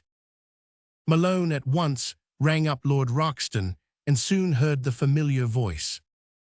What's that, young fella? A scrap? Why, certainly. What? I mean, I had a golf match at Richmond Deer Park, but this sounds more attractive. What? Very good, I'll meet you there. And so it came about that at the hour of 3, Maylie, Lord Roxton and Malone found themselves seated round the fire in the comfortable drawing-room of the barrister. His wife, a sweet and beautiful woman, who was his helpmate in his spiritual as well as in his material life, was there to welcome them. Now, dear, you are not on in this act, said Maylie. You will retire discreetly into the wings. Don't worry if you hear a row. But I do worry, dear. You'll get hurt. Maylie laughed.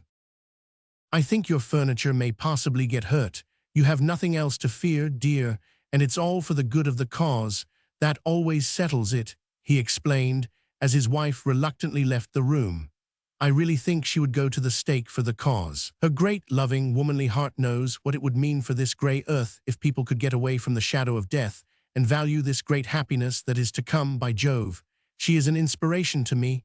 Well, he went on with a laugh, I must not get on to that subject. We have something very different to think of, something as hideous and vile as she is beautiful and good. It concerns Tom Linden's brother. I've heard of the fellow, said Malone. I used to box a bit, and I am still a member of the NSC. Silas Linden was very nearly champion in the welters. That's the man. He is out of a job and thought he would take up mediumship. Naturally, I and other spiritualists took him seriously, for we all love his brother, and these powers often run in families, so that his claim seemed reasonable. So we gave him a trial last night. Well, what happened? I suspected the fellow from the first. You understand that it is hardly possible for a medium to deceive an experienced spiritualist. When there is deception, it is at the expense of outsiders. I watched him carefully from the first, and I seated myself near the cabinet. Presently he emerged clad in white. I broke the contact by prearrangement with my wife who sat next me, and I felt him as he passed me. He was, of course, in white. I had a pair of scissors in my pocket, and I snipped off a bit from the edge. Maylie drew a triangular piece of linen from his pocket. There it is, you see, very ordinary linen. I have no doubt the fellow was wearing his nightgown. Why did you not have a show up at once? Asked Lord Roxton. There were several ladies there, and I was the only really able-bodied man in the room. Well, what do you propose? I have appointed that he come here at 3:30. He is due now. Unless he has noticed the small cut in his linen, I don't think he has any suspicion why I want him. What will you do? Well, that depends on him. We have to stop him at any cost. That is the way our cause gets bemired. Some villain who knows nothing about it comes into it for money, and so the labors of honest mediums get discounted. The public very naturally brackets them all together. With your help, I can talk to this fellow on equal terms, which I certainly could not do if I were alone. By Jove, here he is. There was a heavy step outside. The door was opened, and Silas Linden, fake medium and ex-prizefighter, walked in. His small piggy grey eyes under their shaggy brows looked round with suspicion at the three men. Then he forced a smile and nodded to Maylie. Good day, Mr. Maylie. We had a good evening last night, had we not? Sit down, Linden, said Maylie, indicating a chair. It's about last night that I want to talk to you. You cheated us. Silas Linden's heavy face flushed red with anger. What's that? He cried sharply. You cheated us. You dressed up and pretended to be a spirit. You are a damned liar, cried Linden. I did nothing of the sort.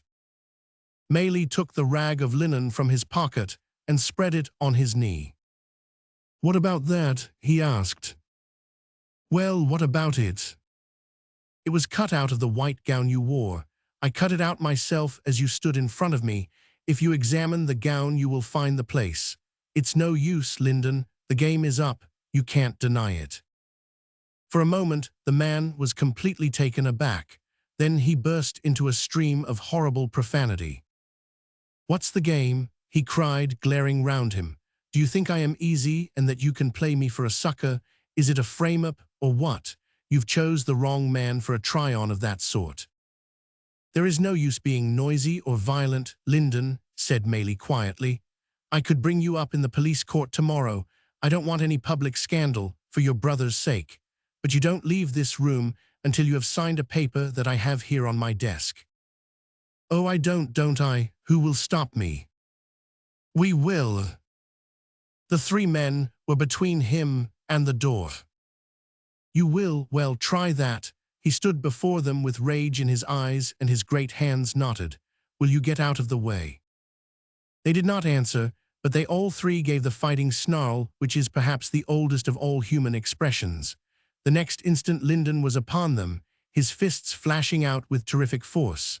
Maley, who had boxed in his youth, stopped one blow, but the next beat in his guard, and he fell with a crash against the door. Lord Roxton was hurled to one side, but Malone, with a footballer's instinct, ducked his head and caught the prizefighter round the knees. If a man is too good for you on his feet, then put him on his back, for he cannot be scientific there. Over went Lyndon, crashing through an armchair before he reached the ground. He staggered to one knee and got in a short jolt to the chin, but Malone had him down again, and Roxton's bony hand had closed upon his throat. Silas Lyndon had a yellow streak in him, and he was cowed. Let up, he cried. That's enough. He lay now spread-eagled upon his back. Malone and Roxton were bending over him. Maley had gathered himself together, pale and shaken after his fall. I'm all right, he cried, in answer to a feminine voice at the other side of the door. No, not yet, dear, but we shall soon be ready for you. Now, Lyndon, there's no need for you to get up, for you can talk very nicely where you are. You've got to sign this paper before you leave the room. What is the paper? Croaked Lyndon, as Roxton's grip upon his throat relaxed. I'll read it to you. Maley took it from the desk and read aloud. I, Silas Lyndon, hereby admit that I have acted as a rogue and a scoundrel by simulating to be a spirit, and I swear that I will never again in my life pretend to be a medium.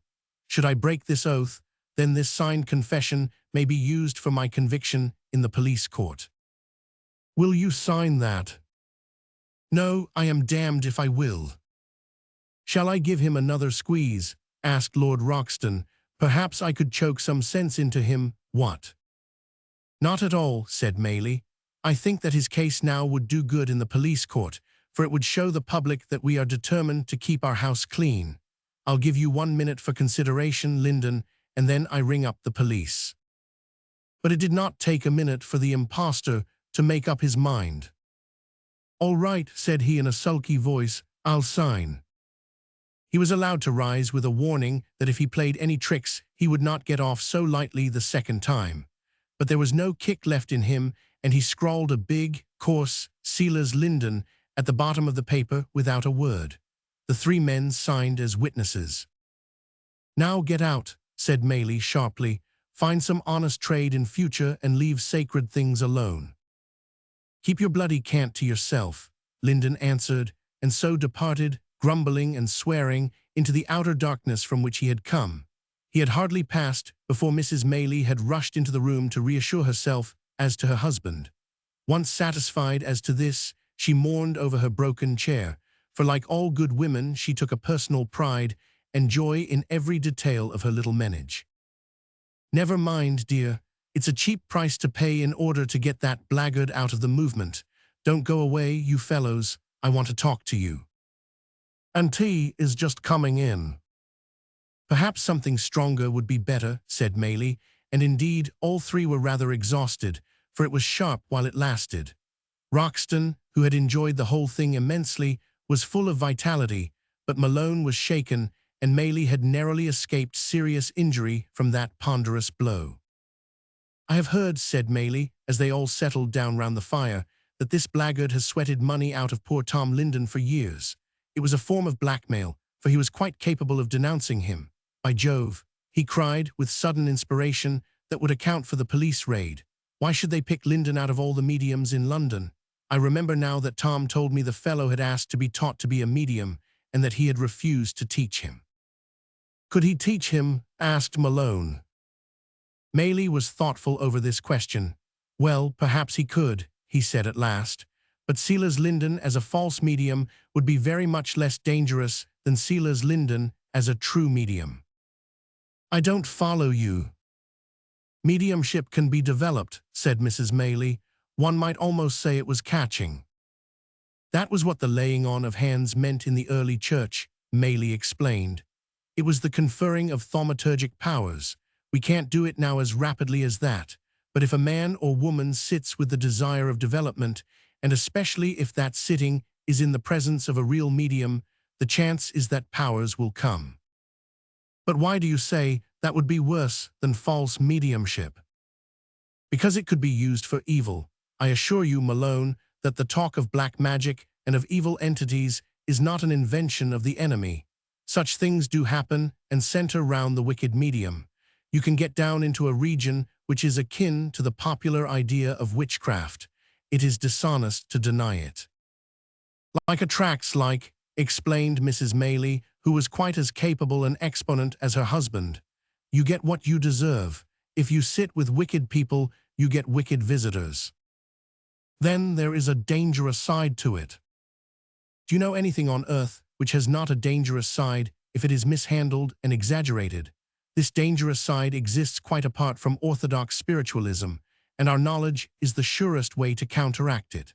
I believe that the witchcraft of the Middle Ages was a very real thing, and that the best way to meet such practices is to cultivate the higher powers of the spirit. To leave the thing entirely alone is to abandon the field to the forces of evil." Lord Roxton interposed in an unexpected way.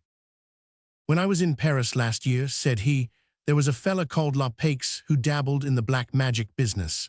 He held circles and the like.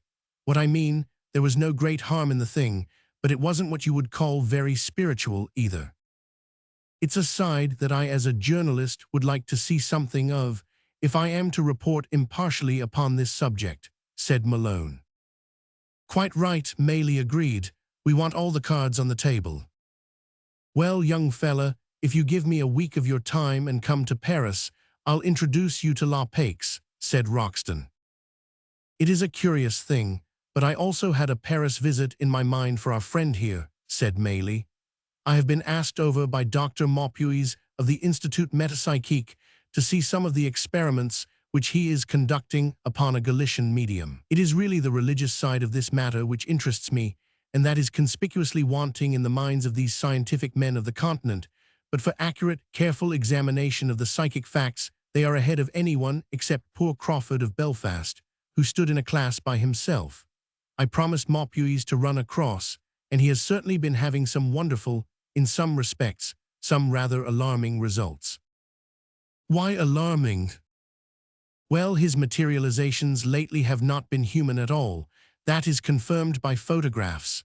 I won't say more, for it is best that, if you go, you should approach it with an open mind." "I shall certainly go," said Malone. "I am sure my chief would wish it." Tea had arrived to interrupt the conversation in the irritating way that our bodily needs intrude upon our higher pursuits. But Malone was too keen to be thrown off his scent. "You speak of these evil forces. Have you ever come in contact with them?" Maylie looked at his wife and smiled. "Continually," he said. "It is part of our job. We specialize on it."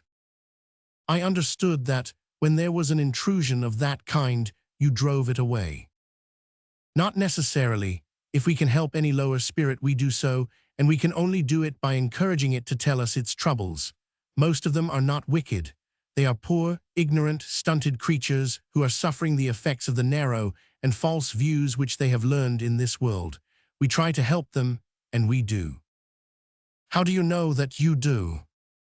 Because they report to us afterwards and register their progress. Such methods are often used by our people. They are called rescue circles. I have heard of rescue circles. Where could I attend one? This thing attracts me more and more. Fresh gulfs seem always opening. I would take it as a great favor if you would help me to see this fresh side of it. Maylie became thoughtful. We don't want to make a spectacle of these poor creatures. On the other hand, though we can hardly claim you yet as a spiritualist, you have treated the subject with some understanding and sympathy. He looked inquiringly at his wife, who smiled and nodded. Ah, you have permission.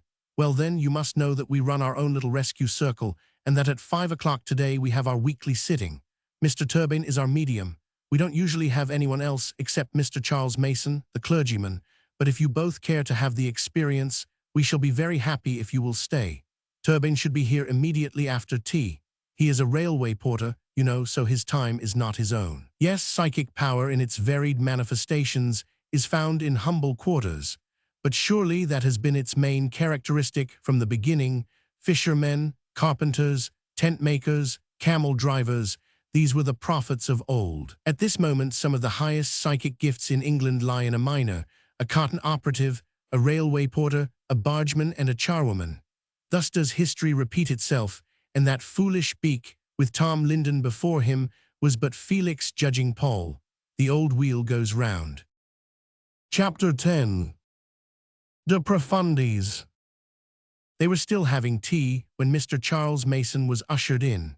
Nothing draws people together into such intimate soul-to-soul relationship as psychic quest, and thus it was that Roxton and Malone, who had only known him in the one episode, felt more near to this man than to others with whom they had associated for years. This close, vital comradeship is one of the outstanding features of such communion. When his loosely built, straggling, lean, clerical figure appeared, with that gaunt, worn face illuminated by its human grin and dignified by its earnest eyes, through the doorway, they both felt as if an old friend had entered. His own greeting was equally cordial. Still exploring, he cried, as he shook them by the hand, "We will hope your new experiences will not be so nerve-wracking as our last." "By Jove, Padre," said Roxton, "I've worn out the brim of my hat taking it off to you since then." "Why, what did he do?" asked Mrs. Maylie. "No, no," cried Mason. "I tried in my poor way to guide a darkened soul. Let us leave it at that. But that is exactly what we are here for now, and what these dear people do every week of their lives. It was from Mr. Maylie here that I learned how to attempt it." "Well, certainly we have plenty of practice," said Maylie. "You have seen enough of it, Mason, to know that." "But I can't get the focus of this at all," cried Malone. "Could you clear my mind a little on the point? I accept for the moment your hypothesis that we are surrounded by material earthbound spirits who find themselves under strange conditions which they don't understand, and who want counsel and guidance. That more or less expresses it, does it not?" The Maylies both nodded their agreement. "Well, their dead friends and relatives are presumably on the other side and cognizant of their benighted condition. They know the truth. Could they not minister to the wants of these afflicted ones far better than we can?" "It is a most natural question," Maylie answered. "Of course we put that objection to them, and we can only accept their answer. They appear to be actually anchored to the surface of this earth, too heavy and gross to rise. The others are presumably on a spiritual level and far separated from them. They explain that they are much nearer to us and that they are cognizant of us, but not of anything higher. Therefore it is we who can reach them best. There was one poor dear dark soul. My wife loves everybody and everything," Maylie explained. "She is capable of talking of the poor dear devil." "Well, surely they are to be pitied and loved," cried the lady.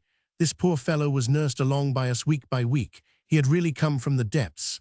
Then one day he cried in rapture, 'My mother has come, my mother is here.' We naturally said, 'But why did she not come before?' 'How could she,' said he, 'when I was in so dark a place that she could not see me?'" "That's very well," said Malone, "but so far as I can follow your methods, it is some guide or control or higher spirit who regulates the whole matter and brings the sufferer to you. If he can be cognizant, one would think other higher spirits could also be. No, for it is his particular mission, said Maylie, to show how marked the divisions are. I can remember one occasion when we had a dark soul here. Our own people came through and did not know he was there until we called their attention to it. When we said to the dark soul, "Don't you see our friends beside you?" he answered, "I can see a light but nothing else." At this point, the conversation was interrupted by the arrival of Mr. John Turbin from Victoria Station, where his mundane duties lay. He was dressed now in civil garb, and appeared as a pale, sad-faced, clean-shaven, plump-featured man with dreamy, thoughtful eyes, but no other indication of the remarkable uses to which he was put. "Have you my record?" was his first question. Mrs. Maylie, smiling, handed him an envelope. "We kept it all ready for you, but you can read it at home. You see," she explained, "poor Mr. Turbin is in trance and knows nothing of the wonderful work of which he is the instrument, so after each sitting my husband and I draw up an account for him." "Very much astonished I am when I read it," said Turbin. "And very proud, I should think," added Mason. "Well, I don't know about that," Turbin answered humbly. "I don't see that the tool need be proud because the worker happens to use it, yet it is a privilege, of course." "Good old Turbin," said Maylie, laying his hand affectionately on the railwayman's shoulder. "The better the medium, the more unselfish. That is my experience. The whole conception of a medium is one who gives himself up for the use of others, and that is incompatible with selfishness. Well, I suppose we had better get to work, or Mr. Chang will scold us." "Who is he?" asked Malone. "Oh, you will soon make the acquaintance of Mr. Chang. We need not sit round the table. A semicircle round the fire does very well. Lights half down, that is all right. You'll make yourself comfortable, Turbin, snuggle among the cushions." The medium was in the corner of a comfortable sofa and had fallen at once into a doze. Both Maylie and Malone sat with notebooks upon their knees, awaiting developments. They were not long in coming. Turbin suddenly sat up, his dreamy self transformed into a very alert and masterful individuality. A subtle change had passed over his face. An ambiguous smile fluttered upon his lips. His eyes seemed more oblique and less open, his face projected. The two hands were thrust into the sleeves of his blue lounge jacket. "Good evening," said he, speaking crisply and in short staccato sentences. "New faces, who these?" "Good evening, Chang," said the master of the house. "You know Mr. Mason. This is Mr. Malone, who studies our subject. This is Lord Roxton, who has helped me today." As each name was mentioned, Turbin made a sweeping oriental gesture of greeting, bringing his hand down from his forehead. His whole bearing was superbly dignified and very different from the humble little man who had sat down a few minutes before. "Lord Roxton," he repeated. "An English milord. I knew Lord Macquart. No, I cannot say it. Alas, I called him foreign devil then. Chang too had much to learn." "He is speaking of Lord Macartney. That would be over 100 years ago. Chang was a great living philosopher then," Maylie explained. "Not lose time," cried the control. "Much to do today, crowd waiting, some new, some old. I gather strange folk in my net. Now I go." He sank back among the cushions. A minute elapsed, then he suddenly sat up. "I want to thank you," he said, speaking perfect English. "I came 2 weeks ago. I have thought over all you said. The path is lighter." "Were you the spirit who did not believe in God?" Yes, I said so in my anger. I was so weary, so weary. Oh, the time, the endless time, the grey mist, the heavy weight of remorse, hopeless, hopeless. And you brought me comfort, you and this great Chinese spirit. You gave me the first kind words I have had since I died." "When was it that you died?" "Oh, it seems an eternity. We do not measure as you do. It is a long, horrible dream without change or break." "Who was king in England?" "Victoria was queen. I had attuned my mind to matter, and so it clung to matter. I did not believe in a future life. Now I know that I was all wrong, but I could not adapt my mind to new conditions." Is it bad where you are?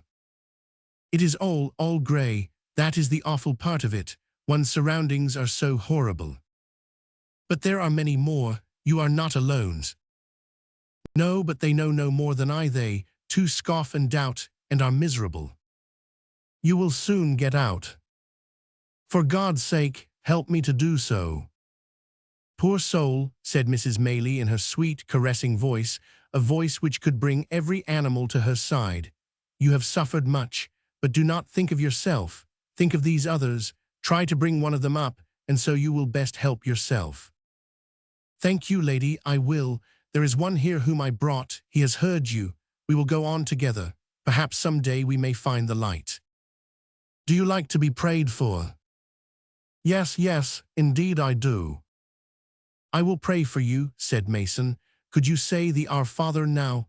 He uttered the old universal prayer, but before he had finished, Turbine had collapsed again among the cushions. He sat up again as Chang. He come on well, said the control. He give up time for others who wait. That is good. Now I have hard case. Ow. He gave a comical cry of disapprobation and sank back. Next moment he was up, his face long and solemn, his hands palm to palm. What is this? He asked in a precise and affected voice. I am at a loss to know what right this Chinese person has to summon me here. Perhaps you can enlighten me. It is that we may perhaps help you. When I desire help, sir, I ask for it. At present I do not desire it. The whole proceeding seems to me to be a very great liberty. So far as this Chinaman can explain it, I gather that I am the involuntary spectator of some sort of religious service. We are a spiritualistic circle. A most pernicious sect, a most blasphemous proceeding. As a humble parish priest, I protest against such desecrations. You are held back, friend, by those narrow views. It is you who suffer. We want to relieve you. Suffer? What do you mean, sir? You realize that you have passed over. You are talking nonsense. Do you realize that you are dead? How can I be dead when I am talking to you? Because you are using this man's body. I have certainly wandered into an asylum. Yes, an asylum for bad cases. I fear you are one of them. Are you happy where you are? Happy? No, sir. My present surroundings are perfectly inexplicable to me. Have you any recollection of being ill? I was very ill indeed. So ill that you died. You are certainly out of your senses. How do you know you are not dead? Sir, I must give you some religious instruction. When one dies and has led an honorable life, one assumes a glorified body and one associates with the angels. I am now in exactly the same body as in life, and I am in a very dull, drab place. Such companions as I have are not such as I have been accustomed to associate with in life, and certainly no one could describe them as angels. Therefore your absurd conjecture may be dismissed. Do not continue to deceive yourself. We wish to help you. You can never progress until you realize your position. Really, you try my patience too far, have I not said? The medium fell back among the cushions. An instant later, the Chinese control, with his whimsical smile and his hands tucked away in his sleeves, was talking to the circle. He good man, fool man, learn sense soon. Bring him again, not waste more time. Oh my God, help, mercy, help. He had fallen full length upon the sofa, face upwards, and his cries were so terrible that the little audience all sprang to their feet. A saw, fetch a saw, yelled the medium. His voice sank into a moan. Even Maylie was agitated. The rest were horrified. Someone has obsessed him. I can't understand it. It may be some strong, evil entity. Shall I speak to him? Asked Mason. Wait a moment, let it develop. We shall soon see. The medium writhed in agony. Oh my God, why don't you fetch a saw? He cried. It's here across my breastbone. It is cracking, I feel it. Hawkin, pull me from under. Hawkin, push up the beam. No, that's worse. And it's on fire. Oh, horrible, horrible. His cries were blood-curdling. They were all chilled with horror. Then, in an instant, the Chinaman was blinking at them with his slanting eyes. "What you think of that, Mr. Maley?" "It was terrible, Chang. What was it?" It was for him, nodding towards Malone. "He want newspaper story, I give him newspaper story, he will understand.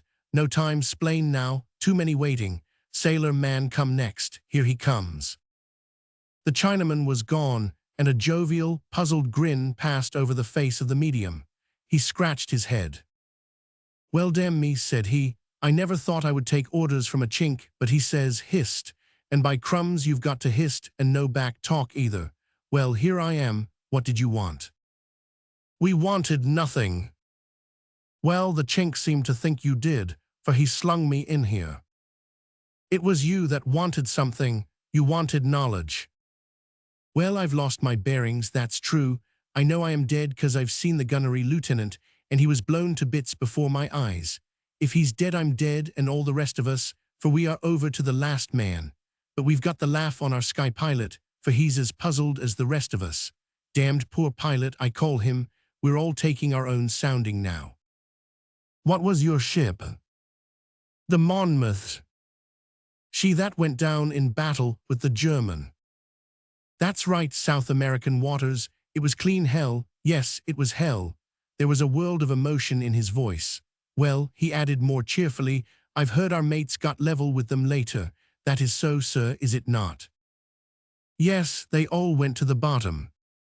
We've seen nothing of them this side. Just as well, maybe, we don't forget nothing." "But you must," said Maley. "That's what is the matter with you. That is why the Chinese control brought you through. We are here to teach you. Carry our message to your mates." "Bless your heart, sir, they are all here behind me." "Well then, I tell you and them that the time for hard thoughts and worldly strife is over. Your faces are to be turned forward, not back.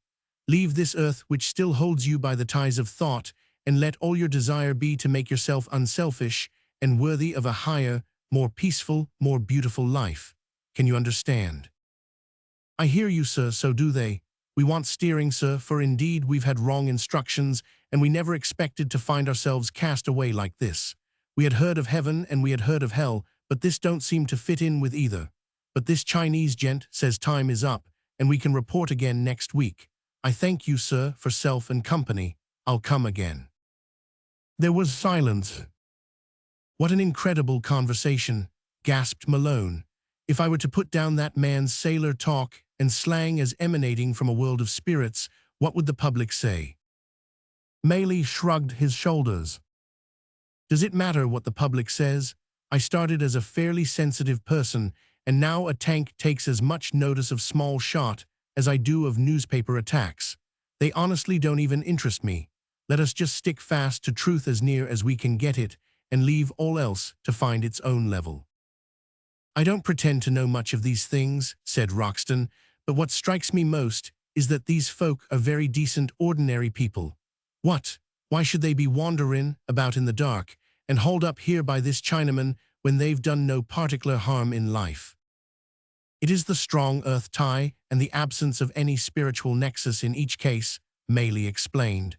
"Here is a clergyman with his mind entangled with formulas and ritual. Here is a materialist who has deliberately attuned himself to matter. Here is a seaman brooding over revengeful thoughts. They are there by the million. "Where?" asked Malone. "Here," Maley answered. "Actually on the surface of the earth.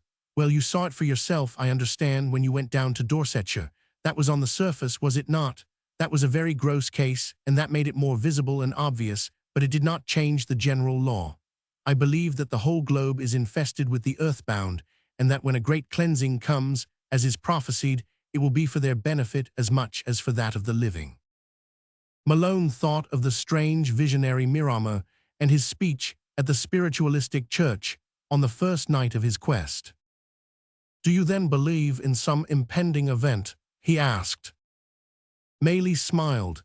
"That is rather a large subject to open up," he said. "I believe, but here is Mr. Chang again." The control joined in the conversation. "I heard you, I sit and listen," said he. "You speak now of what is to come. Let it be, let it be. The time is not yet. You will be told when it is good that you know. Remember this, all is best. Whatever come, all is best. God makes no mistakes. Now others here who wish your help, I leave you. Several spirits came through in quick succession. One was an architect who said that he had lived at Bristol. He had not been an evil man, but had simply banished all thoughts of the future. Now he was in the dark and needed guidance. Another had lived in Birmingham. He was an educated man, but a materialist. He refused to accept the assurances of Maylie and was by no means convinced that he was really dead. Then came a very noisy and violent man of a crudely religious and narrowly intolerant type, who spoke repeatedly of the blood. "What is this ribald nonsense?" he asked several times. "It is not nonsense. We are here to help," said Maylie. "Who wants to be helped by the devil? Is it likely that the devil would wish to help souls in trouble? It is part of his deceit. I tell you it is of the devil. Be warned, I will take no further part in it." The placid, whimsical Chinaman was back like a flash. "Good man, foolish man," he repeated once more. "Plenty time, he learn better some day. Now I bring bad case, very bad case. Ow." He reclined his head in the cushion and did not raise it as the voice, a feminine voice, broke out.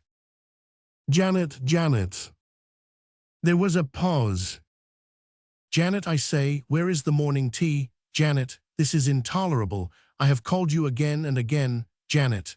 The figure sat up, blinking and rubbing his eyes. "What is this?" cried the voice. "Who are you? What right have you here? Are you aware that this is my house?" "No, friend, this is my house." "Your house? How can it be your house when this is my bedroom? Go away this moment." "No, friend, you do not understand your position. I will have you put out." "What insolence! Janet, Janet, will no one look after me this morning?" "Look round you, lady. Is this your bedroom?" Turbine looked round with a wild stare. "It is a room I never saw in my life. Where am I? What is the meaning of it? You look like a kind lady. Tell me, for God's sake, what is the meaning of it? Oh, I am so terrified, so terrified. Where are John and Janet?" "What do you last remember?" "I remember speaking severely to Janet. She is my maid, you know. She has become so very careless. Yes, I was very angry with her. I was so angry that I was ill. I went to bed feeling very ill. They told me that I should not get excited. How can one help getting excited? Yes, I remember being breathless. That was after the light was out. I tried to call Janet, but why should I be in another room?" "You passed over in the night." "Passed over? Do you mean I died?" "Yes, lady, you died." There was a long silence. Then there came a shrill scream. "No, no, no, it is a dream, a nightmare. Wake me, wake me. How can I be dead? I was not ready to die. I never thought of such a thing. If I am dead, why am I not in heaven or hell? What is this room? This room is a real room." "Yes, lady, you have been brought here and allowed to use this man's body." "A man," she convulsively felt the coat and passed her hand over the face. "Yes, it is a man. Oh, I am dead, I am dead. What shall I do?" "You are here that we may explain to you. You have been, I judge, a worldly woman, a society woman. You have lived always for material things." "I went to church. I was at St. Saviour's every Sunday." "That is nothing. It is the inner daily life that counts. You were material. Now you are held down to the world. When you leave this man's body, you will be in your own body once more and in your old surroundings. But no one will see you. You will remain there unable to show yourself. Your body of flesh will be buried. You will still persist, the same as ever." "What am I to do? Oh, what can I do?" "You will take what comes in a good spirit and understand that it is for your cleansing. We only clear ourselves of matter by suffering. All will be well. We will pray for you." "Oh, do, oh, I need it so, oh my God." The voice trailed away. "Bad case," said the Chinaman, sitting up. "Selfish woman, bad woman, live for pleasure, hard on those around her, she have much to suffer. But you put her feet on the path. Now my medium tired, plenty waiting, but no more today." "Have we done good, Chang?" "Plenty good, plenty good." Where are all these people, Chang? I tell you before. Yes, but I want these gentlemen to hear. 7 spheres round the world, heaviest below, lightest above. First sphere is on the earth. These people belong to that sphere. Each sphere is separate from the other. Therefore, it is easier for you to speak with these people than for those in any other sphere. And easier for them to speak to us. Yes, that's why you should be plenty careful when you do not know to whom you talk. Try the spirits. What sphere do you belong to, Chang? I came from number 4 sphere. Which is the first, really happy sphere? Number 3, Summerland. Bible book called it the 3rd heaven, plenty sense in Bible book, but people do not understand. And the 7th heaven. Ah, that is where the Christs are, all come there at last, you, me, everybody.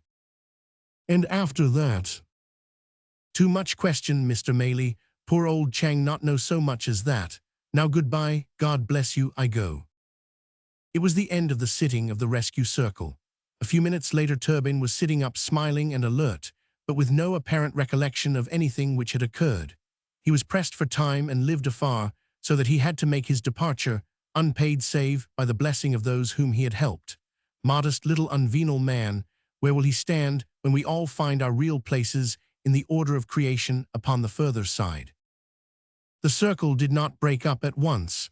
The visitors wanted to talk and the Maleys to listen. What I mean, said Roxton, it's deuced interesting and all that, but there is a sort of variety show element in it. What? Difficult to be sure it's really real, if you take what I mean. That is what I feel also, said Malone.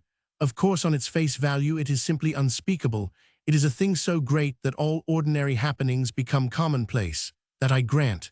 But the human mind is very strange. I've read the case Morton Prince examined, and Miss Beauchamp and the rest, also the results of Charcot, the great Nancy hypnotic school. They could turn a man into anything. The mind seems to be like a rope which can be unraveled into its various threads. Then each thread is a different personality which may take dramatic form and act and speak as such. That man is honest, and he could not normally produce these effects. But how do we know that he is not self-hypnotized, and that under those conditions one strand of him becomes Mr. Chang, and another becomes a sailor, and another a society lady, and so forth? Maley laughed. Every man his own Cinquevalli, said he, but it is a rational objection and has to be met. We have traced some of the cases, said Mrs. Maley. There is not a doubt of it, names, addresses, everything. Well, then we have to consider the question of Turbine's normal knowledge. How can you possibly know what he has learned? I should think a railway guard is particularly able to pick up such information. You have seen one sitting, Maley answered. If you had been present at as many as we and noted the cumulative effect of the evidence, you would not be skeptical. That is very possible, Malone answered, and I dare say my doubts are very annoying to you, and yet one is bound to be brutally honest in a case like this. Anyhow, whatever the ultimate cause, I have seldom spent so thrilling an hour. Heavens, if it only is true, and if you had 1,000 circles instead of one, what regeneration would result? That will come, said Maley in his patient, determined fashion. We shall live to see it. I am sorry the thing has not forced conviction upon you, however, you must come again. But it so chanced that a further experience became unnecessary. Conviction came in a full flood and in a strange fashion that very evening. Malone had hardly got back to the office and was seated at his desk drawing up some sort of account from his notes of all that had happened in the afternoon, when Maley burst into the room, his yellow beard bristling with excitement. He was waving an evening news in his hand. Without a word, he seated himself beside Malone and turned the paper over. Then he began to read. Accident in the city. This afternoon, shortly after 5 o'clock, an old house, said to date from the 15th century, suddenly collapsed. It was situated between Lesser Culman Street and Elliott Square, and next door to the Veterinary Society's headquarters. Some preliminary crackings warned the occupants, and most of them had time to escape.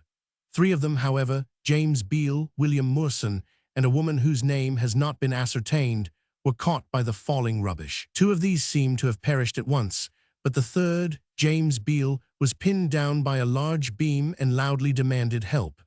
A saw was brought, and one of the occupants of the house, Samuel Hawken, showed great gallantry in an attempt to free the unfortunate man. Whilst he was sawing the beam, however, a fire broke out among the debris around him, and though he persevered most manfully and continued until he was himself badly scorched, it was impossible for him to save Beale, who probably died from suffocation.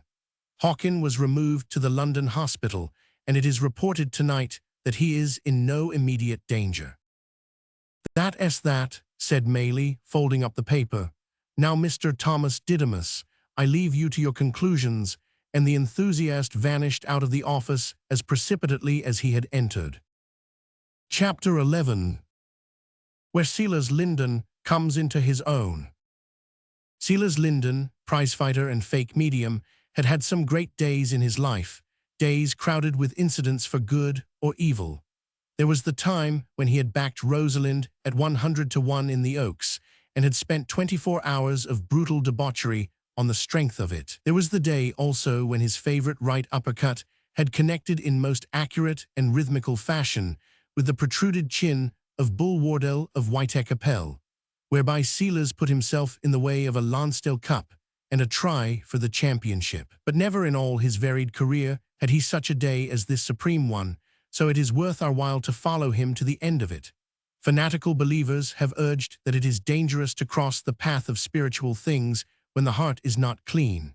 Silas Linden's name might be added to their list of examples, but his cup of sin was full and overflowing before the judgment fell. He emerged from the room of Algernon Maylie with every reason to know that Lord Roxton's grip was as muscular as ever. In the excitement of the struggle, he had hardly realized his injuries, but now he stood outside the door with his hand to his bruised throat and a hoarse stream of oaths pouring through it. His breast was aching also where Malone had planted his knee, and even the successful blow which had struck Maylie down had brought retribution, for it had jarred that injured hand of which he had complained to his brother. Altogether, if Silas Linden was in a most cursed temper, there was a very good reason for his mood. "I'll get you one at a time," he growled, looking back with his angry pig's eyes at the outer door of the flats. "You wait, my lads, and see." Then with sudden purpose he swung off down the street. It was to the Bardsley Square police station that he made his way, and he found the jovial, rubicund, black-mustached Inspector Murphy seated at his desk. "Well, what do you want?" asked the inspector in no very friendly voice. "I hear you got that medium right and proper." "Yes, we did. I learn he was your brother." "That's neither here nor there. I don't hold with such things in any man, but you got your conviction. What is there for me in it?" "Not a shilling." "What, wasn't it I that gave the information? Where would you have been if I had not given you the office?" "If there had been a fine we might have allowed you something. We would have got something too. Mr. Melrose sent him to jail. There is nothing for anybody." "So you say, I'm damned sure you and those two women got something out of it. Why the hell should I give away my own brother for the sake of the likes of you? You'll find your own bird next time." Murphy was a choleric man with a sense of his own importance. He was not to be bearded thus in his own seat of office. He rose with a very red face. "I'll tell you what, Silas Linden, I could find my own bird and never move out of this room. You had best get out of this quick, or you may chance to stay here longer than you like. We've had complaints of your treatment of those two children of yours, and the children's protection folk are taking an interest. Look out that we don't take an interest too." Silas Linden flung out of the room with his temper hotter than ever, and a couple of rum and waters on his way home did not help to appease him. On the contrary, he had always been a man who grew more dangerous in his cups. There were many of his trade who refused to drink with him. Silas lived in one of a row of small brick houses named Bolton's Court, lying at the back of Tottenham Court Road. His was the end house of a cul-de-sac, with the side wall of a huge brewery beyond. These dwellings were very small, which was probably the reason why the inhabitants, both adults and children, spent most of their time in the street. Several of the elders were out now, and as Silas passed under the solitary lamp-post, They scowled at his thick-set figure, for though the morality of Bolton's court was of no high order, it was nonetheless graduated, and Sela's was at 0. A tall Jewish woman, Rebecca Levi, thin, aquiline, and fierce-eyed, lived next to the prizefighter. She was standing at her door now, with a child holding her apron. "Mr. Linden," she said as he passed, "them children of yours want more care than they get. Little Margaret was in here today. That child don't get enough to eat." "You mind your own business, curse you," growled Selas. "I've told you before now not to push that long, sheeny beak of yours into my affairs. If you was a man, I'd know better how to speak to you." "If I was a man, maybe you wouldn't dare to speak to me so. I says it's a shame, Selas Linden, the way them children is treated. If it's a police court case, I'll know what to say." "Oh, go to hell," said Selas, and kicked open his own unlatched door. A big, frowsy woman with a shock of dyed hair and some remains of a florid beauty, now long overripe, looked out from the sitting-room door. "Oh, it's you, is it?" said she. "Who did you think it was? The Duke of Wellington." "I thought it was a mad bullock maybe got strayin' down the lane and buttin' down our door." "Funny, ain't you?" "Maybe I am, but I hain't got much to be funny about. Not a shillin' in the ooze, nor so much as a pint o' beer, and these damned children of yours for ever upsettin' me." "What have they been doin' of?" asked Selas with a scowl. When this worthy pair could get no change out of each other, they usually united their forces against the children. He had entered the sitting-room and flung himself down in the wooden armchair. "They've been seein' number 1 again." "How d'ye know that?" "I 'eard I say somethin' to 'er about it. Mother was there, 'e says, then afterwards 'e 'ad one o' them sleepy fits." "It's in the family." "Yes, it is," retorted the woman. "If you 'adn't sleepy fits, you'd get some work to do, like other men." "Oh, shut it, woman. What I mean is that my brother Tom gets them fits, and this lad o' mine is said to be the livin' image of his uncle. So he had a trance, had he? What did you do?" The woman gave an evil grin. "I did what you did." "What, the sealin' wax again?" "Not much of it, just enough to wake I.M. It's the only way to break I.M. of it." Selas shrugged his shoulders. "Ave a care, my lass. There is talk of the police, and if they see those burns, you and I may be in the dock together." "Selas Linden, you are a fool. Can't a parent see-wrecked his own child?" "Yes, but it ain't your own child, and stepmothers has a bad name, see? There's that Jew woman next door. She saw you when you took the clothes rope to little Marjorie last washin' day. She spoke to me about it, and again today about the food." "What's the matter with the food? The greedy little bastards. They had a hunch of bread each when I 'ad my dinner. A bit of real starvin' would do them no 'arm, and I would 'ave less sauce." "What, has Willie sauced you?" "Yes, when he woke up. After you dropped the hot sealin' wax on him." "Well, I did it for his good, didn't I? It was to cure I.M. of a bad habit." "What did he say?" "Cursed me good and proper, he did. All about his mother, what his mother would do to me. I'm damn well sick of his mother." "Don't say too much about Amy. She was a good woman." "So you say now, Selas Linden, but by all accounts you 'ad a queer way of showing it when she was alive." "Hold your jaw, woman. I've had enough to vex me today without you startin' your tantrums. You're jealous of the grave, that's what's the matter with you. And brats can insult me as they like, me that has cared for you these 5 years. "No, I didn't say that. If he insulted you, it's up to me to deal with him. Where's that strap? Go fetch him in."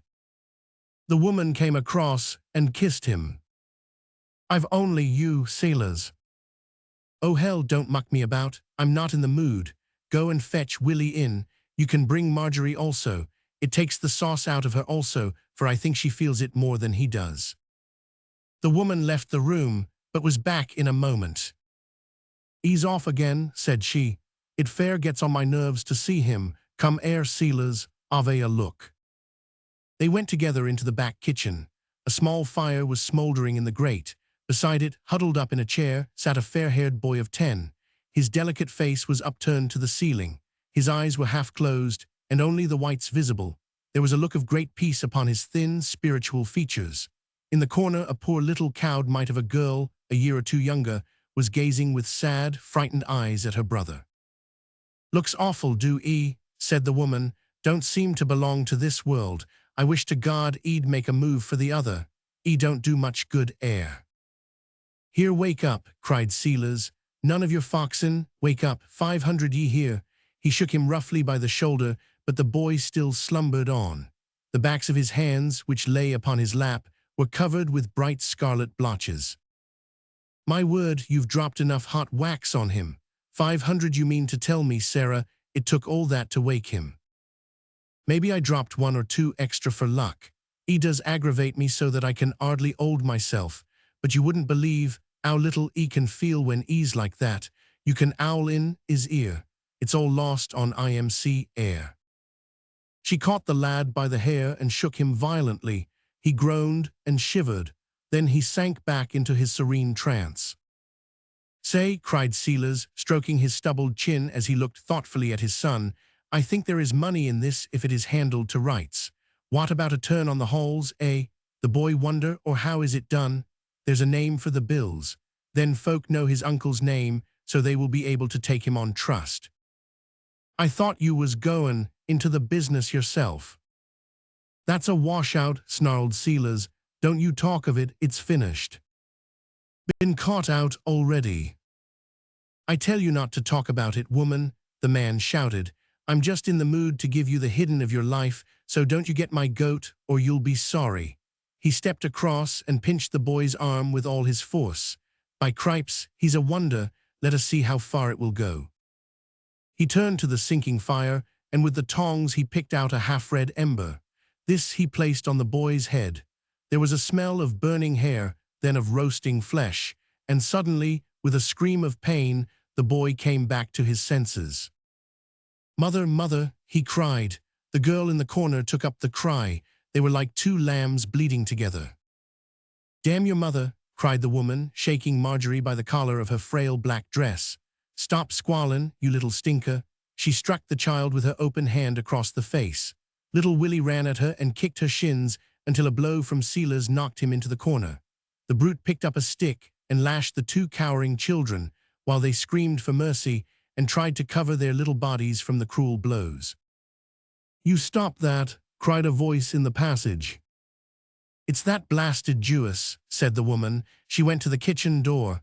"What the 'ell are you doing in our ooze? Op it quick, or it will be the worse for you." If I hear them children cry out once more, I'm off for the police. "Get out of it, op it, I tell you." The frowsy stepmother bore down in full sail, but the lean, lank Jewess stood her ground. Next instant they met. Mrs. Sealers Linden screamed and staggered back with blood running down her face where 4 nails had left as many red furrows. Sealers, with an oath, pushed his wife out of the way, seized the intruder round the waist, and slung her bodily through the door. She lay in the roadway, with her long gaunt limbs sprawling about like some half-slain fowl. Without rising, she shook her clenched hands in the air and screamed curses at Sealers, who slammed the door and left her, while neighbors ran from all sides to hear particulars of the fray. Mrs. Linden, staring through the front blind, saw with some relief that her enemy was able to rise and to limp back to her own door, whence she could be heard delivering a long, shrill harangue as to her wrongs. The wrongs of a Jew are not lightly forgotten, for the race can both love and hate. "She's all right, Sealers. I thought maybe you 'ad killed her." "It's what she wants, the damned canting sheeny. It's bad enough to have her in the street without her daring to set foot inside my door. I'll cut the hide off that young Willie. He's the cause of it all. Where is he?" They ran up to their room. I heard them lock the doors. "A lot of good that will do them." "I wouldn't touch 'em now, Sealers. The neighbors is all up and about, and we needn't ask for trouble." "You're right," he grumbled. "It will keep till I come back." "Where are you goin'?" "Down to the Admiral Vernon. There's a chance of a job as sparring partner to Long Davis. He goes into training on Monday, and needs a man of my weight. Well, I'll expect you when I see you. I get too much of that pub of yours. I know what the Admiral Vernon means. It means the only place in God's earth where I get any peace or rest, said Sealers. A fat lot I get, or ever Ave ad since I married you. That's right, grouse away, he growled. If grousing made a man happy, you'd be the champion. He picked up his hat and slouched off down the street, his heavy tread resounding upon the great wooden flap which covered the cellars of the brewery. Up in a dingy attic, two little figures were seated on the side of a wretched straw-stuffed bed, their arms enlacing each other, their cheeks touching, their tears mingling.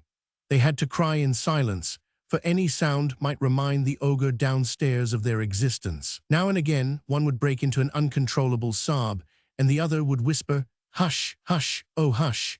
Then suddenly they heard the slam of the outer door and that heavy tread booming over the wooden flap. They squeezed each other in their joy. Perhaps when he came back he might kill them, but for a few short hours at least they were safe from him. As to the woman, she was spiteful and vicious, but she did not seem so deadly as the man. In a dim way, they felt that he had hunted their mother into her grave and might do as much for them. The room was dark save for the light which came through the single dirty window. It cast a bar across the floor, but all round was black shadow. Suddenly the little boy stiffened, clasped his sister with a tighter grip, and stared rigidly into the darkness. "She's coming," he muttered, "she's coming." Little Marjorie clung to him. "Oh, Willie, is it mother?" "It is a light, a beautiful yellow light. Can you not see it, Marjorie?" But the little girl, like all the world, was without vision. To her, all was darkness. "Tell me, Willie," she whispered in a solemn voice. She was not really frightened, for many times before had the dead mother returned in the watches of the night to comfort her stricken children. "Yes, yes, she is coming now. Oh, mother, mother." "What does she say, Willie?" "Oh, she is beautiful. She is not crying. She is smiling. It is like the picture we saw of the angel. She looks so happy. Dear, dear mother, now she is speaking. It is over, she says. It is all over. She says it again. Now she beckons with her hand. We are to follow. She has moved to the door." "Oh, Willie, I dare not." "Yes, yes," she nods her head. "She bids us fear nothing. Now she has passed through the door. Come, Marjorie, come, or we shall lose her." The two little mites crept across the room, and Willie unlocked the door. The mother stood at the head of the stair, beckoning them onwards. Step by step, they followed her down into the empty kitchen. The woman seemed to have gone out. All was still in the house. The phantoms still beckoned them on. "We are to go out." "Oh, Willie, we have no hats." "We must follow Madge. She is smiling and waving." "Father will kill us for this." She shakes her head. She says we are to fear nothing. Come. They threw open the door and were in the street. Down the deserted court, they followed the gleaming, gracious presence, and through a tangle of low streets, and so out into the crowded rush of Tottenham Court Road. Once or twice amid all that blind torrent of humanity, some man or woman, blessed with the precious gift of discernment, would start and stare as they were aware of an angel presence and of two little white-faced children who followed behind, the boy with fixed, absorbed gaze, the girl glancing ever in terror over her shoulder. Down the long street they passed, then again amid the humbler dwellings, and so at last to a quiet drab line of brick houses. On the step of one, the spirit had halted. "We are to knock," said Willie. "Oh, Willie, what shall we say? We don't know them." "We are to knock," he repeated stoutly, rat-tat. "It's all right, Madge." She is clapping her hands and laughing. So it was that Mrs. Tom Linden, sitting lonely in her misery and brooding over her martyr in jail, was summoned suddenly to the door and found two little apologetic figures outside it. A few words, a rush of woman's instinct, and her arms were round the children. These battered little skiffs, who had started their life's voyage so sadly, had found a harbor of peace where no storm should vex them more. There were some strange happenings in Bolton's court that night. Some folk thought they had no relation to each other. One or two thought they had. The British law saw nothing and had nothing to say. In the second last house, a keen, hawk-like face peered from behind a window blind into the darkened street. A shaded candle was behind that fearful face, dark as death, remorseless as the tomb. Behind Rebecca Levi stood a young man whose features showed that he sprang from the same Oriental race. For an hour, for a second hour, the woman had sat without a word, watching. At the entrance to the court, there was a hanging lamp which cast a circle of yellow light. It was on this pool of radiance that her brooding eyes were fixed. Then suddenly she saw what she had waited for. She started and hissed out a word. The young man rushed from the room and into the street. He vanished through a side door into the brewery.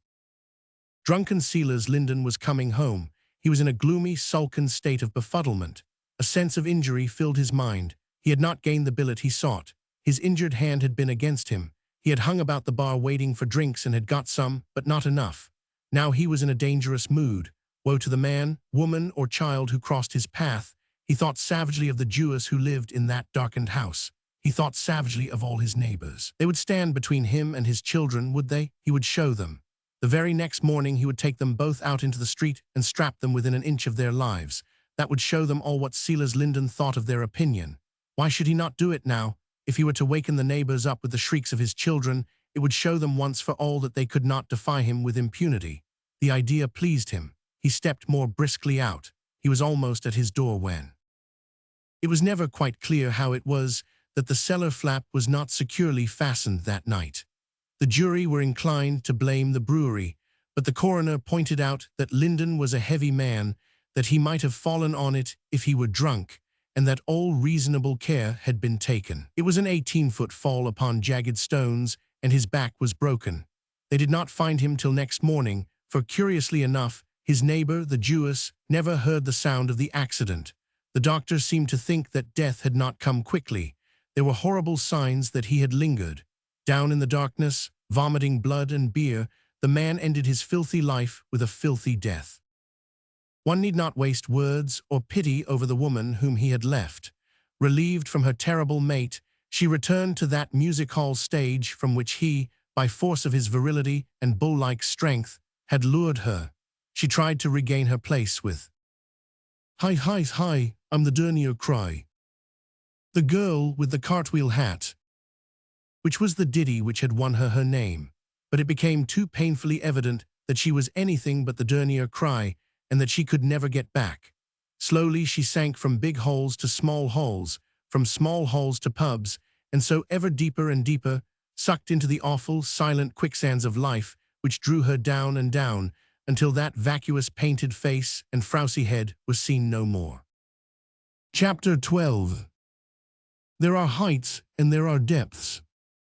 The Institut Metapsychique was an imposing stone building in the Avenue Wagram with a door like a baronial castle. Here it was that the three friends presented themselves late in the evening. A footman showed them into a reception room where they were presently welcomed by Dr. Maupuis in person. The famous authority on psychic science was a short, broad man with a large head, a clean-shaven face, and an expression in which worldly wisdom and kindly altruism were blended. His conversation was in French with Mailly and Roxton, who both spoke the language well, but he had to fall back upon broken English with Malone, who could only utter still more broken French in reply. He expressed his pleasure at their visit, as only a graceful Frenchman can, said a few words as to the wonderful qualities of Panbeck, the Galician medium, and finally led the way downstairs to the room in which the experiments were to be conducted. His air of vivid intelligence and penetrating sagacity had already shown the strangers how preposterous were those theories which tried to explain away his wonderful results by the supposition that he was a man who was the easy victim of impostors. Descending a winding stair, they found themselves in a large chamber which looked at first glance like a chemical laboratory, for shelves full of bottles, retorts, test tubes, scales, and other apparatus lined the walls. It was more elegantly furnished, however, than a mere workshop, and a large, massive oak table occupied the center of the room with a fringe of comfortable chairs. At one end of the room was a large portrait of Professor Crooks, which was flanked by a second of Lombroso, while between them was a remarkable picture of one of Eusapia Palladino's séances. Round the table, there was gathered a group of men who were talking in low tones, too much absorbed in their own conversation to take much notice of the newcomers. "3 of these are distinguished visitors like yourselves," said Dr. Maupuis. "2 others are my laboratory assistants, Dr. Sauvage and Dr. Buisson. The others are Parisians of note. The press is represented today by Monsieur Forte, sub-editor of the Matin, the tall, dark man who looks like a retired general you probably know. Not that is Professor Charles Richet, our honored doyen, who has shown great courage in this matter, though he has not quite reached the same conclusion as you, Monsieur Mailly. But that also may come. You must remember that we have to show policy, and that the less we mix this with religion, the less trouble we shall have with the Church, which is still very powerful in this country. The distinguished-looking man with the high forehead is the Count de Grammont. The gentleman with the head of a Jupiter and the white beard is Flammarion, the astronomer. Now, gentlemen," he added in a louder voice, "if you will take your places, we shall get to work." They sat at random round the long table, the 3 Britons keeping together. At one end, a large photographic camera was reared aloft. 2 zinc buckets also occupied a prominent position upon a side table. The door was locked, and the key given to Professor Richet. Dr. Maupuis sat at one end of the table with a small middle-aged man, mustached, bald-headed and intelligent, upon his right. "Some of you have not met Monsieur Panbec," said the doctor. "Permit me to present him to you. Monsieur Panbec, gentlemen, has placed his remarkable powers at our disposal for scientific investigation, and we all owe him a debt of gratitude. He is now in his 47th year, a man of normal health, of a neuroarthritic disposition. Some hyperexcitability of his nervous system is indicated, and his reflexes are exaggerated, but his blood pressure is normal.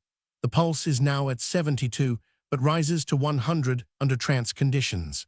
There are zones of marked hyperesthesia on his limbs. His visual field and pupillary reaction is normal. I do not know that there is anything to add." "I might say," remarked Professor Richet, "that the hypersensibility is moral as well as physical. Panbec is impressionable and full of emotion, with the temperament of the poet and all those little weaknesses, if we may call them so, which the poet pays as a ransom for his gifts. A great medium is a great artist and is to be judged by the same standards. He seems to me, gentlemen, to be preparing you for the worst," said the medium with a charming smile, while the company laughed in sympathy.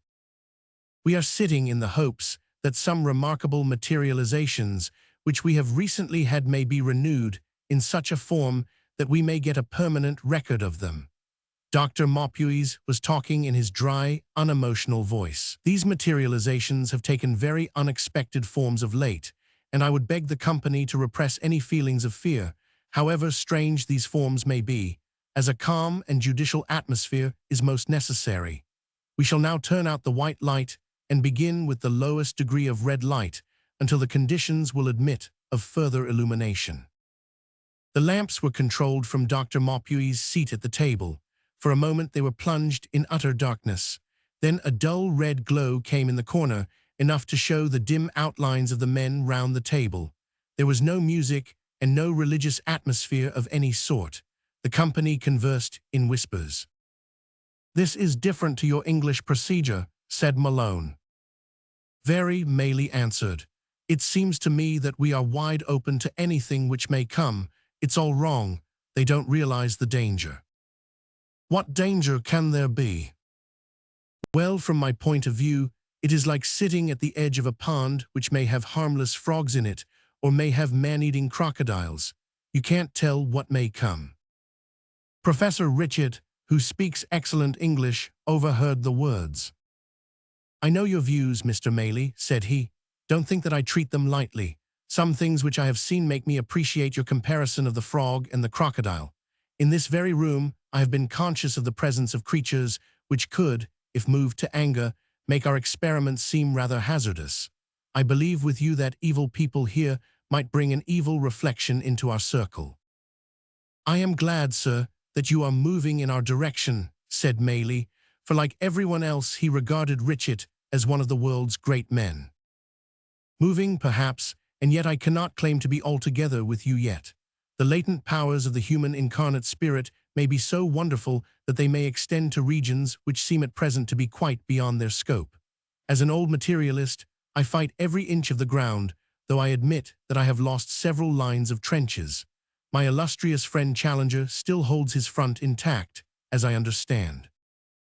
Yes, sir, said Malone, and yet I have some hopes.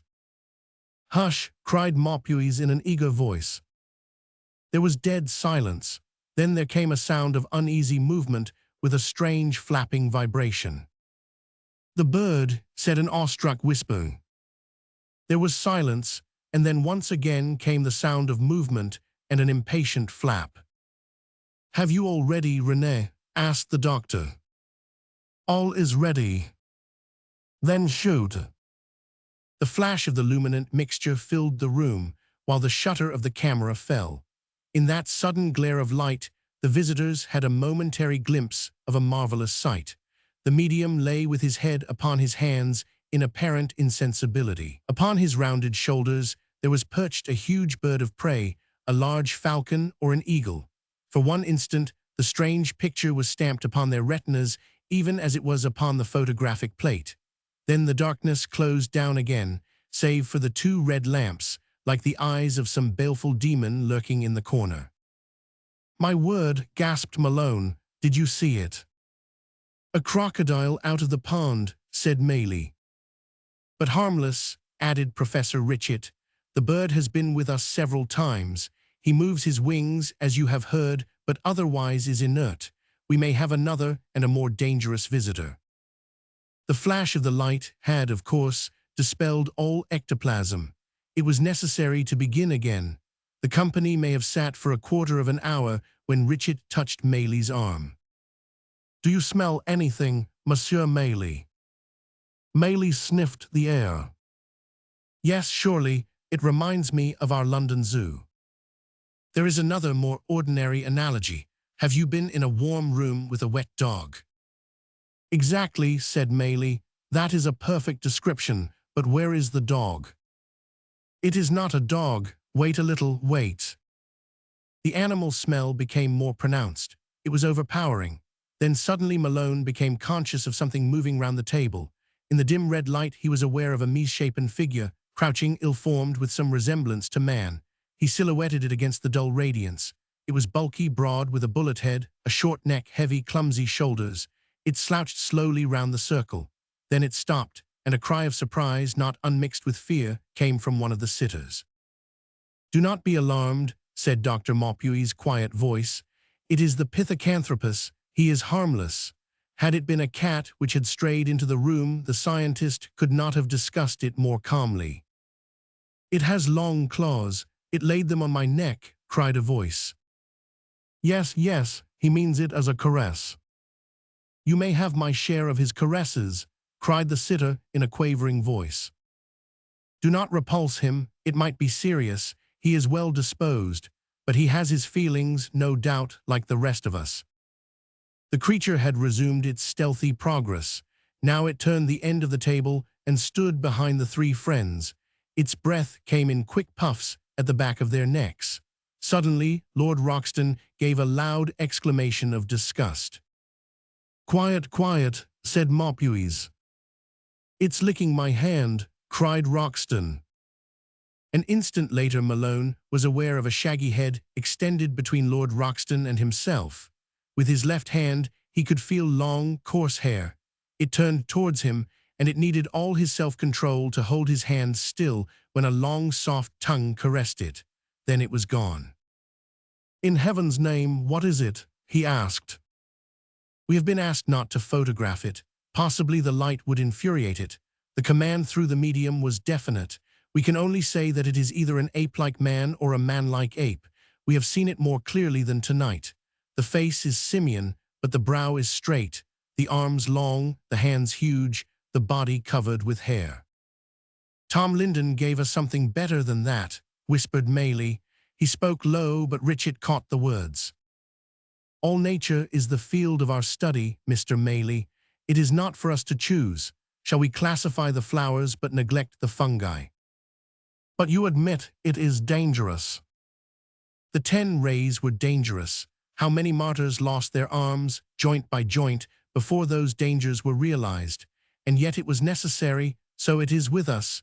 We do not know yet what it is that we are doing. But if we can indeed show the world that this Pithecanthropus can come to us from the invisible and depart again as it came, then the knowledge is so tremendous that even if he tore us to pieces with those formidable claws, it would none the less be our duty to go forward with our experiments. Science can be heroic, said Maley. Who can deny it? And yet I have heard these very scientific men tell us that we imperil our reason when we try to get in touch with spiritual forces.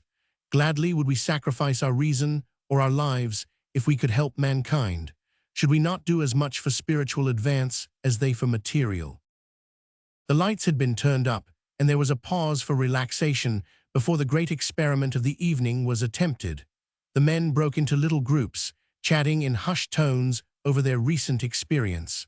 Looking round at the comfortable room with its up-to-date appliances, the strange bird and the stealthy monster seemed like dreams. And yet they had been very real, as was shown presently by the photographer, who had been allowed to leave and now rushed excitedly from the adjacent dark room, waving the plate which he had just developed and fixed. He held it up against the light, and there, sure enough, was the bald head of the medium sunk between his hands, and crouching closely over his shoulders the outline of that ominous figure.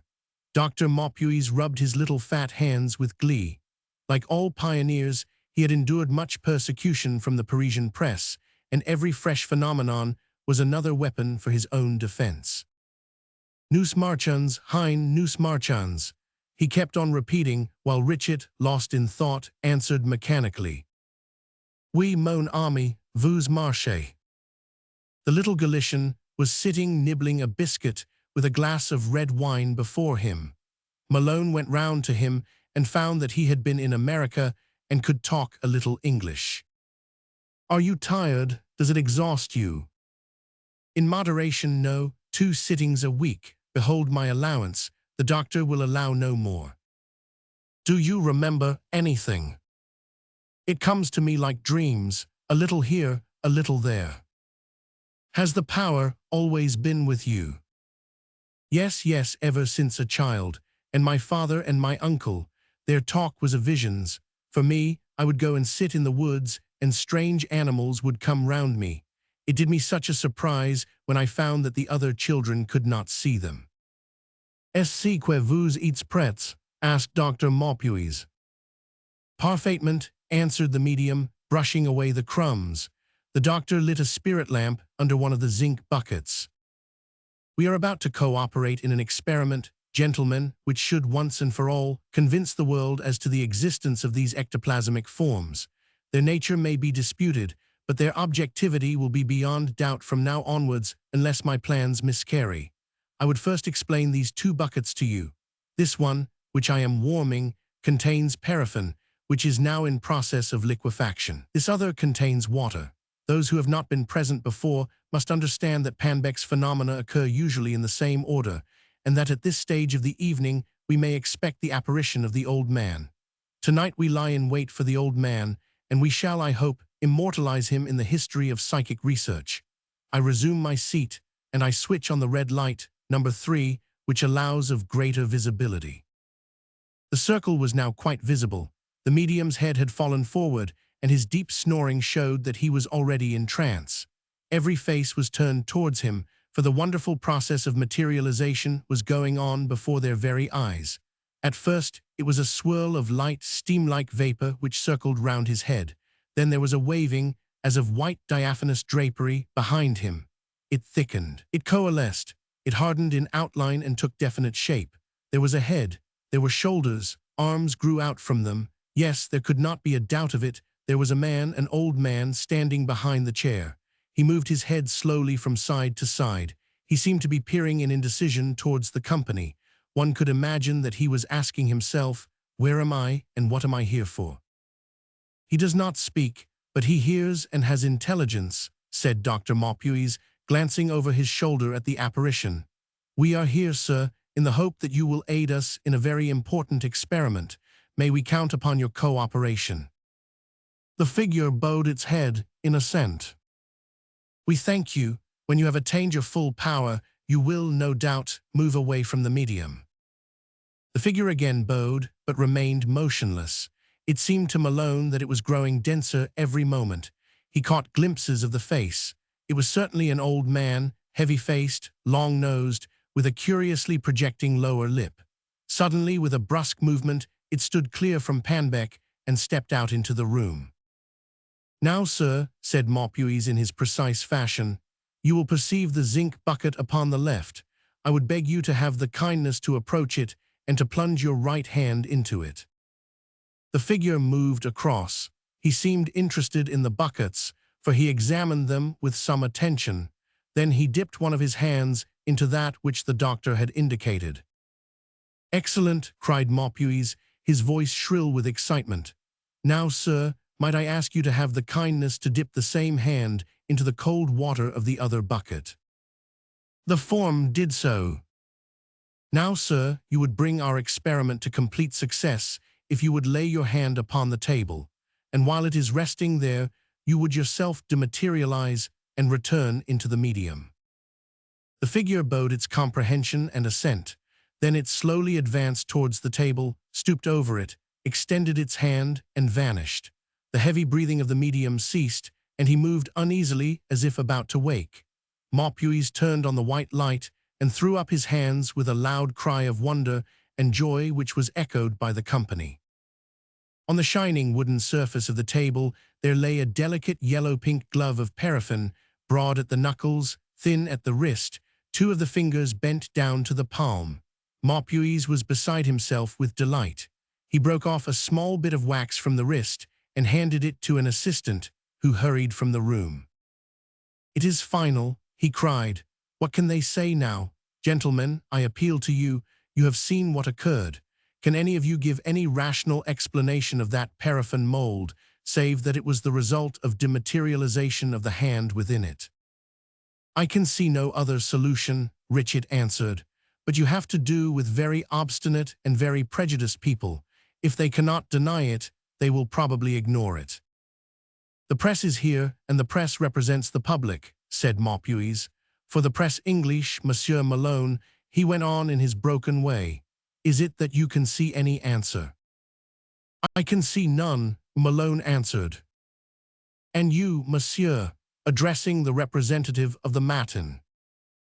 The Frenchman shrugged his shoulders.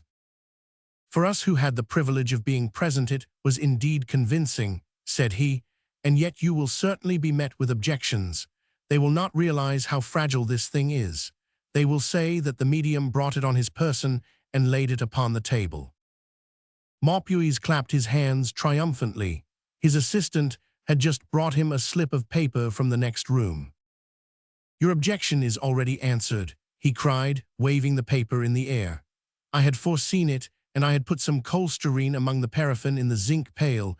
You may have observed that I broke off a corner of the mold. It was for purpose of chemical analysis. This has now been done. It is here, and cholesterine has been detected." "Excellent," said the French journalist. "You have closed the last hole, but what next?" "What we have done once we can do again," Maupuis answered. "I will prepare a number of these molds. In some cases I will have fists and hands, then I will have plaster casts made from them. I will run the plaster inside the mold. It is delicate, but it can be done. I will have dozens of them so created, and I will send them broadcast to every capital in the world that people may see with their own eyes. Will that not at last convince them of the reality of our conclusions?"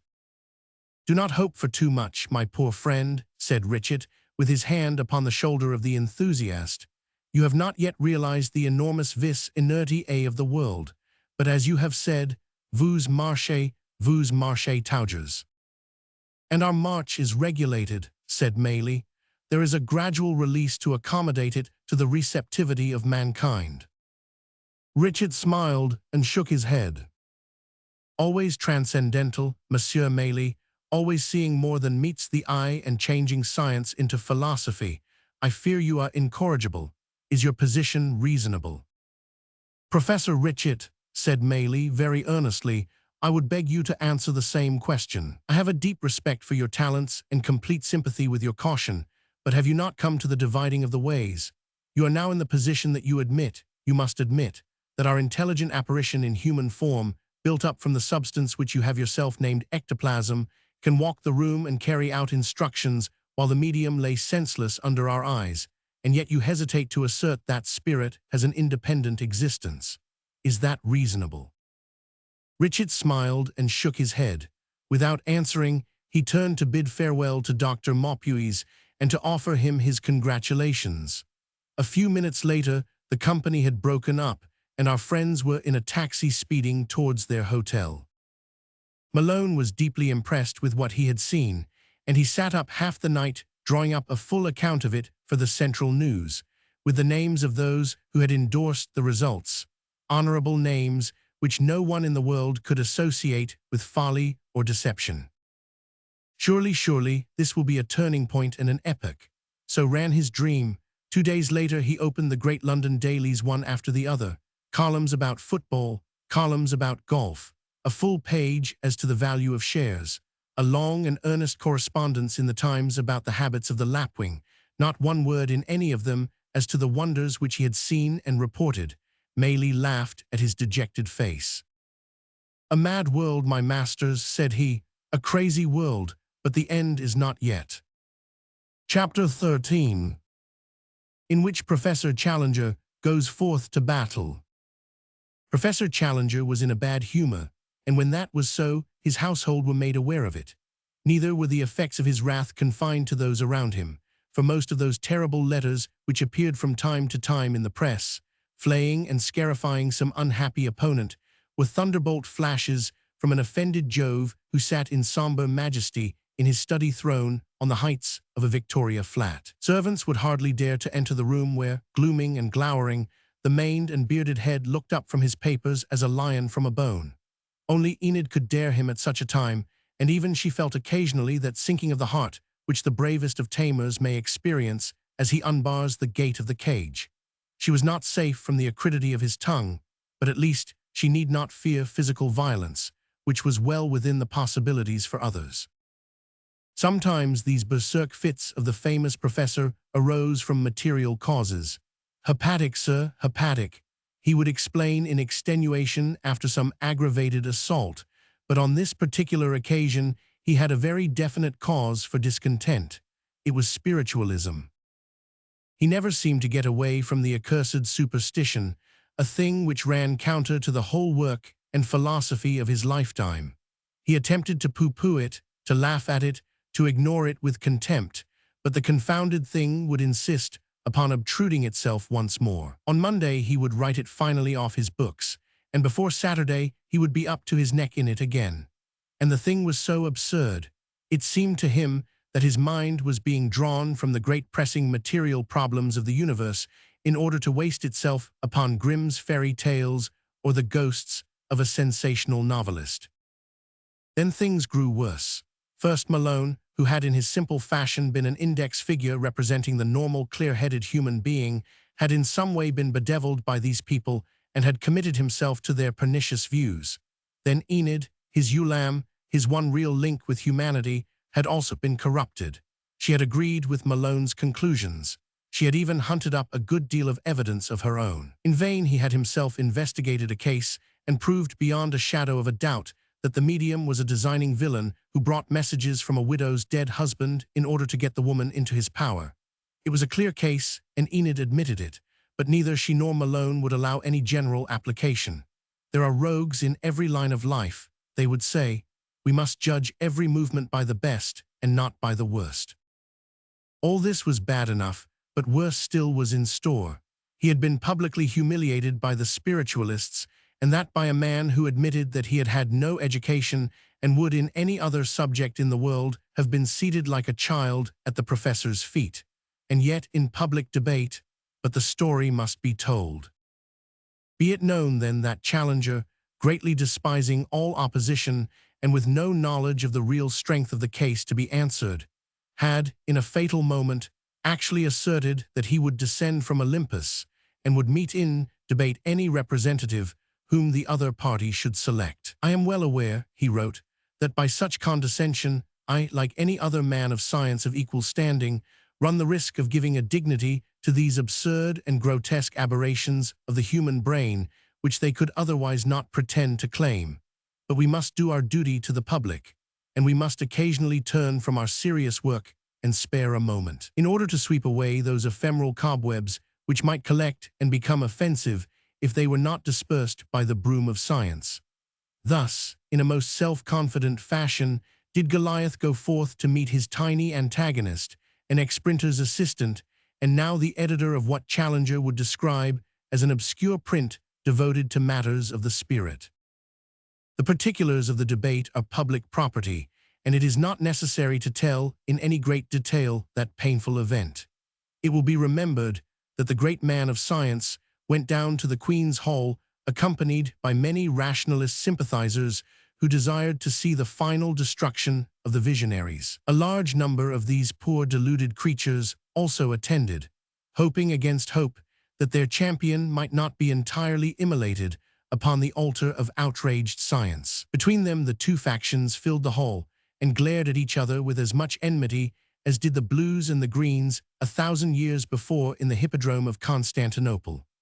There on the left of the platform were the solid ranks of those hard and unbending rationalists who look upon the Victorian agnostics as credulous and refresh their faith by the periodical perusal of the Literary Gazette and the Freethinker. There, too, was Dr. Joseph Baumer, the famous lecturer upon the absurdities of religion, together with Mr. Edward Mould, who has insisted so eloquently upon man's claim to ultimate putridity of the body and extinction of the soul. On the other side Maylie's yellow beard flamed like an oriflamme. His wife sat on one side of him and Mervyn, the journalist, on the other, while dense ranks of earnest men and women from the Queen's Square Spiritual Alliance, from the Psychic College, from the Stead Bureau, and from the outlying churches, assembled in order to encourage their champion in his hopeless task. The genial faces of Bolsover, the grocer, with his Hammersmith friends, Turbine, the railway medium, the Reverend Charles Mason with his ascetic features, Tom Linden, now happily released from bondage, Mrs. Linden, the Crewe Circle, Dr. Atkinson, Lord Roxton Malone, and many other familiar faces were to be picked out amid that dense wall of humanity. Between the two parties, solemn and stolid and fat, sat Judge Gaverson of the King's Bench, who had consented to preside. It was an interesting and suggestive fact that in this critical debate, at which the very core or vital center of real religion was the issue, the organized churches were entirely aloof and neutral. Drowsy and semi-conscious, they could not discern that the live intellect of the nation was really holding an inquisition upon their bodies to determine whether they were doomed to the extinction towards which they were rapidly drifting, or whether a resuscitation in other forms was among the possibilities of the future. In front, on one side, with his broad-browed disciples behind him, sat Professor Challenger, portentous and threatening, his Assyrian beard projected in his most aggressive fashion, a half-smile upon his lips, and his eyelids drooping insolently over his intolerant gray eyes. On the corresponding position on the other side was perched a drab and unpretentious person over whose humble head Challenger's hat would have descended to the shoulders. He was pale and apprehensive, glancing across occasionally in apologetic and deprecating fashion at his leonine opponent. Yet those who knew James Smith best were the least alarmed, for they were aware that behind his commonplace and democratic appearance there lay a knowledge of his subject, practical and theoretical, such as few living men possessed. The wise men of the Psychical Research Society are but children in psychic knowledge when compared with such practicing spiritualists as James Smith, men whose whole lives are spent in various forms of communion with the unseen. Such men often lose touch with the world in which they dwell and are useless for its everyday purposes, but the editorship of a live paper and the administration of a widespread scattered community had kept Smith's feet solid upon earth, while his excellent natural faculties, incorrupted by useless education, had enabled him to concentrate upon the one field of knowledge which offers in itself a sufficient scope for the greatest human intellect. Little as Challenger could appreciate it, the contest was really one between a brilliant discursive amateur and a concentrated, highly specialized professional. It was admitted on all sides that Challenger's opening half-hour was a magnificent display of oratory and argument. His deep organ voice, such a voice as only a man with a 50-inch chest can produce, rose and fell in a perfect cadence which enchanted his audience. He was born to sway any assembly, an obvious leader of mankind. In turn, he was descriptive, humorous, and convincing. He pictured the natural growth of animism among savages cowering under the naked sky, unable to account for the beat of the rain or the roar of the thunder, and seeing a benevolent or malicious intelligence behind those operations of nature which science had now classified and explained. Hence, on false premises was built up that belief in spirits or invisible beings outside ourselves, which by some curious atavism was re-emerging in modern days among the less educated strata of mankind. It was the duty of science to resist retrogressive tendencies of the sort, and it was a sense of that duty which had reluctantly drawn him from the privacy of his study to the publicity of this platform. He rapidly sketched the movement as depicted by its maligners. It was a most unsavory story as he told it, a story of cracking toe joints, of phosphorescent paint, of muslin ghosts, of a nauseous sordid commission trade betwixt dead men's bones on one side and widows' tears upon the other. These people were the hyenas of the human race who battened upon the graves, cheers from the rationalists and ironical laughter from the spiritualists. They were not all rogues. "Thank you, Professor," from a stentorian opponent. But the others were fools, laughter. Was it exaggeration to call a man a fool who believed that his grandmother could rap out absurd messages with the leg of a dining-room table? Had any savages descended to so grotesque a superstition? These people had taken dignity from death and had brought their own vulgarity into the serene oblivion of the tomb. It was a hateful business. He was sorry to have to speak so strongly, but only the knife or the cautery could deal with so cancerous a growth.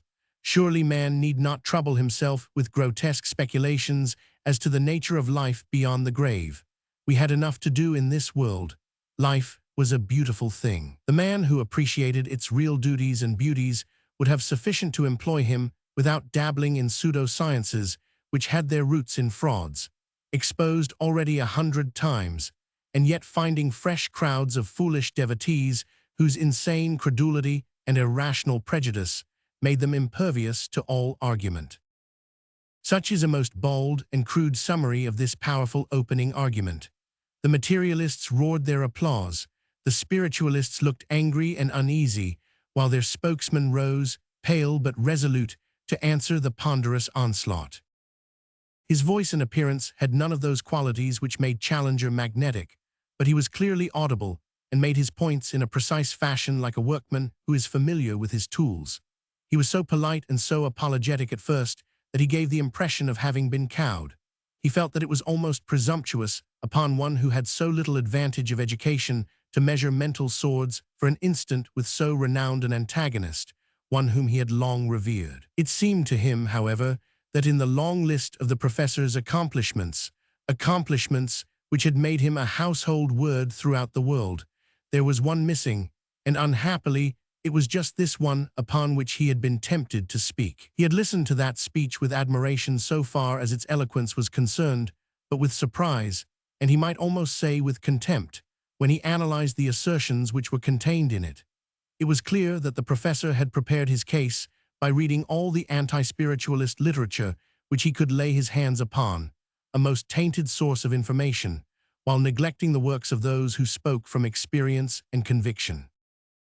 All this talk of cracking joints and other fraudulent tricks was mid-Victorian in its ignorance, and as to the grandmother talking through the leg of a table, he, the speaker, could not recognize it as a fair description of spiritualistic phenomena. Such comparisons reminded one of the jokes about the dancing frogs which impeded the recognition of Volta's early electrical experiments. They were unworthy of Professor Challenger. He must surely be aware that the fraudulent medium was the worst enemy of spiritualism, that he was denounced by name in the psychic journals whenever he was discovered, and that such exposures were usually made by the spiritualists themselves, who had spoken of human hyenas as indignantly as his opponent had done. One did not condemn banks because forgers occasionally used them for nefarious purposes. It was wasting the time of so chosen an audience to descend to such a level of argument. Had Professor Challenger denied the religious implications of spiritualism while admitting the phenomena, it might have been harder to answer him, but in denying everything, he had placed himself in an absolutely impossible position. No doubt Professor Challenger had read the recent work of Professor Richet, the famous physiologist. That work extended over 30 years. Richet had verified all the phenomena. Perhaps Professor Challenger would inform the audience what personal experience he had himself had, which gave him the right to talk of Richet or Lombroso or Crookes, as if they were superstitious savages. Possibly his opponent had conducted experiments in private of which the world knew nothing. In that case, he should give them to the world. Until he did so, it was unscientific and really indecent to deride men hardly inferior in scientific reputation to himself, who actually had done such experiments and laid them before the public. As to the self-sufficiency of this world, a successful professor with a eupeptic body might take such a view, but if one found oneself with cancer of the stomach in a London garret, one might question the doctrine that there was no need to yearn for any state of being save that in which we found ourselves. It was a workmanlike effort illustrated with facts, dates, and figures. Though it rose to no height of eloquence, it contained much which needed an answer. And the sad fact emerged that Challenger was not in a position to answer. He had read up his own case, but had neglected that of his adversary, accepting too easily the facile and specious presumptions of incompetent writers who handled a matter which they had not themselves investigated. Instead of answering, Challenger lost his temper. The lion began to roar. He tossed his dark mane and his eyes glowed, while his deep voice reverberated through the hall. Who were these people who took refuge behind a few honored but misguided names? What right had they to expect serious men of science to suspend their labors in order to waste time in examining their wild surmises? Some things were self-evident and did not require proof. The onus of proof lay with those who made the assertions. If this gentleman, whose name is unfamiliar, claims that he can raise spirits, let him call one up now before a sane and unprejudiced audience. If he says that he receives messages, let him give us the news in advance of the general agencies. It has often been done from the spiritualists. So you say, but I deny it. I am too accustomed to your wild assertions to take them seriously. Uproar and Judge Gaverson upon his feet. If he claims that he has higher inspiration, let him solve the Peckham Rye murder. If he is in touch with angelic beings, let him give us a philosophy which is higher than mortal mind can evolve.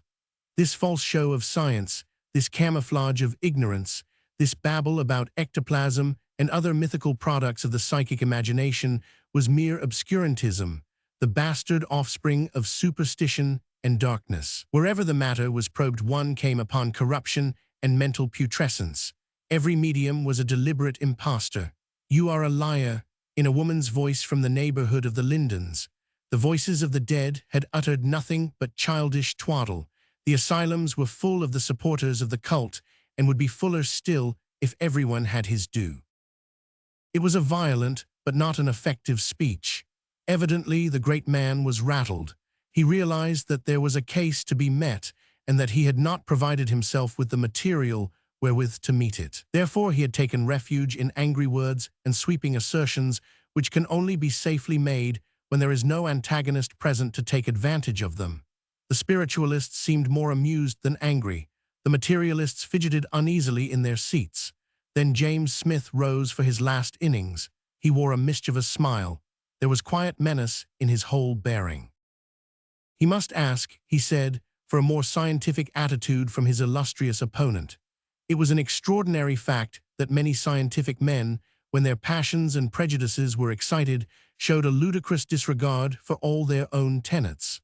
Of these tenets, there was none more rigid than that a subject should be examined before it was condemned. We have seen of late years, in such matters as wireless or heavier-than-air machines, that the most unlikely things may come to pass. It is most dangerous to say a priori that a thing is impossible.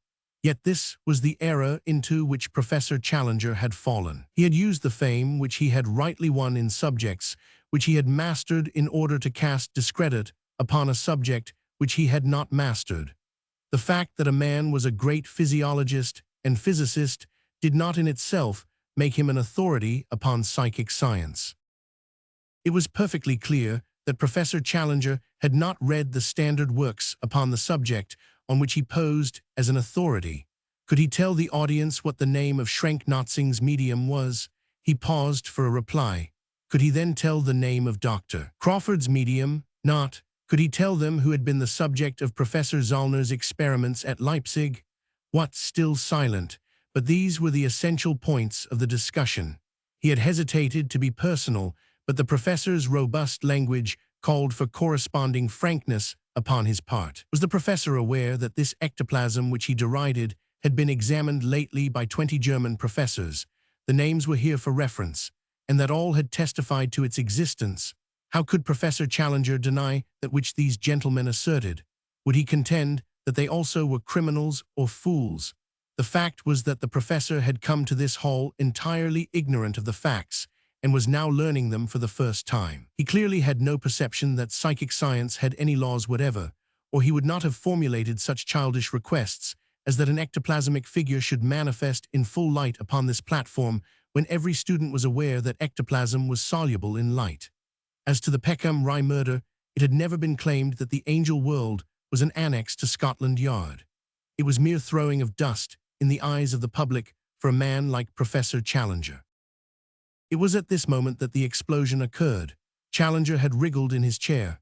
Challenger had tugged at his beard. Challenger had glared at the speaker. Now he suddenly sprang to the side of the chairman's table with the bound of a wounded lion.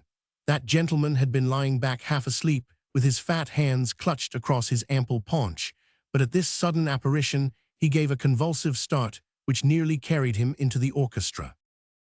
"Sit down, sir, sit down," he cried. "I refuse to sit down," roared Challenger. "Sir, I appeal to you as chairman. Am I here to be insulted? These proceedings are intolerable. I will stand it no longer. If my private honor is touched, I am justified in taking the matter into my own hands." Like many men who override the opinions of others, Challenger was exceedingly sensitive when anyone took a liberty with his own. Each successive incisive sentence of his opponent had been like a barbed banderillo in the flanks of a foaming bull. Now, in speechless fury, he was shaking his huge hairy fist over the chairman's head in the direction of his adversary, whose derisive smile stimulated him to more furious plunges with which he butted the fat president along the platform. The assembly had in an instant become a pandemonium. Half the rationalists were scandalized, while the other half shouted shame, shame, as a sign of sympathy with their champion. The spiritualists had broken into derisive shouts, while some rushed forward to protect their champion from physical assault. "We must get the old dear out," said Lord Roxton to Malone. "He'll be had for manslaughter if we don't. What I mean, he's not responsible. He'll sock someone and be lagged for it." The platform had become a seething mob, while the auditorium was little better. Through the crush Malone and Roxton elbowed their way until they reached Challenger's side, and partly by judicious propulsion, partly by artful persuasion they got him, still bellowing his grievances, out of the building. There was a perfunctory vote to the chairman, and the meeting broke up in riot and confusion. "The whole episode," remarked the Times next morning, "was a deplorable one, and forcibly illustrates the danger of public debates, where the subjects are such as to inflame the prejudices of either speakers or audience. Such terms as microcephalous idiot or simian survival, when applied by a world-renowned professor to an opponent, illustrate the lengths to which such disputants may permit themselves to go." Thus, by a long interpolation, we have got back to the fact that Professor Challenger was in the worst of humors, as he sat with the above-mentioned copy of the Times in his hand and a heavy scowl upon his brow. And yet, it was that very moment that the injudicious Malone had chosen in order to ask him the most intimate question which one man can address to another. Yet perhaps it is hardly fair to our friend's diplomacy to say that he had chosen the moment. He had really called in order to see for himself that a man for whom, in spite of his eccentricities, he had a deep reverence and affection, had not suffered from the events of the night before. On that point, he was speedily reassured. "Intolerable," roared the professor in a tone so unchanged that he might have been at it all night. "You were there yourself, Malone. In spite of your inexplicable and misguided sympathy for the fatuous views of these people, you must admit that the whole conduct of the proceedings was intolerable, and that my righteous protest was more than justified. It is possible that when I threw the chairman's table at the president of the psychic college, I passed the bounds of decorum, but the provocation had been excessive. You will remember that this Smith or Brown person, his name is most immaterial, dared to accuse me of ignorance and of throwing dust in the eyes of the audience. Quite so, said Malone soothingly. Never mind, Professor, you got in one or two pretty hard knocks yourself. Challenger's grim features unbent, and he rubbed his hands with glee. Yes, I fancy that some of my thrusts went home. I imagine that they will not be forgotten.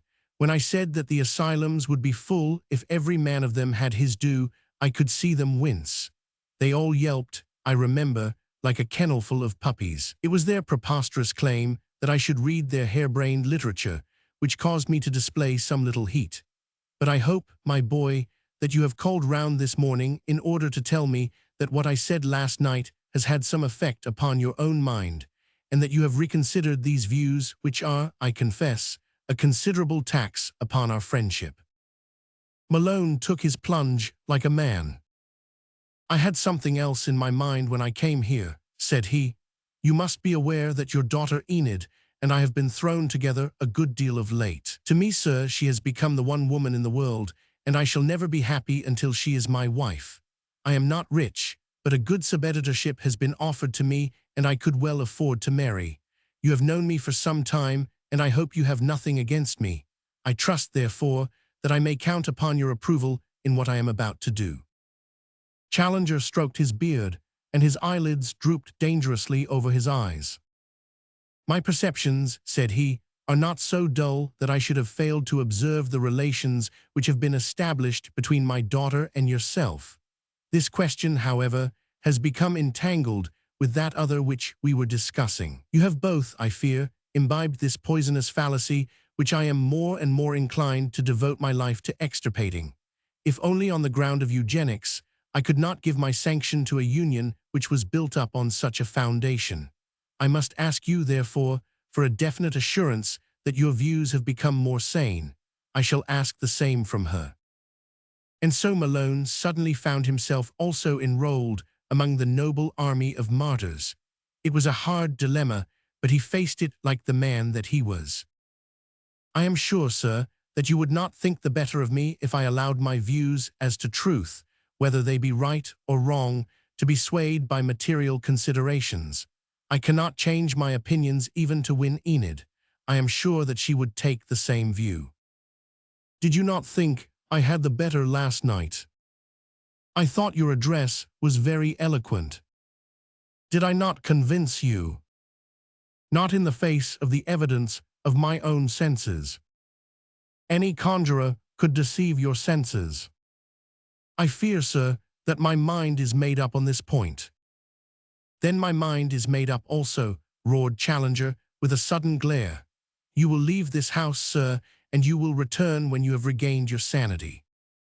One moment, said Malone. I beg, sir, that you will not be precipitate. I value your friendship too much to risk the loss of it if it can in any way be avoided. Possibly, if I had your guidance, I would better understand these things that puzzle me. If I should be able to arrange it, would you mind being present personally at one of these demonstrations, so that your own trained powers of observation may throw a light upon the things that have puzzled me? Challenger was enormously open to flattery. He plumed and preened himself now like some great bird. If, my dear Malone, I can help you to get this taint, what shall we call it, microbus spiritualensis, out of your system, I am at your service. I shall be happy to devote a little of my spare time to exposing those specious fallacies to which you have fallen so easy a victim. I would not say that you are entirely devoid of brains, but that your good nature is liable to be imposed upon. I warn you that I shall be an exacting inquirer and bring to the investigation those laboratory methods of which it is generally admitted that I am a master. That is what I desire. Then you will prepare the occasion, and I shall be there. But meanwhile, you will clearly understand that I insist upon a promise that this connection with my daughter shall go no further. Malone hesitated. I give my promise for 6 months, he said at last. And what will you do at the end of that time? I will decide when the time comes, Malone answered diplomatically, and so escaped from a dangerous situation with more credit than at one time seemed probable. It chanced that as he emerged upon the landing, Enid, who had been engaged in her morning's shopping, appeared in the lift.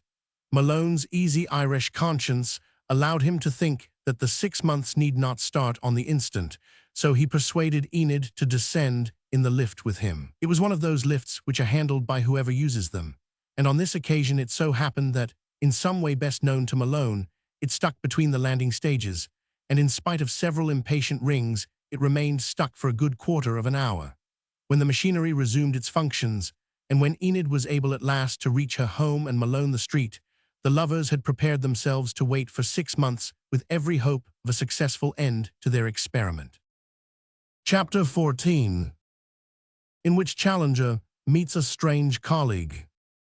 Professor Challenger was not a man who made friends easily. In order to be his friend, you had also to be his dependent. He did not admit of equals, but as a patron, he was superb. With his Jovian air, his colossal condescension, his amused smile, his general suggestion of the god descending to the mortal, he could be quite overpowering in his amiability. But he needed certain qualities in return. Stupidity disgusted him. Physical ugliness alienated him. Independence repulsed him. He coveted the man whom all the world would admire, but who in turn would admire the Superman above him.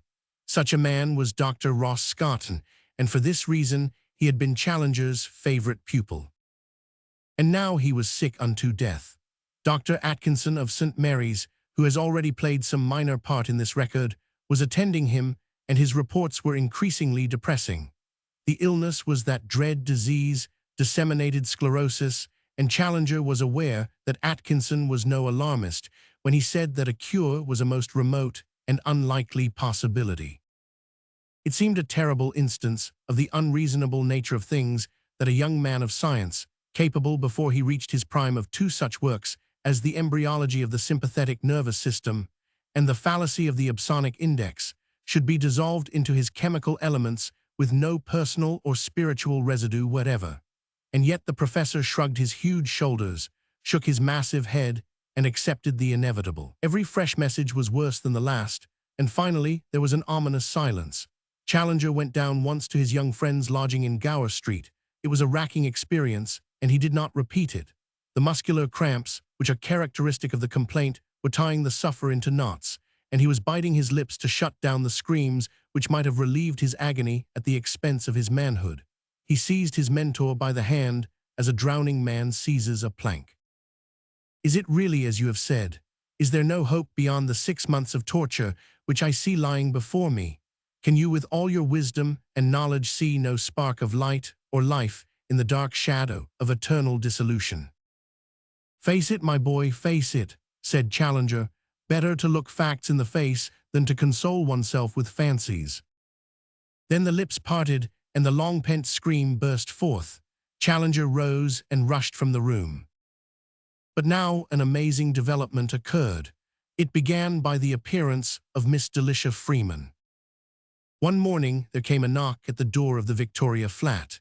The austere and taciturn Austen, looking out at the level of his eyes, perceived nothing at all.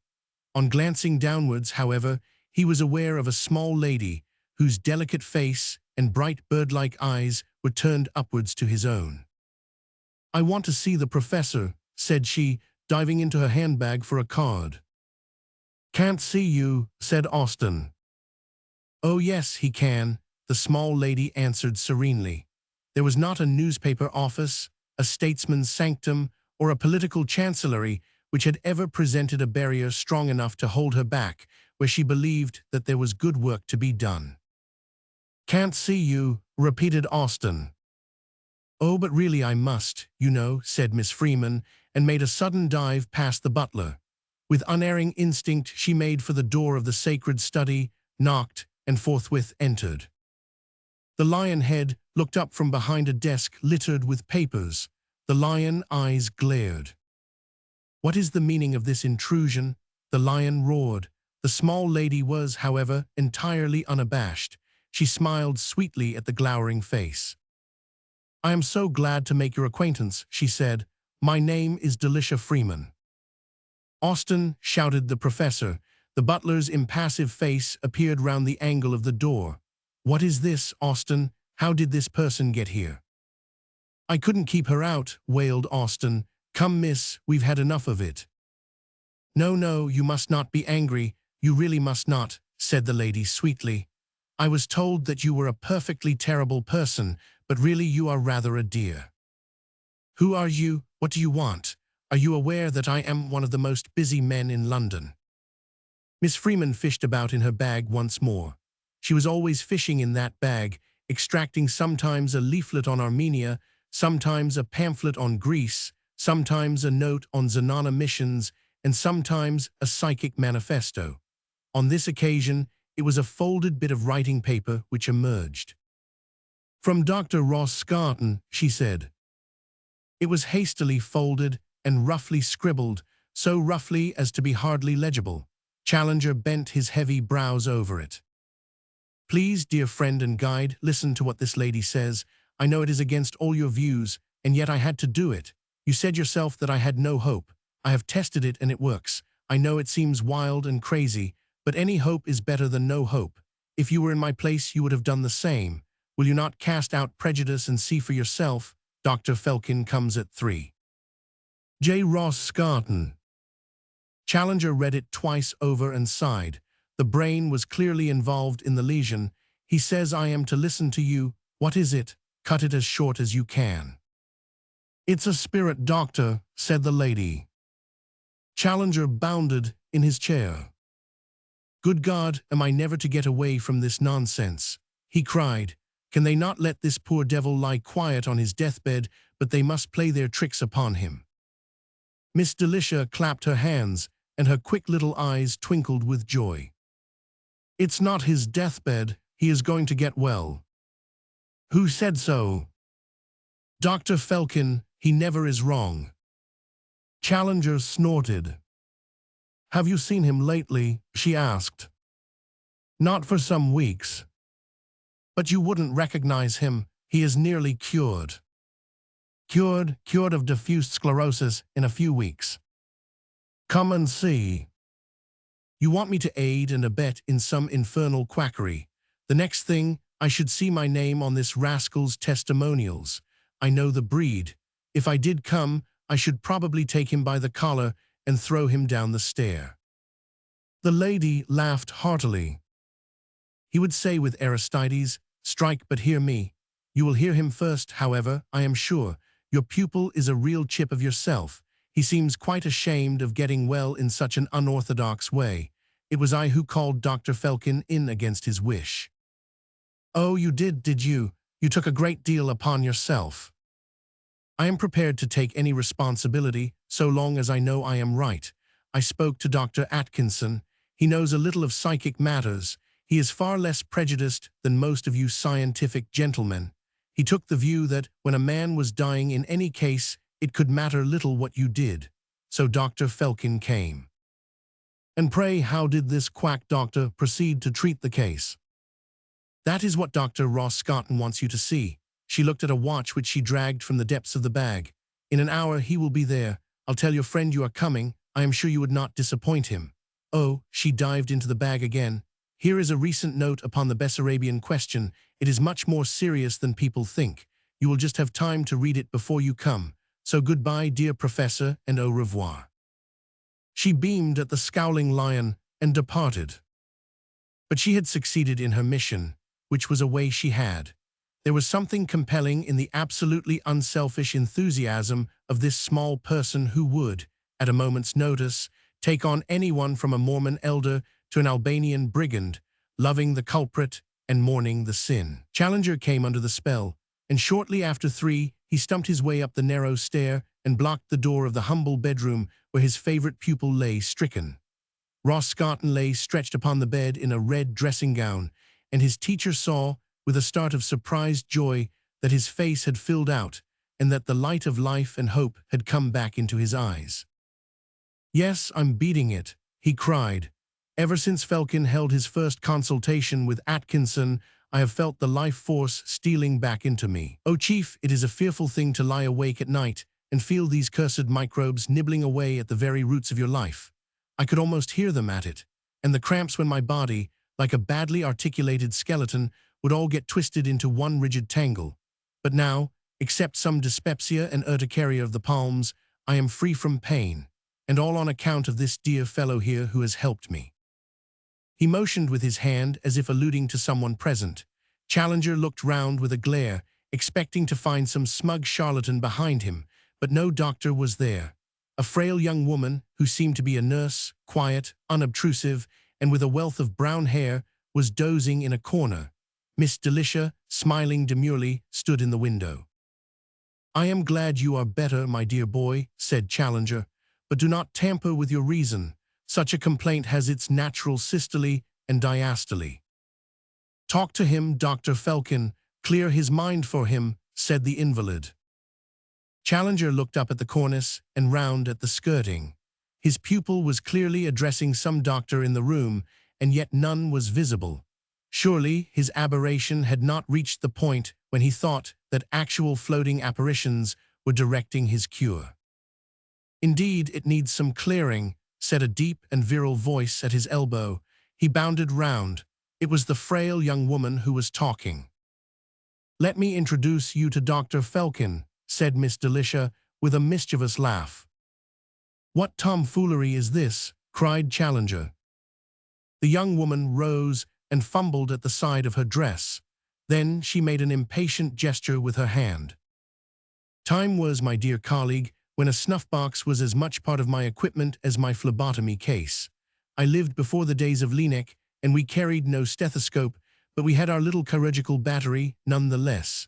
But the snuff-box was a peace offering, and I was about to offer it to you, but alas, it has had its day." Challenger stood with staring eyes and dilated nostrils while this speech was delivered. Then he turned to the bed. "Do you mean to say that this is your doctor, that you take the advice of this person?" The young girl drew herself up very stiffly. "Sir, I will not bandy words with you. I perceive very clearly that you are one of those who have been so immersed in material knowledge that you have had no time to devote to the possibilities of the spirit." "I certainly have no time for nonsense," said Challenger. "My dear Chief," cried a voice from the bed, "I beg you to bear in mind how much Dr. Felkin has already done for me. You saw how I was a month ago, and you see how I am now. You would not offend my best friend." "I certainly think, Professor, that you owe dear Dr. Felkin an apology," said Miss Delicia. "A private lunatic asylum," snorted Challenger. Then, playing up to his part, he assumed the ponderous elephantine irony, which was one of his most effective weapons in dealing with recalcitrant students. "Perhaps, young lady, or shall I say elderly and most venerable professor, you will permit a mere raw earthly student, who has no more knowledge than this world can give, to sit humbly in a corner and possibly to learn a little from your methods and your teachings." The speech was delivered with his shoulders up to his ears, his eyelids over his eyes, and his palms extended in front, an alarming statue of sarcasm. Dr. Felkin, however, was striding with heavy and impatient steps about the room and took little notice. Quite so," he said carelessly. "Get into the corner and stay there. Above all, stop talking, as this case calls for all my faculties." He turned with a masterful air towards the patient. "Well, well, you are coming along. In 2 months you will be in the classroom." "Oh, it is impossible," cried Ross Scotten with a half-sob. "Not so, I guarantee it. I do not make false promises." "I'll answer for that," said Miss Delicia. "I say, dear doctor, do tell us who you were when you were alive." "Tut, tut, the unchanging woman. They gossiped in my time and they gossip still. No, no, we will have a look at our young friend here. Pulse. The intermittent beat has gone. That is something gained. Temperature, obviously normal. Blood pressure still higher than I like. Digestion much to be desired. What you moderns call a hunger strike would not be amiss. Well, the general conditions are tolerable. Let us see the local center of the mischief. Pull your shirt down, sir. Lie on your face. Excellent." She passed her fingers with great force and precision down the upper part of the spine, and then dug in her knuckles with a sudden force which made the sufferer yelp. That is better. There is, as I have explained, a slight want of alignment in the cervical vertebra, which has, as I perceive it, the effect of lessening the foramina through which the nerve roots emerge. This has caused compression, and as these nerves are really the conductors of vital force, it has upset the whole equilibrium of the parts supplied. My eyes are the same as your clumsy 10 rays, and I clearly perceive that the position is almost restored and the fatal constriction removed. I hope, sir, to Challenger, that I make the pathology of this interesting case intelligible to you. Challenger grunted his general hostility and disagreement. I will clear up any little difficulties which may linger in your mind. But meantime, my dear lad, you are a credit to me, and I rejoice in your progress. You will present my compliments to my colleague of Earth, Dr. Atkinson, and tell him that I can suggest nothing more. The medium is a little weary, poor girl, so I will not remain longer today. But you said you would tell us who you were. Indeed, there is little to say. I was a very undistinguished practitioner. I sat under the great Abernethy in my youth, and perhaps imbibed something of his methods. When I passed over in early middle age, I continued my studies and was permitted, if I could find some suitable means of expression, to do something to help humanity. You understand, of course, that it is only by serving and self-abnegation that we advance in the higher world. This is my service, and I can only thank kind fate that I was able to find in this girl a being whose vibrations so correspond with my own that I can easily assume control of her body. "And where is she?" asked the patient. "She is waiting beside me and will presently re-enter her own frame. As to you, sir," turning to Challenger, "you are a man of character and learning, but you are clearly embedded in that materialism which is the special curse of your age. Let me assure you that the medical profession, which is supreme upon earth for the disinterested work of its members, has yielded too much to the dogmatism of such men as you, and has unduly neglected that spiritual element in man which is far more important than your herbs and your minerals. There is a life force, sir, and it is in the control of this life force that the medicine of the future lies. If you shut your mind to it, it can only mean that the confidence of the public will turn to those who are ready to adopt every means of cure, whether they have the approval of your authorities or not." Never could young Ross Scotton forget that scene. The professor, the master, the supreme chief, he who had to be addressed with bated breath, sat with half-opened mouth and staring eyes, leaning forward in his chair, while in front of him the slight young woman, shaking her mop of brown hair and wagging an admonitory forefinger, spoke to him as a father speaks to a refractory child. So intense was her power that Challenger, for the instant, was constrained to accept the situation. He gasped and grunted, but no retort came to his lips. The girl turned away and sat down on a chair. "He is going," said Miss Delisha. "But not yet gone," replied the girl with a smile. "Yes, I must go, for I have much to do. This is not my only medium of expression, and I am due in Edinburgh in a few minutes. But be of good heart, young man. I will set my assistant with 2 extra batteries to increase your vitality so far as your system will permit. As to you, sir, to Challenger, I would implore you to beware of the egotism of brain and the self-concentration of intellect. Store what is old, but be ever receptive to what is new, and judge it not as you may wish it, but as God has designed it." She gave a deep sigh and sank back in her chair. There was a minute of dead silence while she lay with her head upon her breast. Then, with another sigh and a shiver, she opened a pair of very bewildered blue eyes. "Well, has he been?" she asked in a gentle feminine voice. "Indeed, yes," cried the patient. "He was great. He says I shall be in the classroom in 2 months. Splendid. Any directions for me?" "Just the special message as before, but he is going to put on 2 new spirit batteries if I can stand it." "My word, he won't be long now." Suddenly the girl's eyes lit on Challenger, and she stopped in confusion. "This is Nurse Ursula," said Miss Delisha. "Nurse, let me present you to the famous Professor Challenger." Challenger was great in his manner towards women, especially if the particular woman happened to be a young and pretty girl.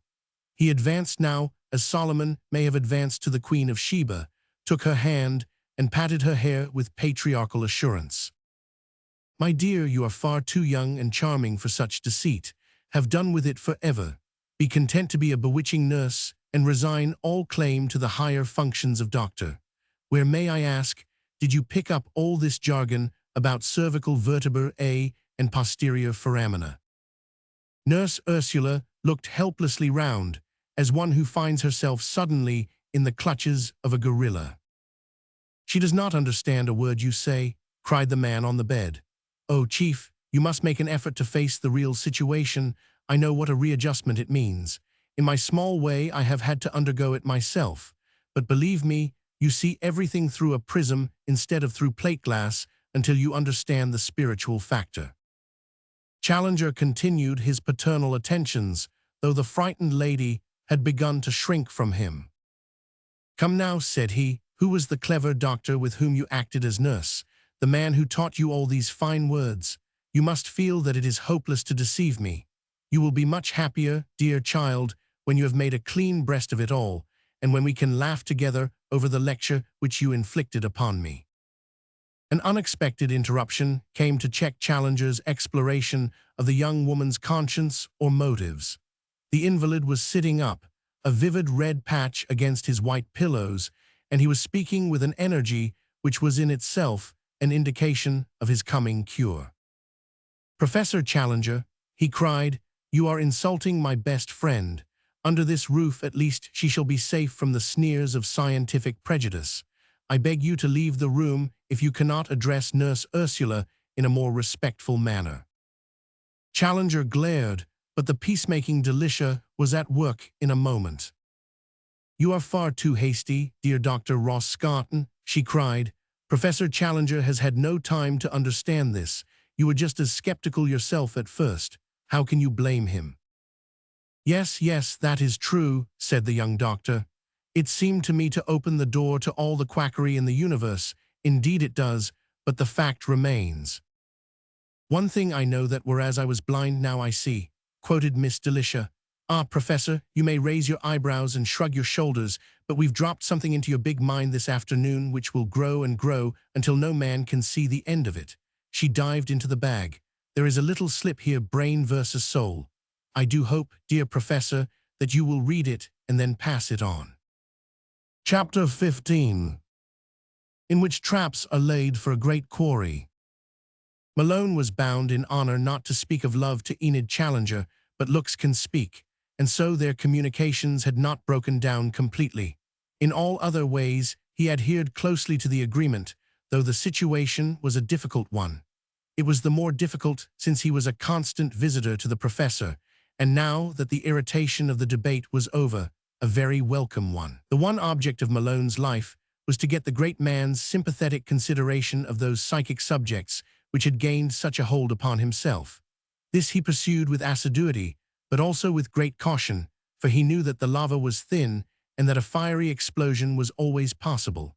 Once or twice it came and caused Malone to drop the subject for a week or two until the ground seemed a little more firm. Malone developed a remarkable cunning in his approaches.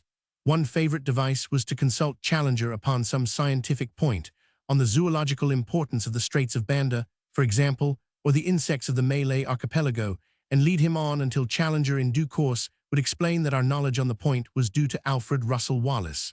"Oh, really? To Wallace the spiritualist?" Malone would say in an innocent voice, on which Challenger would glare and change the topic. Sometimes it was Lodge that Malone would use as a trap. "I suppose you think highly of him."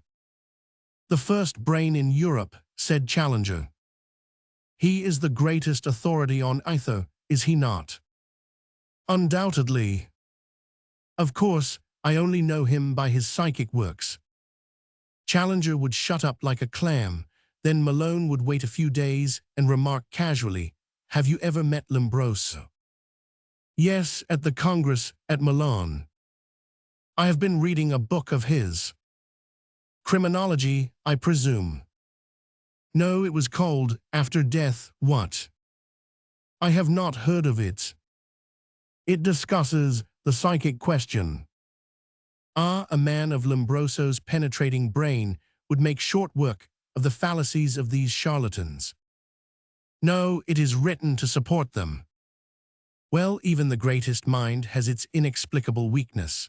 Thus, with infinite patience and cunning, did Malone drop his little drops of reason in the hope of slowly wearing away the casing of prejudice, but no very visible effects could be seen. Some stronger measure must be adopted, and Malone determined upon direct demonstration. But how, when, and where? Those were the all-important points upon which he determined to consult Algernon Maylie. One spring afternoon found him back in that drawing-room where he had once rolled upon the carpet in the embrace of Selah's Linden. He found the Rev. Charles Mason and Smith, the hero of the Queen's Hall debate, in deep consultation with Maylie upon a subject which may seem much more important to our descendants than those topics which now bulk large in the eyes of the public. It was no less than whether the psychic movement in Britain was destined to take a Unitarian or a Trinitarian course. Smith had always been in favor of the former, as had the old leaders of the movement and the present organized spiritualist churches. On the other hand, Charles Mason was a loyal son of the Anglican Church, and was the spokesman of a host of others, including such weighty names as Lodge and Barrett among the laymen, or Wilberforce, Howes and Chambers among the clergy, who clung fast to the old teachings while admitting the fact of spirit communication. Maylie stood between the two parties, and like the zealous referee in a boxing match who separates the two combatants, he always took a chance of getting a knock from each. Malone was only too glad to listen, for now that he realized that the future of the world might be bound up in this movement, every phase of it was of intense interest to him. Mason was holding forth in his earnest, but good-humored, way as he entered. The people are not ready for a great change. It is not necessary. We have only to add our living knowledge and direct communion of the saints to the splendid liturgy and traditions of the Church, and you will have a driving force which will revitalize all religion. You can't pull a thing up from the roots like that. Even the early Christians found that they could not, and so they made all sorts of concessions to the religions around them. Which was exactly what ruined them, said Smith. That was the real end of the Church in its original strength and purity. It lasted anyhow. But it was never the same from the time that villain Constantine laid his hands on it. "Oh, come," said Maylie, "you must not write down the first Christian emperor as a villain." But Smith was a forthright, uncompromising, bulldoggy antagonist. What other name will you give to a man who murdered half his own family? Well, his personal character is not the question. We were talking of the organization of the Christian Church. You don't mind my frankness, Mr. Mason? Mason smiled his jolly smile. So long as you grant me the existence of the New Testament, I don't care what you do. If you were to prove that our Lord was a myth, as that German Druze tried to do, it would not in the least affect me so long as I could point to that body of sublime teaching. It must have come from somewhere, and I adopt it and say, that is my creed. Oh well, there is not so much between us on that point, said Smith. If there is any better teaching, I have not seen it. It is good enough to go on with anyhow, but we want to cut out the frills and superfluities. Where did they all come from? They were compromises with many religions, so that our friend C could get uniformity in his worldwide empire. He made a patchwork quilt of it.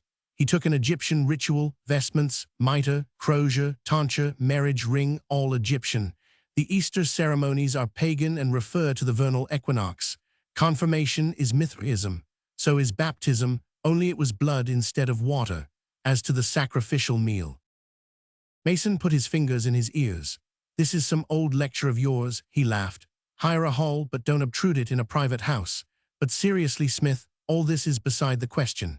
If it is true, it will not affect my position at all, which is that we have a great body of doctrine which is working well, and which is regarded with veneration by many people, your humble servant included, and that it would be wrong and foolish to scrap it. Surely you must agree. No, I don't, Smith answered, setting his obstinate jaw.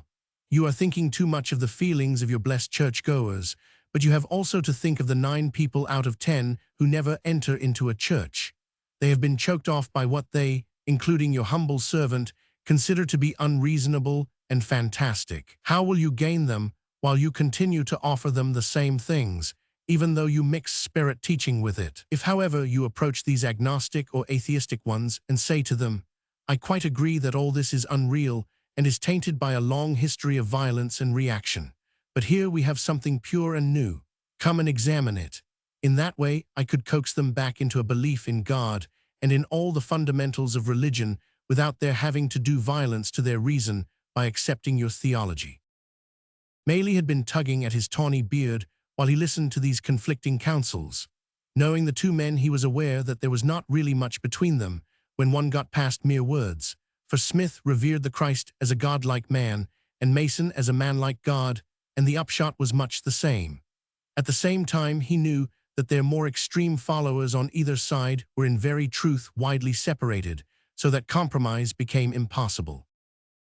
What I can't understand, said Malone, is why you don't ask your spirit friends these questions and abide by their decisions. It is not so simple as you think, Maley answered. We all carry on our earthly prejudices after death, and we all find ourselves in an atmosphere which more or less represents them. Thus each would echo his old views at first. Then in time the spirit broadens out, and it ends in a universal creed which includes only the brotherhood of man and the fatherhood of God. But that takes time. I have heard most furious bigots talking through the veil. So have I, for that matter, said Malone, and in this very room. But what about the materialists? They at least cannot remain unchanged. I believe their mind influences their state, and that they lie inert for ages sometimes, under their own obsession that nothing can occur. Then at last they wake, realize their own loss of time, and finally, in many cases, get to the head of the procession, since they are often men of fine character and influenced by lofty motives, however mistaken in their views. Yes, they are often among the salt of the earth, said the clergyman heartily. And they offer the very best recruits for our movement, said Smith. There comes such a reaction when they find by the evidence of their own senses that there really is intelligent force outside themselves, that it gives them an enthusiasm that makes them ideal missionaries. You fellows who have a religion and then add to it cannot even imagine what it means to the man who has a complete vacuum and suddenly finds something to fill it. When I meet some poor earnest chap feeling out into the darkness, I just yearn to put it into his hand. At this stage, T and Mrs. Maley appeared together, but the conversation did not flag. It is one of the characteristics of those who explore psychic possibilities that the subject is so many-sided, and the interest so intense that when they meet together they plunge into the most fascinating exchange of views and experiences. It was with some difficulty that Malone got the conversation round to that which had been the particular object of his visit. He could have found no group of men more fit to advise him, and all were equally keen that so great a man as Challenger should have the best available. Where should it be? On that they were unanimous. The large séance room of the Psychic College was the most select, the most comfortable, in every way the best appointed in London. When should it be? The sooner the better.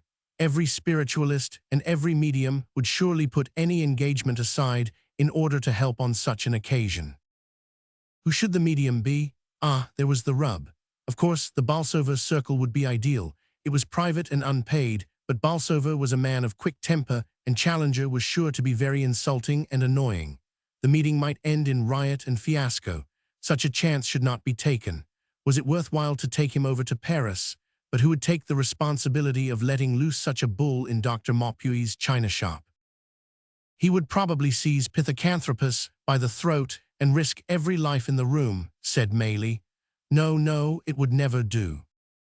There is no doubt that Banderby is the strongest physical medium in England, said Smith, but we all know what his personal character is. You could not rely upon him. Why not? Asked Malone. What's the matter with him? Smith raised his hand to his lips. He has gone the way that many a medium has gone before him. But surely, said Malone, that is a strong argument against our cause. How can a thing be good if it leads to such a result? Do you consider poetry to be good? Why, of course I do. Yet Poe was a drunkard, and Coleridge an addict, and Byron a rake, and Verlaine a degenerate. You have to separate the man from the thing. The genius has to pay a ransom for his genius in the instability of his temperament. A great medium is even more sensitive than a genius.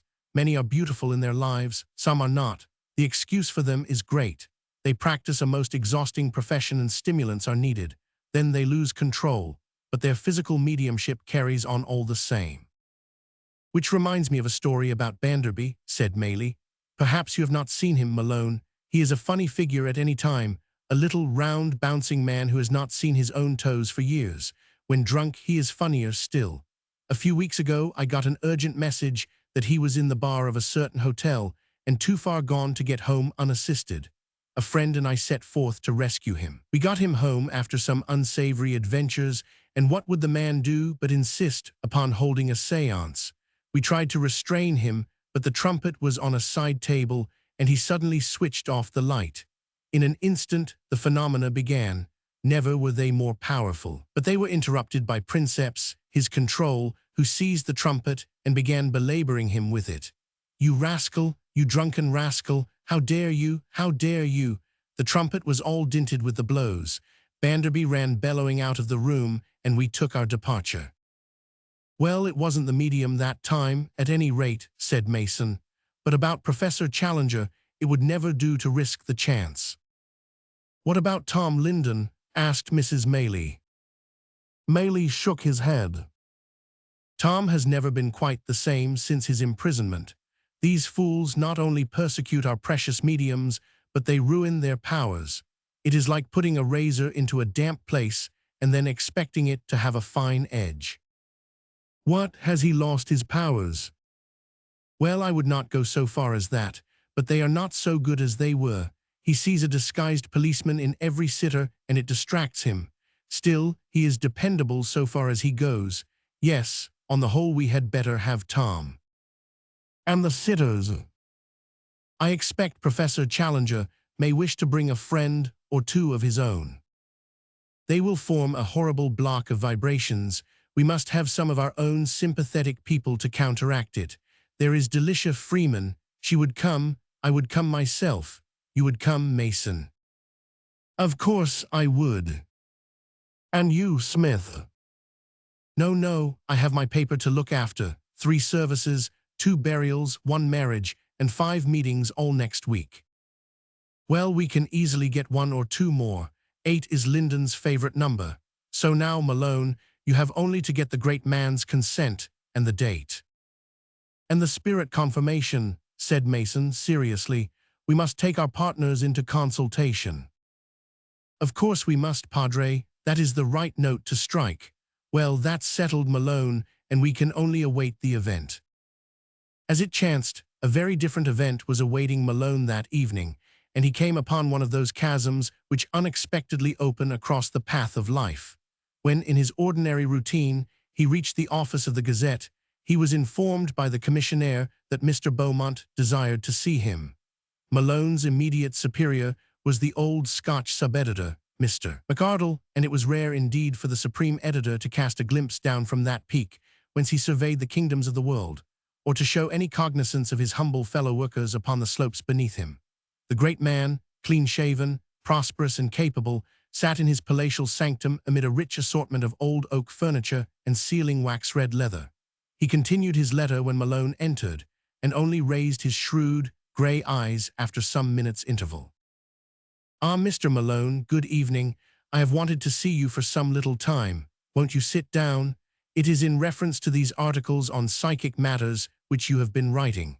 You opened them in a tone of healthy skepticism, tempered by humor, which was very acceptable both to me and to our public. "I regret, however, to observe that your view changed as you proceeded, and that you have now assumed a position in which you really seem to condone some of these practices.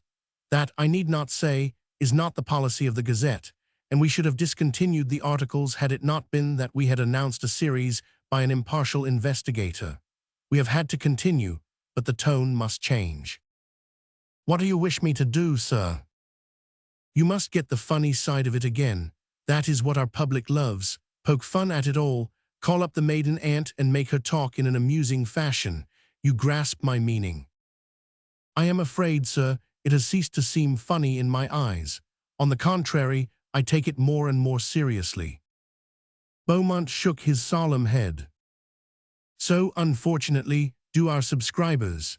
He had a small pile of letters upon the desk beside him, and he took one up. Look at this.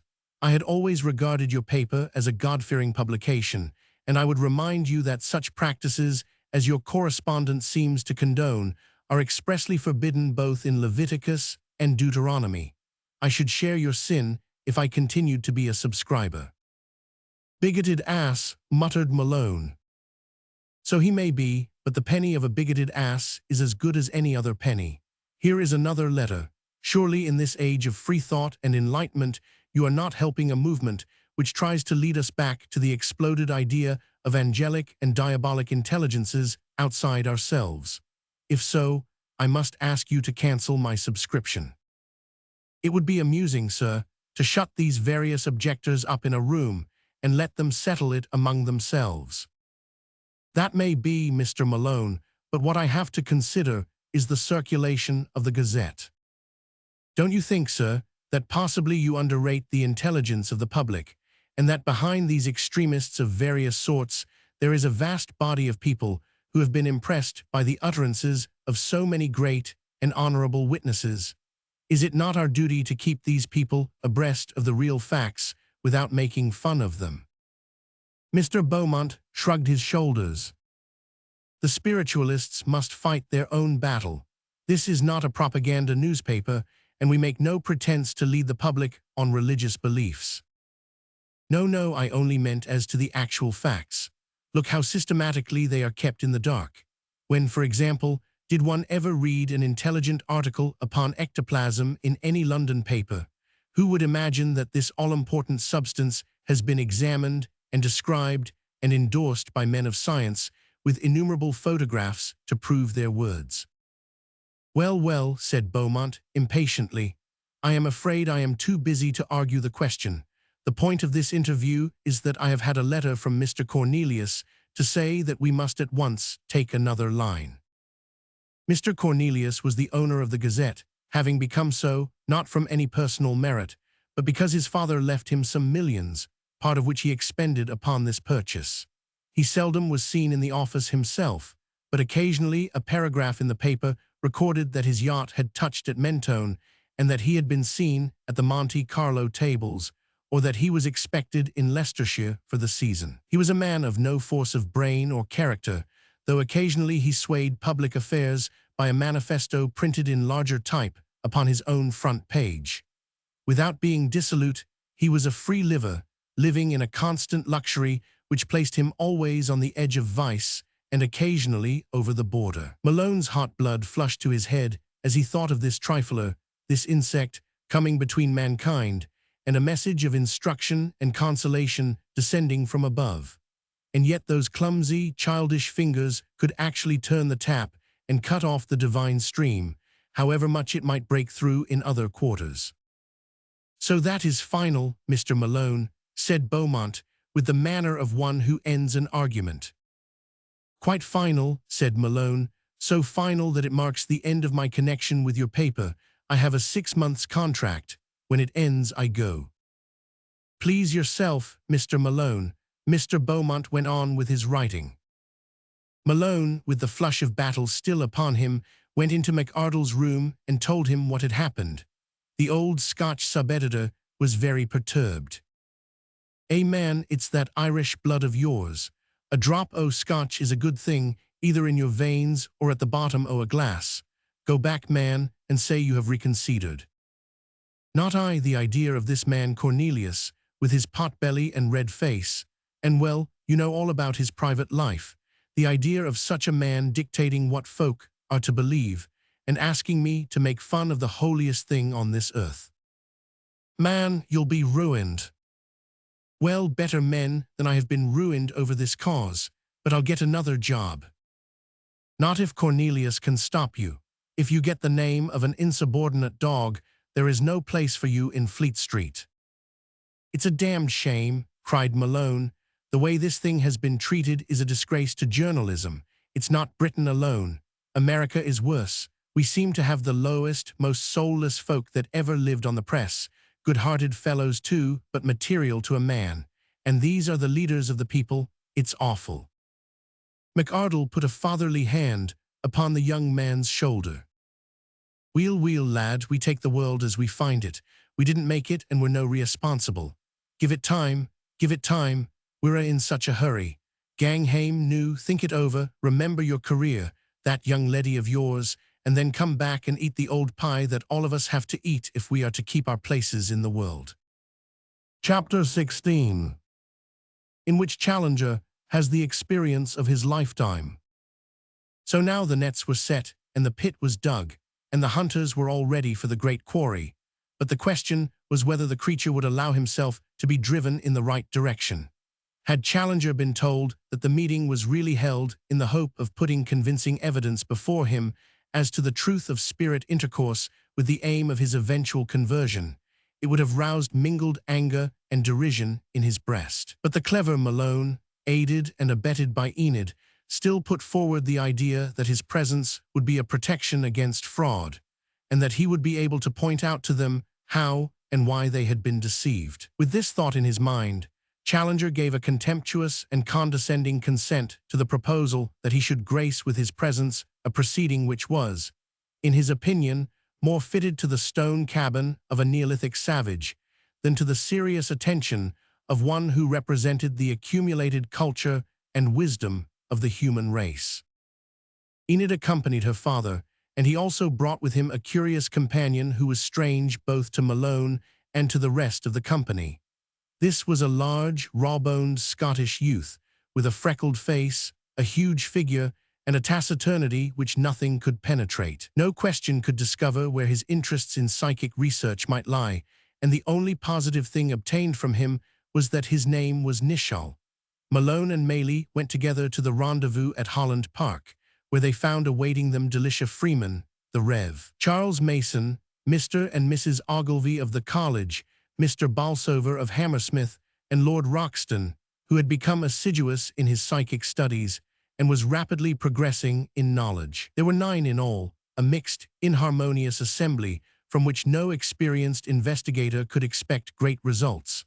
On entering the séance room, Lyndon was found seated in the armchair, his wife beside him, and was introduced collectively to the company, most of whom were already his friends. Challenger took up the matter at once with the air of a man who will stand no nonsense. "Is this the medium?" he asked, eyeing Lyndon with much disfavor. "Yes." "Has he been searched?" "Not yet." "Who will search him?" "2 men of the company have been selected." Challenger sniffed his suspicions. "Which men?" he asked. "It is suggested that you and your friend, Mr. Nishal, shall do so. There is a bedroom next door." Poor Lyndon was marched off between them in a manner which reminded him unpleasantly of his prison experiences. He had been nervous before, but this ordeal and the overpowering presence of Challenger made him still more so. He shook his head mournfully at Maylie when he reappeared. "I doubt we will get nothing today. Maybe it would be wise to postpone the sitting," said he. Maylie came round and patted him on the shoulder, while Mrs. Lyndon took his hand. "It's all right, Tom," said Maylie. "Remember that you have a bodyguard of friends round you who won't see you ill-used." Then Maylie spoke to Challenger in a sterner way than was his wont. "I beg you to remember, sir, that a medium is as delicate an instrument as any to be found in your laboratories. Do not abuse it. I presume that you found nothing compromising upon his person." "No, sir, I did not, and as a result, he assures us that we will get nothing today. He says so because your manner has disturbed him. You must treat him more gently." Challenger's expression did not promise any amendment. His eyes fell upon Mrs. Lyndon. "I understand that this person is the medium's wife. She should also be searched." "That is a matter of course," said the Scotsman Ogilvy. "My wife and your daughter will take her out, but I beg you, Professor Challenger, to be as harmonious as you can, and to remember that we are all as interested in the results as you are, so that the whole company will suffer if you should disturb the conditions." Mr. Bolsover, the grocer, rose with as much dignity as if he were presiding at his favorite temple. "I move," said he, that Professor Challenger be searched. Challenger's beard bristled with anger. Search me, what do you mean, sir? Bolsover was not to be intimidated. You are here not as our friend, but as our enemy. If you was to prove fraud, it would be a personal triumph for you, see. Therefore I, for one, says as you should be searched. Do you mean to insinuate, sir, that I am capable of cheating? Trumpeted Challenger. Well, Professor, we are all accused of it in turn, said Maylie, smiling. We all feel as indignant as you are at first, but after a time you get used to it. I've been called a liar, a lunatic, goodness knows what. What does it matter? It is a monstrous proposition, said Challenger, glaring all round him. Well, sir, said Ogilvy, who is a particularly pertinacious Scot. Of course, it is open to you to walk out of the room and leave us, but if you sit, you must sit under what we consider to be scientific conditions. It is not scientific that a man who is known to be bitterly hostile to the movement should sit with us in the dark with no check as to what he may have in his pockets. Come, come, cried Malone. Surely we can trust to the honor of Professor Challenger. That's all very well, said Bolsover. I did not observe that Professor Challenger trusted so very much to the honor of Mr. and Mrs. Linden. We have cause to be careful, said Ogilvy. I can assure you that there are frauds practiced on mediums just as there are frauds practiced by mediums. I could give you plenty of examples. No, sir, you will have to be searched. It won't take a minute, said Lord Roxton. What I mean, young Malone here, and I could give you a once-over in no time. Quite so, come on, said Malone. And so Challenger, like a red-eyed bull with dilating nostrils, was led from the room. A few minutes later, all preliminaries being completed, they were seated in the circle, and the séance had begun. But already the conditions had been destroyed. Those meticulous researchers who insist upon tying up a medium until the poor creature resembles a foul trust for roasting, or who glare their suspicions at him before the lights are lowered, do not realize that they are like people who add moisture to gunpowder and then expect to explode it. They ruin their own results, and then when those results do not occur, imagine that their own astuteness, rather than their own lack of understanding, has been the cause. Hence it is that at humble gatherings all over the land, in an atmosphere of sympathy and of reverence, there are such happenings as the cold man of science is never privileged to see. All the sitters felt churned up by the preliminary altercation, but how much more did it mean to the sensitive center of it all? To him, the room was filled with conflicting rushes and eddies of psychic power, whirling this way or that, and as difficult for him to navigate as the rapids below Niagara. He groaned in his despair. Everything was mixed and confused.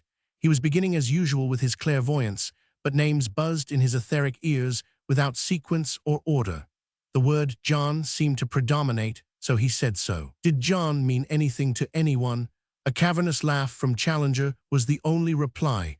Then he had the surname of Chapman. Yes, Maylie had lost a friend named Chapman. But it was years ago, and there seemed no reason for his presence, nor could he furnish his Christian name. Budworth? No, no one would own to a friend named Budworth. Definite messages came across, but they seemed to have no reference to the present company. Everything was going amiss, and Malone's spirits sank to zero. Challenger sniffed so loudly that Ogilvy remonstrated. You make matters worse, sir, when you show your feelings, said he. I can assure you that in 10 years of constant experience, I have never known the medium so far out, and I attribute it entirely to your own conduct. Quite so, said Challenger with satisfaction.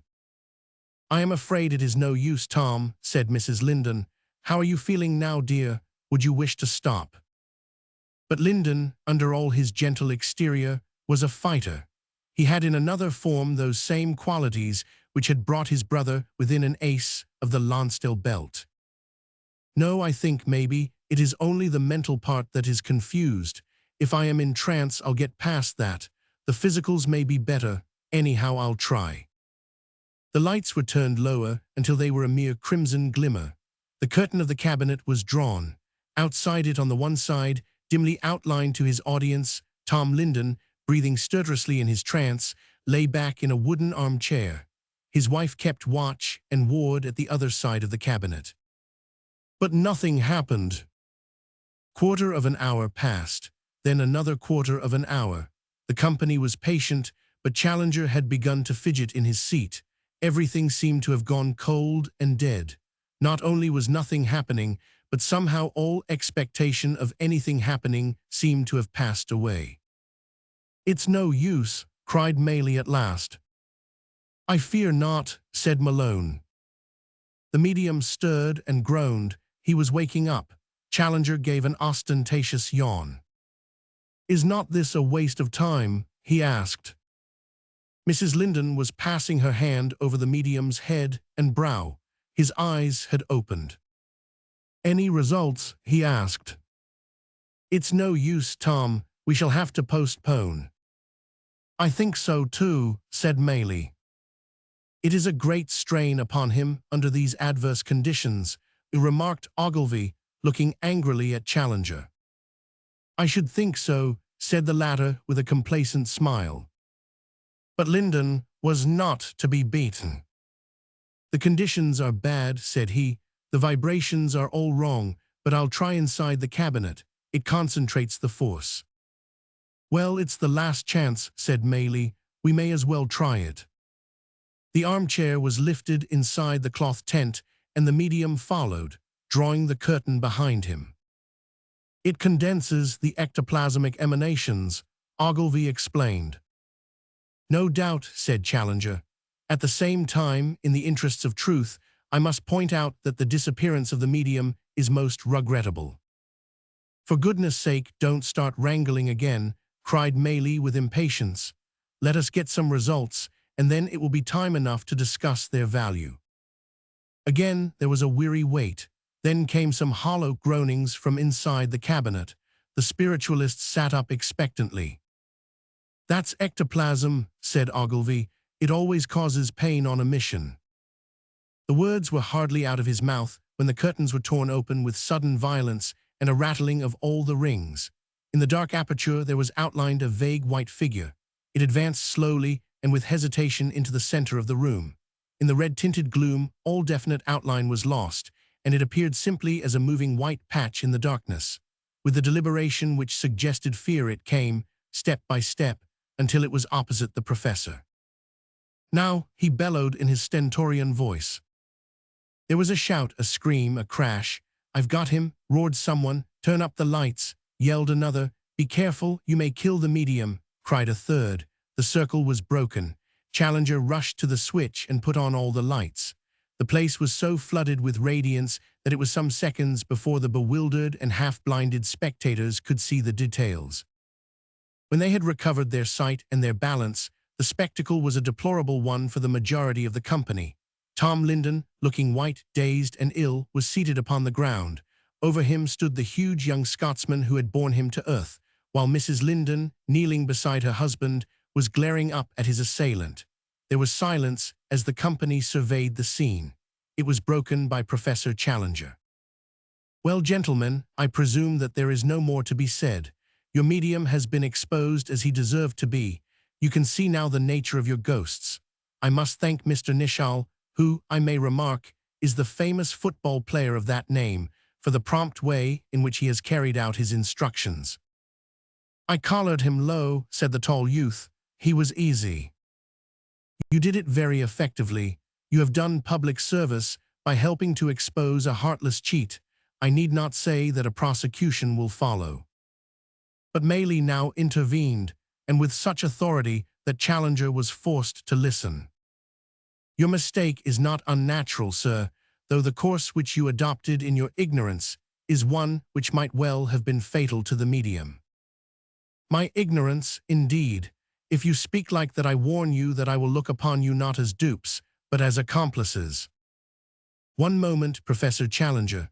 I would ask you one direct question, and I ask for an equally direct reply. Was not the figure which we all saw before this painful episode a white figure?" "Yes, it was." "You see now that the medium is entirely dressed in black. Where is the white garment?" "It is immaterial to me where it is. No doubt his wife and himself are prepared for all eventualities. They have their own means of secreting the sheet, or whatever it may have been. These details can be explained in the police court. Examine now, search the room for anything white. I know nothing of the room. I can only use my common sense. The man is exposed masquerading as a spirit. Into what corner or crevice he has thrust his disguise is a matter of small importance. On the contrary, it is a vital matter. What you have seen has not been an imposture, but has been a very real psychic phenomenon. Challenger laughed. Yes, sir, a very real phenomenon. You have seen a transfiguration, which is the halfway state of materialization.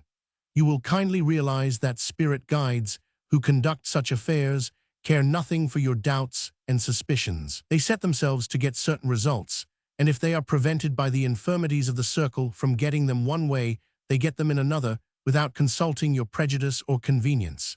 In this case, being unable, owing to the evil conditions which you have yourself created, to build up an ectoplasmic form, they wrapped the unconscious medium in an ectoplasmic covering and sent him forth from the cabinet. He is as innocent of imposture as you are. I swear to God, said Lyndon, that from the time I entered the cabinet until I found myself upon the floor I knew nothing. He had staggered to his feet and was shaking all over in his agitation, so that he could not hold the glass of water which his wife had brought him. Challenger shrugged his shoulders. Your excuses, he said, only open up fresh abysses of credulity. My own duty is obvious, and it will be done to the uttermost. Whatever you have to say will, no doubt, receive such consideration as it deserves from the magistrate. Then Professor Challenger turned to go as one who has triumphantly accomplished that for which he came. Come, Enid, said he. And now occurred a development so sudden, so unexpected, so dramatic, that no one present will ever cease to have it in vivid memory. No answer was returned to Challenger's call. Everyone else had risen to their feet. Only Enid remained in her chair. She sat with her head on one shoulder, her eyes closed, her hair partly loosened, a model for a sculptor. She is asleep, said Challenger. Wake up, Enid, I am going. There was no response from the girl. Maylie was bending over her. Hush, don't disturb her, she is in trance. Challenger rushed forward. What have you done? Your infernal hanky-panky has frightened her, she has fainted. Maylie had raised her eyelid. No, her eyes are turned up. She is in trance. Your daughter, sir, is a powerful medium. A medium? You are raving. Wake up, girl, wake up. For God's sake, leave her. You may regret it all your life if you don't. It is not safe to break abruptly into the mediumistic trance. Challenger stood in bewilderment. For once, his presence of mind had deserted him. Was it possible that his child stood on the edge of some mysterious precipice and that he might push her over? What shall I do? He asked helplessly. Have no fear, all will be well. Sit down, all of you. Ah, she is about to speak. The girl had stirred. She had sat straight in her chair. Her lips trembled. One hand was outstretched. For him, she cried, pointing to Challenger. He must not hurt my Medi. It is a message for him. There was breathless silence among the persons who had gathered round the girl. Who speaks? Asked Maylie. Victor speaks, Victor. He shall not hurt my Medi. I have a message for him. Yes, what is the message? His wife is here. Yes. She says that she has been once before, that she came through this girl. It was after she was buried. She knock and he hear her knocking, but not understand. Does this mean anything to you, Professor Challenger? His great eyebrows were bunched over his suspicious, questioning eyes, and he glared like a beast at bay from one to the other of the faces round him. There was a trick, a vile trick. They had suborned his own daughter. It was damnable. He would expose them, every one. No, he had no questions to ask. He could see through it all. She had been won over. He could not have believed it of her, and yet it must be so. She was doing it for Malone's sake. A woman would do anything for a man she loved. Yes, it was damnable. Far from being softened, he was more vindictive than ever. His furious face, his broken words, expressed his convictions. Again the girl's arm shot out, pointing in front of her. Another message. To whom? To him, the man who wanted to hurt my Medi. He must not hurt my Medi. A man here, 2 men, wish to give him a message. Yes, Victor, let us have it. First man's name is... The girl's head slanted and her ear was upturned, as if listening. Yes, yes, I have it. It is Al Aldridge. Does that mean anything to you? Challenger staggered. A look of absolute wonder had come upon his face. Who is the second man? He asked. Where? Yes, that is it. Where? Challenger sat down suddenly. He passed his hand over his brow. He was deadly pale. His face was clammy with sweat. Do you know them? I knew 2 men of those names. They have messages for you, said the girl. Challenger seemed to brace himself for a blow. Well, what is it? Too private, not speak, all these people here. We shall wait outside, said Maylie. Come, friends, let the professor have his message. They moved towards the door, leaving the man seated in front of his daughter. An unwanted nervousness seemed suddenly to seize him. Malone, stay with me. The door closed, and the 3 were left together. What is the message? It is about a powder. Yes, yes. A grey powder. Yes. The message that men want to say is, you did not kill us. Ask them then, ask them, how did they die? His voice was broken, and his great frame was quivering with his emotion. They died disease. What disease? News, what that? Pneumonia. Challenger sank back in his chair with an immense sigh of relief. My God, he cried, wiping his brow. Then. Call in the others, Malone. They had waited on the landing, and now streamed into the room. Challenger had risen to meet them. His first words were to Tom Linden. He spoke like a shaken man whose pride for the instant was broken. As to you, sir, I do not presume to judge you. A thing has occurred to me which is so strange, and also so certain, since my own trained senses have attested it, that I am not prepared to deny any explanation which has been offered of your previous conduct. I beg to withdraw any injurious expressions I may have used. Tom Linden was a true Christian in his character. His forgiveness was instant and sincere. I cannot doubt that my daughter has some strange power which bears out much which you, Mr. Maylie, have told me. I was justified in my scientific skepticism, but you have today offered me some incontrovertible evidence. We all go through the same experience, Professor. We doubt, and then in turn we are doubted. I can hardly conceive that my word will be doubted upon such a point, said Challenger, with dignity. I can truly say that I have had information tonight which no living person upon this earth was in a position to give. So much is beyond all question. The young lady is better, said Mrs. Linden. Enid was sitting up and staring round her with bewildered eyes. What has happened, Father? I seem to have been asleep. All right, dear, we will talk of that later. Come home with me now. I have much to think over. Perhaps you will come back with us, Malone. I feel that I owe you some explanation. When Professor Challenger reached his flat, he gave Austin orders that he was on no account to be disturbed, and he led the way into his library, where he sat in his big armchair with Malone upon his left and his daughter upon his right. He had stretched out his great paw and enclosed Enid's small hand. My dear, he said, after a long silence, I cannot doubt that you are possessed of a strange power, for it has been shown to me tonight with a fullness and a clearness which is final. Since you have it, I cannot deny that others may have it also, and the general idea of mediumship has entered within my conceptions of what is possible. I will not discuss the question, for my thoughts are still confused upon the subject, and I will need to thrash the thing out with you, young Malone, and with your friends before I can get a more definite idea. I will only say that my mind has received a shock and that a new avenue of knowledge seems to have opened up before me. We shall be proud indeed, said Malone, if we can help you. Challenger gave a wry smile. Yes, I have no doubt that a headline in your paper, Conversion of Professor Challenger, would be a triumph. I warn you that I have not got so far. We certainly would do nothing premature, and your opinions may remain entirely private. I have never lacked the moral courage to proclaim my opinions when they are formed, but the time has not yet come. However, I have received 2 messages tonight, and I can only ascribe to them an extracorporeal origin. I take it for granted, Enid, that you were indeed insensible.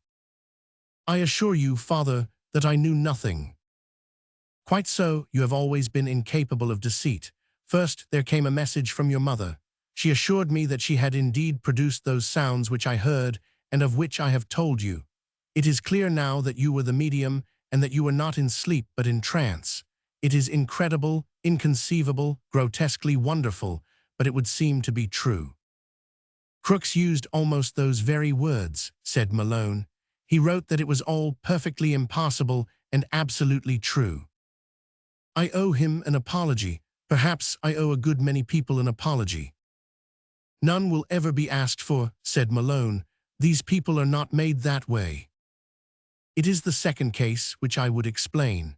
The professor fidgeted uneasily in his chair. It is a matter of great privacy, one to which I have never alluded, and which no one on earth could have known. Since you heard so much, you may as well hear all. It happened when I was a young physician, and it is not too much to say that it cast a cloud over my life, a cloud which has only been raised tonight. Others may try to explain what has occurred by telepathy, by subconscious mind action, by what they will, but I cannot doubt, it is impossible to doubt, that a message has come to me from the dead. There was a new drug under discussion at that time. It is useless to enter into details which you would be incapable of appreciating. Suffice it that it was of the Datura family, which supplies deadly poisons as well as powerful medicines. I had received one of the earliest specimens, and I desired my name to be associated with the first exploration of its properties. I gave it to 2 men, Ware and Aldridge. I gave it in what I thought was a safe dose. They were patients, you understand, in my ward in a public hospital. Both were found dead in the morning. I had given it secretly, none knew of it. There was no scandal, for they were both very ill, and their death seemed natural, but in my own heart I had fears. I believed that I had killed them. It has always been a dark background to my life. You heard yourselves tonight that it was from the disease and not from the drug that they died. Poor Dad, whispered Enid, patting the great hirsute hand. Poor Dad, what you must have suffered. Challenger was too proud a man to stand pity even from his own daughter. He pulled away his hand. I worked for science, he said. Science must take risks. I do not know that I am to blame, and yet my heart is very light tonight. Chapter 17. Where the mists clear away. Malone had lost his billet and had found his way in Fleet Street, blocked by the rumor of his independence. His place upon the staff had been taken by a young and drunken Jew, who had at once won his spurs by a series of highly humorous articles upon psychic matters, peppered with assurances that he approached the subject with a perfectly open and impartial mind. His final device of offering £5,000 if the spirits of the dead would place the 3 first horses in the coming derby, and his demonstration that ectoplasm was in truth the froth of bottled porter artfully concealed by the medium, are newspaper stunts which are within the recollection of the reader. But the path which closed on one side had opened on the other. Challenger, lost in his daring dreams and ingenious experiments, had long needed an active, clear-headed man to manage his business interests and to control his worldwide patents. There were many devices, the fruits of his life's work, which brought in income but had to be carefully watched and guarded. His automatic alarm for ships in shallow waters, his device for deflecting a torpedo, his new and economical method of separating nitrogen from the air, his radical improvements in wireless transmission, and his novel treatment of pitchblende were all moneymakers. Enraged by the attitude of Cornelius, the professor placed the management of all these in the hands of his prospective son-in-law, who diligently guarded his interests. Challenger himself had altered. His colleagues and those about him observed the change without clearly perceiving the cause. He was a gentler, humbler, and more spiritual man. Deep in his soul was the conviction that he, the champion of scientific method and of truth, had in fact for many years been unscientific in his methods and a formidable obstruction to the advance of the human soul through the jungle of the unknown. It was this self-condemnation which had wrought the change in his character. Also, with characteristic energy, he had plunged into the wonderful literature of the subject, and as, without the prejudice which had formerly darkened his brain, he read the illuminating testimony of Hare, De Morgan, Crookes, Lombroso, Barrett, Lodge, and so many other great men, he marveled that he could ever for one instant have imagined that such a consensus of opinion could be founded upon error. His violent and wholehearted nature made him take up the psychic cause with the same vehemence, and even occasionally the same intolerance with which he had once denounced it, and the old lion bared his teeth and roared back at those who had once been his associates. His remarkable article in The Spectator began, "The obtuse incredulity and stubborn unreason of the prelates who refused to look through the telescope of Galileo and to observe the moons of Jupiter has been far transcended in our own days by those noisy controversialists who rashly express extreme opinions upon those psychic matters which they have never had either the time or the inclination to examine," while in a final sentence he expressed his conviction that his opponents did not in truth represent the thought of the 20th century, but might rather be regarded as mental fossils dug from some early Pliocene horizon. Critics raised their hands in horror, as is their wont, against the robust language of the article, though violence of attack has for so many years been condoned in the case of those who are in opposition. So we may leave Challenger, his black mane slowly turning to gray, but his great brain growing ever stronger and more virile as it faced such problems as the future had in store. A future which had ceased to be bounded by the narrow horizon of death, and which now stretched away into the infinite possibilities and developments of continued survival of personality, character, and work. The marriage had taken place. It was a quiet function, but no prophet could ever have foretold the guests whom Enid's father had assembled in the Whitehall rooms. They were a happy crowd, all welded together by the opposition of the world and united in one common knowledge. There was the Charles Mason, who had officiated at the ceremony, and if ever a saint's blessing consecrated a union, so it had been that morning. Now in his black garb with his cheery, toothsome smile, he was moving about among the crowd carrying peace and kindliness with him. The yellow-bearded Maley, the old warrior, scarred with many combats and eager for more, stood beside his wife, the gentle squire who bore his weapons and nerved his arm. There was Dr. Maupuis from Paris, trying to make the waiter understand that he wanted coffee and being presented with toothpicks, while the gaunt Lord Roxton viewed his efforts with cynical amusement. There, too, was the good Bolsover with several of the Hammersmith circle, and Tom Linden with his wife, and Smith, the fighting bulldog from the north, and Dr. Atkinson and Mervyn, the psychic editor, with his kind wife, and the two Ogilvies, and little Miss Delicia with her bag and her tracts, and Dr. Ross Scarton, now successfully cured, and Dr. Felkin, who had cured him so far as his earthly representative, Nurse Ursula, could fill his place. All these and many more were visible to our 2-inch spectrum of color and audible to our 4 octaves of sound. How many others, outside those narrow limitations, may have added their presence and their blessing, who shall say? One last scene before we close the record. It was in a sitting room of the Imperial Hotel at Folkestone. At the window sat Mr. and Mrs. Edward Malone, gazing westwards down Channel at an angry evening sky. Great purple tentacles, threatening forerunners from what lay unseen and unknown beyond the horizon, were writhing up towards the zenith. Below, the little deep boat was panting eagerly homewards. Far out, the great ships were keeping mid-channel as scenting danger to come. The vague threat of that menacing sky acted subconsciously upon the minds of both of them. "Tell me, Enid," said Malone, "of all our wonderful psychic experiences, which is now most vivid in your mind?" "It is curious that you should ask, Ned, for I was thinking of it at that moment. I suppose it was the association of ideas with that terrible sky. It was of Miramar I was thinking, the strange mystery man with his words of doom. And so was I. Have you heard of him since? Once and once only. It was on a Sunday morning in Hyde Park. He was speaking to a little group of men. I mixed with the crowd and listened. It was the same warning. How did they take it? Did they laugh? Well, you have seen and heard him. You could not laugh, could you? No, indeed. But you don't take it seriously, Ned, do you? Look at the solid old earth of England. Look at our great hotel and the people on the lays and the stodgy morning papers and all the settled order of a civilized land. Do you really think that anything could come to destroy it all? Who knows? Miramar is not the only one who says so. Does he call it the end of the world? No, no, it is the rebirth of the world, of the true world, the world as God meant it to be. It is a tremendous message, but what is amiss? Why should so dreadful a judgment fall?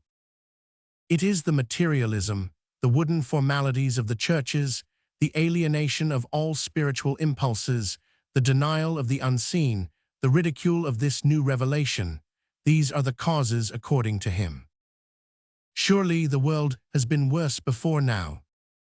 But never with the same advantages, never with the education and knowledge and so-called civilization which should have led it to higher things. Look how everything has been turned to evil. We got the knowledge of airships. We bomb cities with them. We learn how to steam under the sea. We murder seamen with our new knowledge. We gain command over chemicals. We turn them into explosives or poison gases. It goes from worse to worse. At the present moment, every nation upon earth is plotting secretly how it can best poison the others. Did God create the planet for this end, and is it likely that he will allow it to go on from bad to worse? Is it you or Miramar who is talking now? Well, I have myself been brooding over the matter, and all my thoughts seem to justify his conclusions. I read a spirit message which Charles Mason wrote. It was, "The most dangerous condition for a man or a nation is when his intellectual side is more developed than his spiritual." Is that not exactly the condition of the world today? And how will it come? There I can only take Miramar's word for it. He speaks of a breaking of all the files. There is war, famine, pestilence, earthquake, flood, tidal waves, all ending in peace and glory unutterable. The great purple streamers were right across the sky. A dull crimson glare, a lurid angry glow, was spreading in the west. Enid shuddered as she watched it. "One thing we have learned," said he. "It is that two souls, where real love exists, go on and on without a break through all the spheres. Why then should you and I fear death or anything which life or death can bring?" She smiled and put her hand in his. "Why indeed," said she. The end. Appendix. Note on chapter Roman 2. Clairvoyance in spiritualistic churches. This phenomenon, as exhibited in spiritualistic churches or temples, as the spiritualists usually call them, varies very much in quality. So uncertain is it that many congregations have given it up entirely, as it had become rather a source of scandal than of edification. On the other hand, there are occasions, the conditions being good, the audience sympathetic, and the medium in good form, when the results are nothing short of amazing. I was present on one occasion when Mr. Tom Tyrrell of Blackburn, speaking in a sudden call at Doncaster, a town with which he was unfamiliar, got not only the descriptions, but even the names of a number of people which were recognized by the different individuals to whom he pointed. I have known Mr. Vout Peters also to give 40 descriptions in a foreign city, Lee, where he had never been before, with only one failure which was afterwards explained. Such results are far above coincidence. What their true raison d'etre may be has yet to be determined. It has seemed to me sometimes that the vapor which becomes visible as a solid in ectoplasm may in its more volatile condition fill the whole, and that a spirit coming within it may show up as an invisible shooting star comes into view when it crosses the atmosphere of the earth. No doubt the illustration is only an analogy, but it may suggest a line of thought. I remember being present on 2 occasions in Boston, Massachusetts, when clergymen gave clairvoyance from the steps of the altar, and with complete success. It struck me as an admirable reproduction of those apostolic conditions when they taught, not only by words but also by power. All this has to come back into the Christian religion before it will be revitalized and restored to its pristine power. It cannot, however, be done in a day. We want less faith and more knowledge. Note on chapter Roman 9. Earthbound spirits. This chapter may be regarded as sensational, but as a fact there is no incident in it for which chapter and verse may not be given. The incident of Nell Gwyn, mentioned by Lord Roxton, was told me by Colonel Cornwallis West as having occurred in a country house of his own. Visitors had met the wraith in the passages and had afterwards, when they saw the portrait of Nell Gwyn which hung in a sitting room, exclaimed, "Why, there is the woman I met." The adventure of the terrible occupant of the deserted house is taken with very little change from the experience of Lord St. Audrey's in a haunted house near Torquay. This gallant soldier told the story himself in the Weekly Dispatch, December 1921, and it is admirably retold in Mrs. Violet Tweedale's Phantoms of the Dawn. As to the conversation carried on between the clergyman and the earthbound spirit, the same authoress has described a similar one when recording the adventures of Lord and Lady Winford in Glamis Castle, Ghosts I Have Seen, p. 175. When such a spirit draws its stock of material energy is an unsolved problem. It is probably from some mediumistic individual in the neighborhood.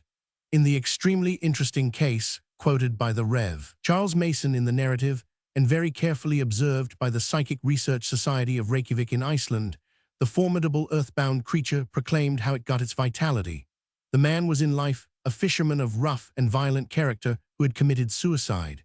He attached himself to the medium, followed him to the séances of the society, and caused indescribable confusion and alarm until he was exorcised by some such means as described in the story. A long account appeared in the Proceedings of the American Society of Psychic Research and also in the organ of the Psychic College, Psychic Science, for January 1925. Iceland, it may be remarked, is very advanced in psychic science, and in proportion to its population or opportunities is probably ahead of any other country. The Bishop of Reykjavik is president of the Psychic Society, which is surely a lesson to our own prelates, whose disassociation from the study of such matters is little less than a scandal. The matter relates to the nature of the soul and to its fate in the beyond, yet there are, I believe, fewer students of the matter among our spiritual guides than among any other profession. Note on Chapter X. Rescue Circles. The scenes in this chapter are drawn very closely either from personal experience or from the reports of careful and trustworthy experimenters. Among the latter are Mr. Tozer of Melbourne and Mr. McFarlane of Southsea, both of whom have run methodical circles for the purpose of giving help to earthbound spirits. Detailed accounts of experiences, which I have personally had in the former circles, are to be found in chapters Roman 4 and Roman 6 of my Wanderings of a Spiritualist. I may add that in my own domestic circle, under my wife's mediumship, we have been privileged to bring hope and knowledge to some of these unhappy beings. Full reports of a number of these dramatic conversations are to be found in the last 100 pages of the late Admiral Usborne Moore's Glimpses of the Next State. It should be said that the Admiral was not personally present at these sittings, but that they were carried out by people in whom he had every confidence, and that they were confirmed by sworn affidavits of the sitters. The high character of Mr. Leander Fisher, says the Admiral, is sufficient voucher for their authenticity. The same may be said of Mr. E.G. Randall, who has published many such cases. He is one of the leading lawyers of Buffalo, while Mr. Fisher is a professor of music in that city. The natural objection is that, granting the honesty of the investigators, the whole experience may be in some way subjective and have no relation to real facts. Dealing with this, the Admiral says, I made inquiries as to whether any of the spirits thus brought to understand that they had entered a new state of consciousness had been satisfactorily identified. The reply was that many had been discovered, but after several had been verified, it was considered useless to go on searching for the relatives and places of abode in earth life of the remainder. Such inquiries involved much time and labor and always ended with the same result. In one of the cases cited op. Cit. p. 524, there is the prototype of the fashionable woman who died in her sleep as depicted in the text. In all these instances, the returning spirit did not realize that its earth life was over. The case of the clergyman and of the sailor from the Monmouth both occurred in my presence at the circle of Mr. Tozer. The dramatic case where the spirit of a man, it was the case of several men in the original, manifested at the very time of the accident which caused their death, and where the names were afterwards verified in the newspaper report, is given by Mr. E. G. Randall. Another example given by that gentleman may be added for the consideration of those who have not realized how cogent is the evidence, and how necessary for us to reconsider our views of death. It is in The Dead Have Never Died, p. 104. I recall an incident that will appeal to the purely materialistic. I was one of my father's executors, and after his dissolution and the settlement of his estate, speaking to me from the next plane, he told me one night that I had overlooked an item that he wanted to mention to me. I replied, "Your mind was ever centered on the accumulation of money. Why take up the time that is so limited with the discussion of your estate? It has already been divided."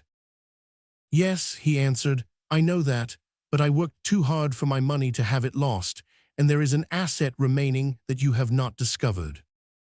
"Well," I said, "if that be true, tell me about it." He answered, "Some years before I left, I loaned a small sum of money to Susan Stone, who resided in Pennsylvania, and I took from her a promissory note upon which, under the laws of that state, I was entitled to enter a judgment at once, without suit. I was somewhat anxious about the loan, so before its maturity I took the note and filed it with the Prothonotary at Erie, Pennsylvania, and he entered judgment, which became a lien on her property. In my books of account there was no reference to that note or judgment. If you will go to the Prothonotary's office in Erie, you will find the judgment on record, and I want you to collect it. There are many things that you don't know about, and this is one of them." I was much surprised at the information thus received, and naturally sent for a transcript of that judgment. I found it entered October 21, 1896, and with that evidence of the indebtedness, I collected from the judgment debtor $70 with interest. I question if anyone knew of that transaction besides the makers of the note and the Prothonotary at Erie. Certainly I did not know about it. I had no reason to suspect it. The psychic present at that interview could not have known about the matter, and I certainly collected the money. My father's voice was clearly recognizable on that occasion, as it has been on hundreds of others, and I cite this instance for the benefit of those who measure everything from a monetary standpoint. The most striking, however, of all these posthumous communications are to be found in 30 Years Among the Dead, by Dr. Wickland of Los Angeles. This, like many other valuable books of the sort, can only be obtained in Great Britain at the Psychic Bookshop in Victoria Street, SW.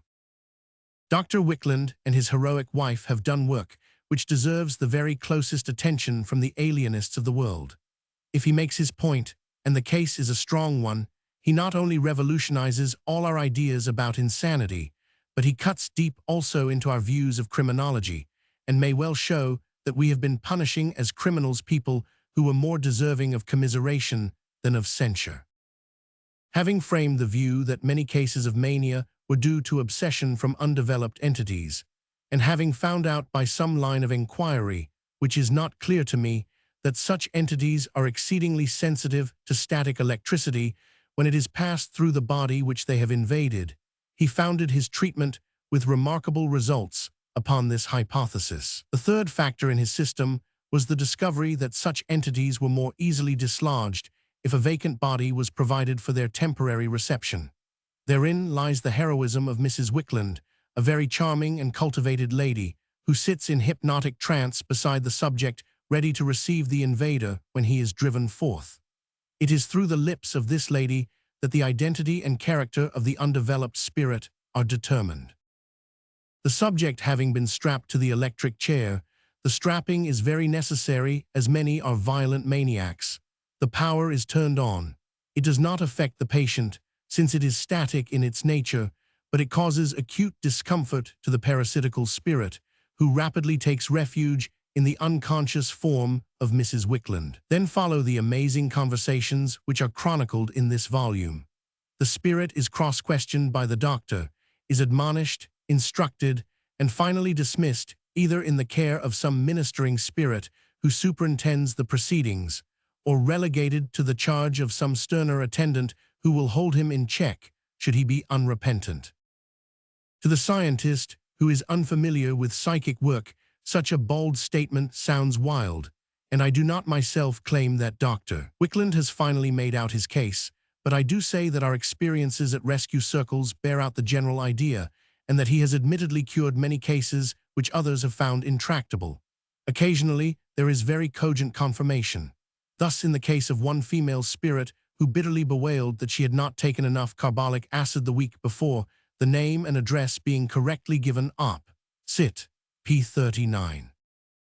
It is not apparently everyone who is open to this invasion, but only those who are in some peculiar way psychic sensitives. The discovery, when fully made out, will be one of the root facts of the psychology and jurisprudence of the future. Note on chapter Roman 12. The experience of the young Frenchman and the letters or messages quoted are extracts from a long series in the curious little book called Le Livre Pratique des Esprits. It has been introduced because I have endeavored, in drawing a sketch of spiritualism as I have known it, to introduce the less pleasing shadows which intrude occasionally into the light. Such practices, I need not say, would be condemned by any ordinary spiritualist, but it cannot be denied that their possibility is disquieting and opens up unpleasant lines of speculation. They are, however, so exceptional that it may well be doubted whether the Frenchman was not self-deceived, even if he was not drawing upon his imagination. Note on chapter Roman 13. Dr. Maupuis's experiment. The Dr. Maupuis of the narrative is, as every student of psychic research will realize, the late Dr. Jelly, whose splendid work on this subject will ensure his permanent fame. His was a brain of the first order, coupled with a moral courage which enabled him to face with equanimity the cynicism and levity of his critics. With rare judgment, he never went further than the facts carried him, and yet never flinched from the furthest point which his reason and the evidence would justify. By the munificence of Mr. Jean Mayer, he had been placed at the head of the Institut Metapsychique, admirably equipped for scientific work, and he got the full value out of that equipment. When a British Jean Mayer makes his appearance, he will get no return for his money if he does not choose a progressive brain to drive his machine. The great endowment left to the Stanford University of California has been practically wasted, because those in charge of it were not Jellies or Richards. The account of Pithecanthropus is taken from the Bulletin de l'Institut Metapsychique. A well-known lady has described to me how the creature pressed between her and her neighbors, and how she placed her hand upon his shaggy skin. An account of this séance is to be found in Jelly's 50 Ectoplasmi et la Clairvoyance, Felix Alco, p. 345. On page 296 is a photograph of the strange bird of prey upon the medium's head. It would take the credulity of a Maccabe to imagine that all this is imposture. These various animal types may assume very bizarre forms. In an unpublished manuscript by Colonel Arkorovitz, which I have been privileged to see, some new developments are described which are not only formidable, but also unlike any creature with which we are acquainted. Since animal forms of this nature have materialized under the mediumship both of Kluski and of Guzik, their formation would seem to depend rather upon one of the sitters than upon either of the mediums, unless we can disconnect them entirely from the circle.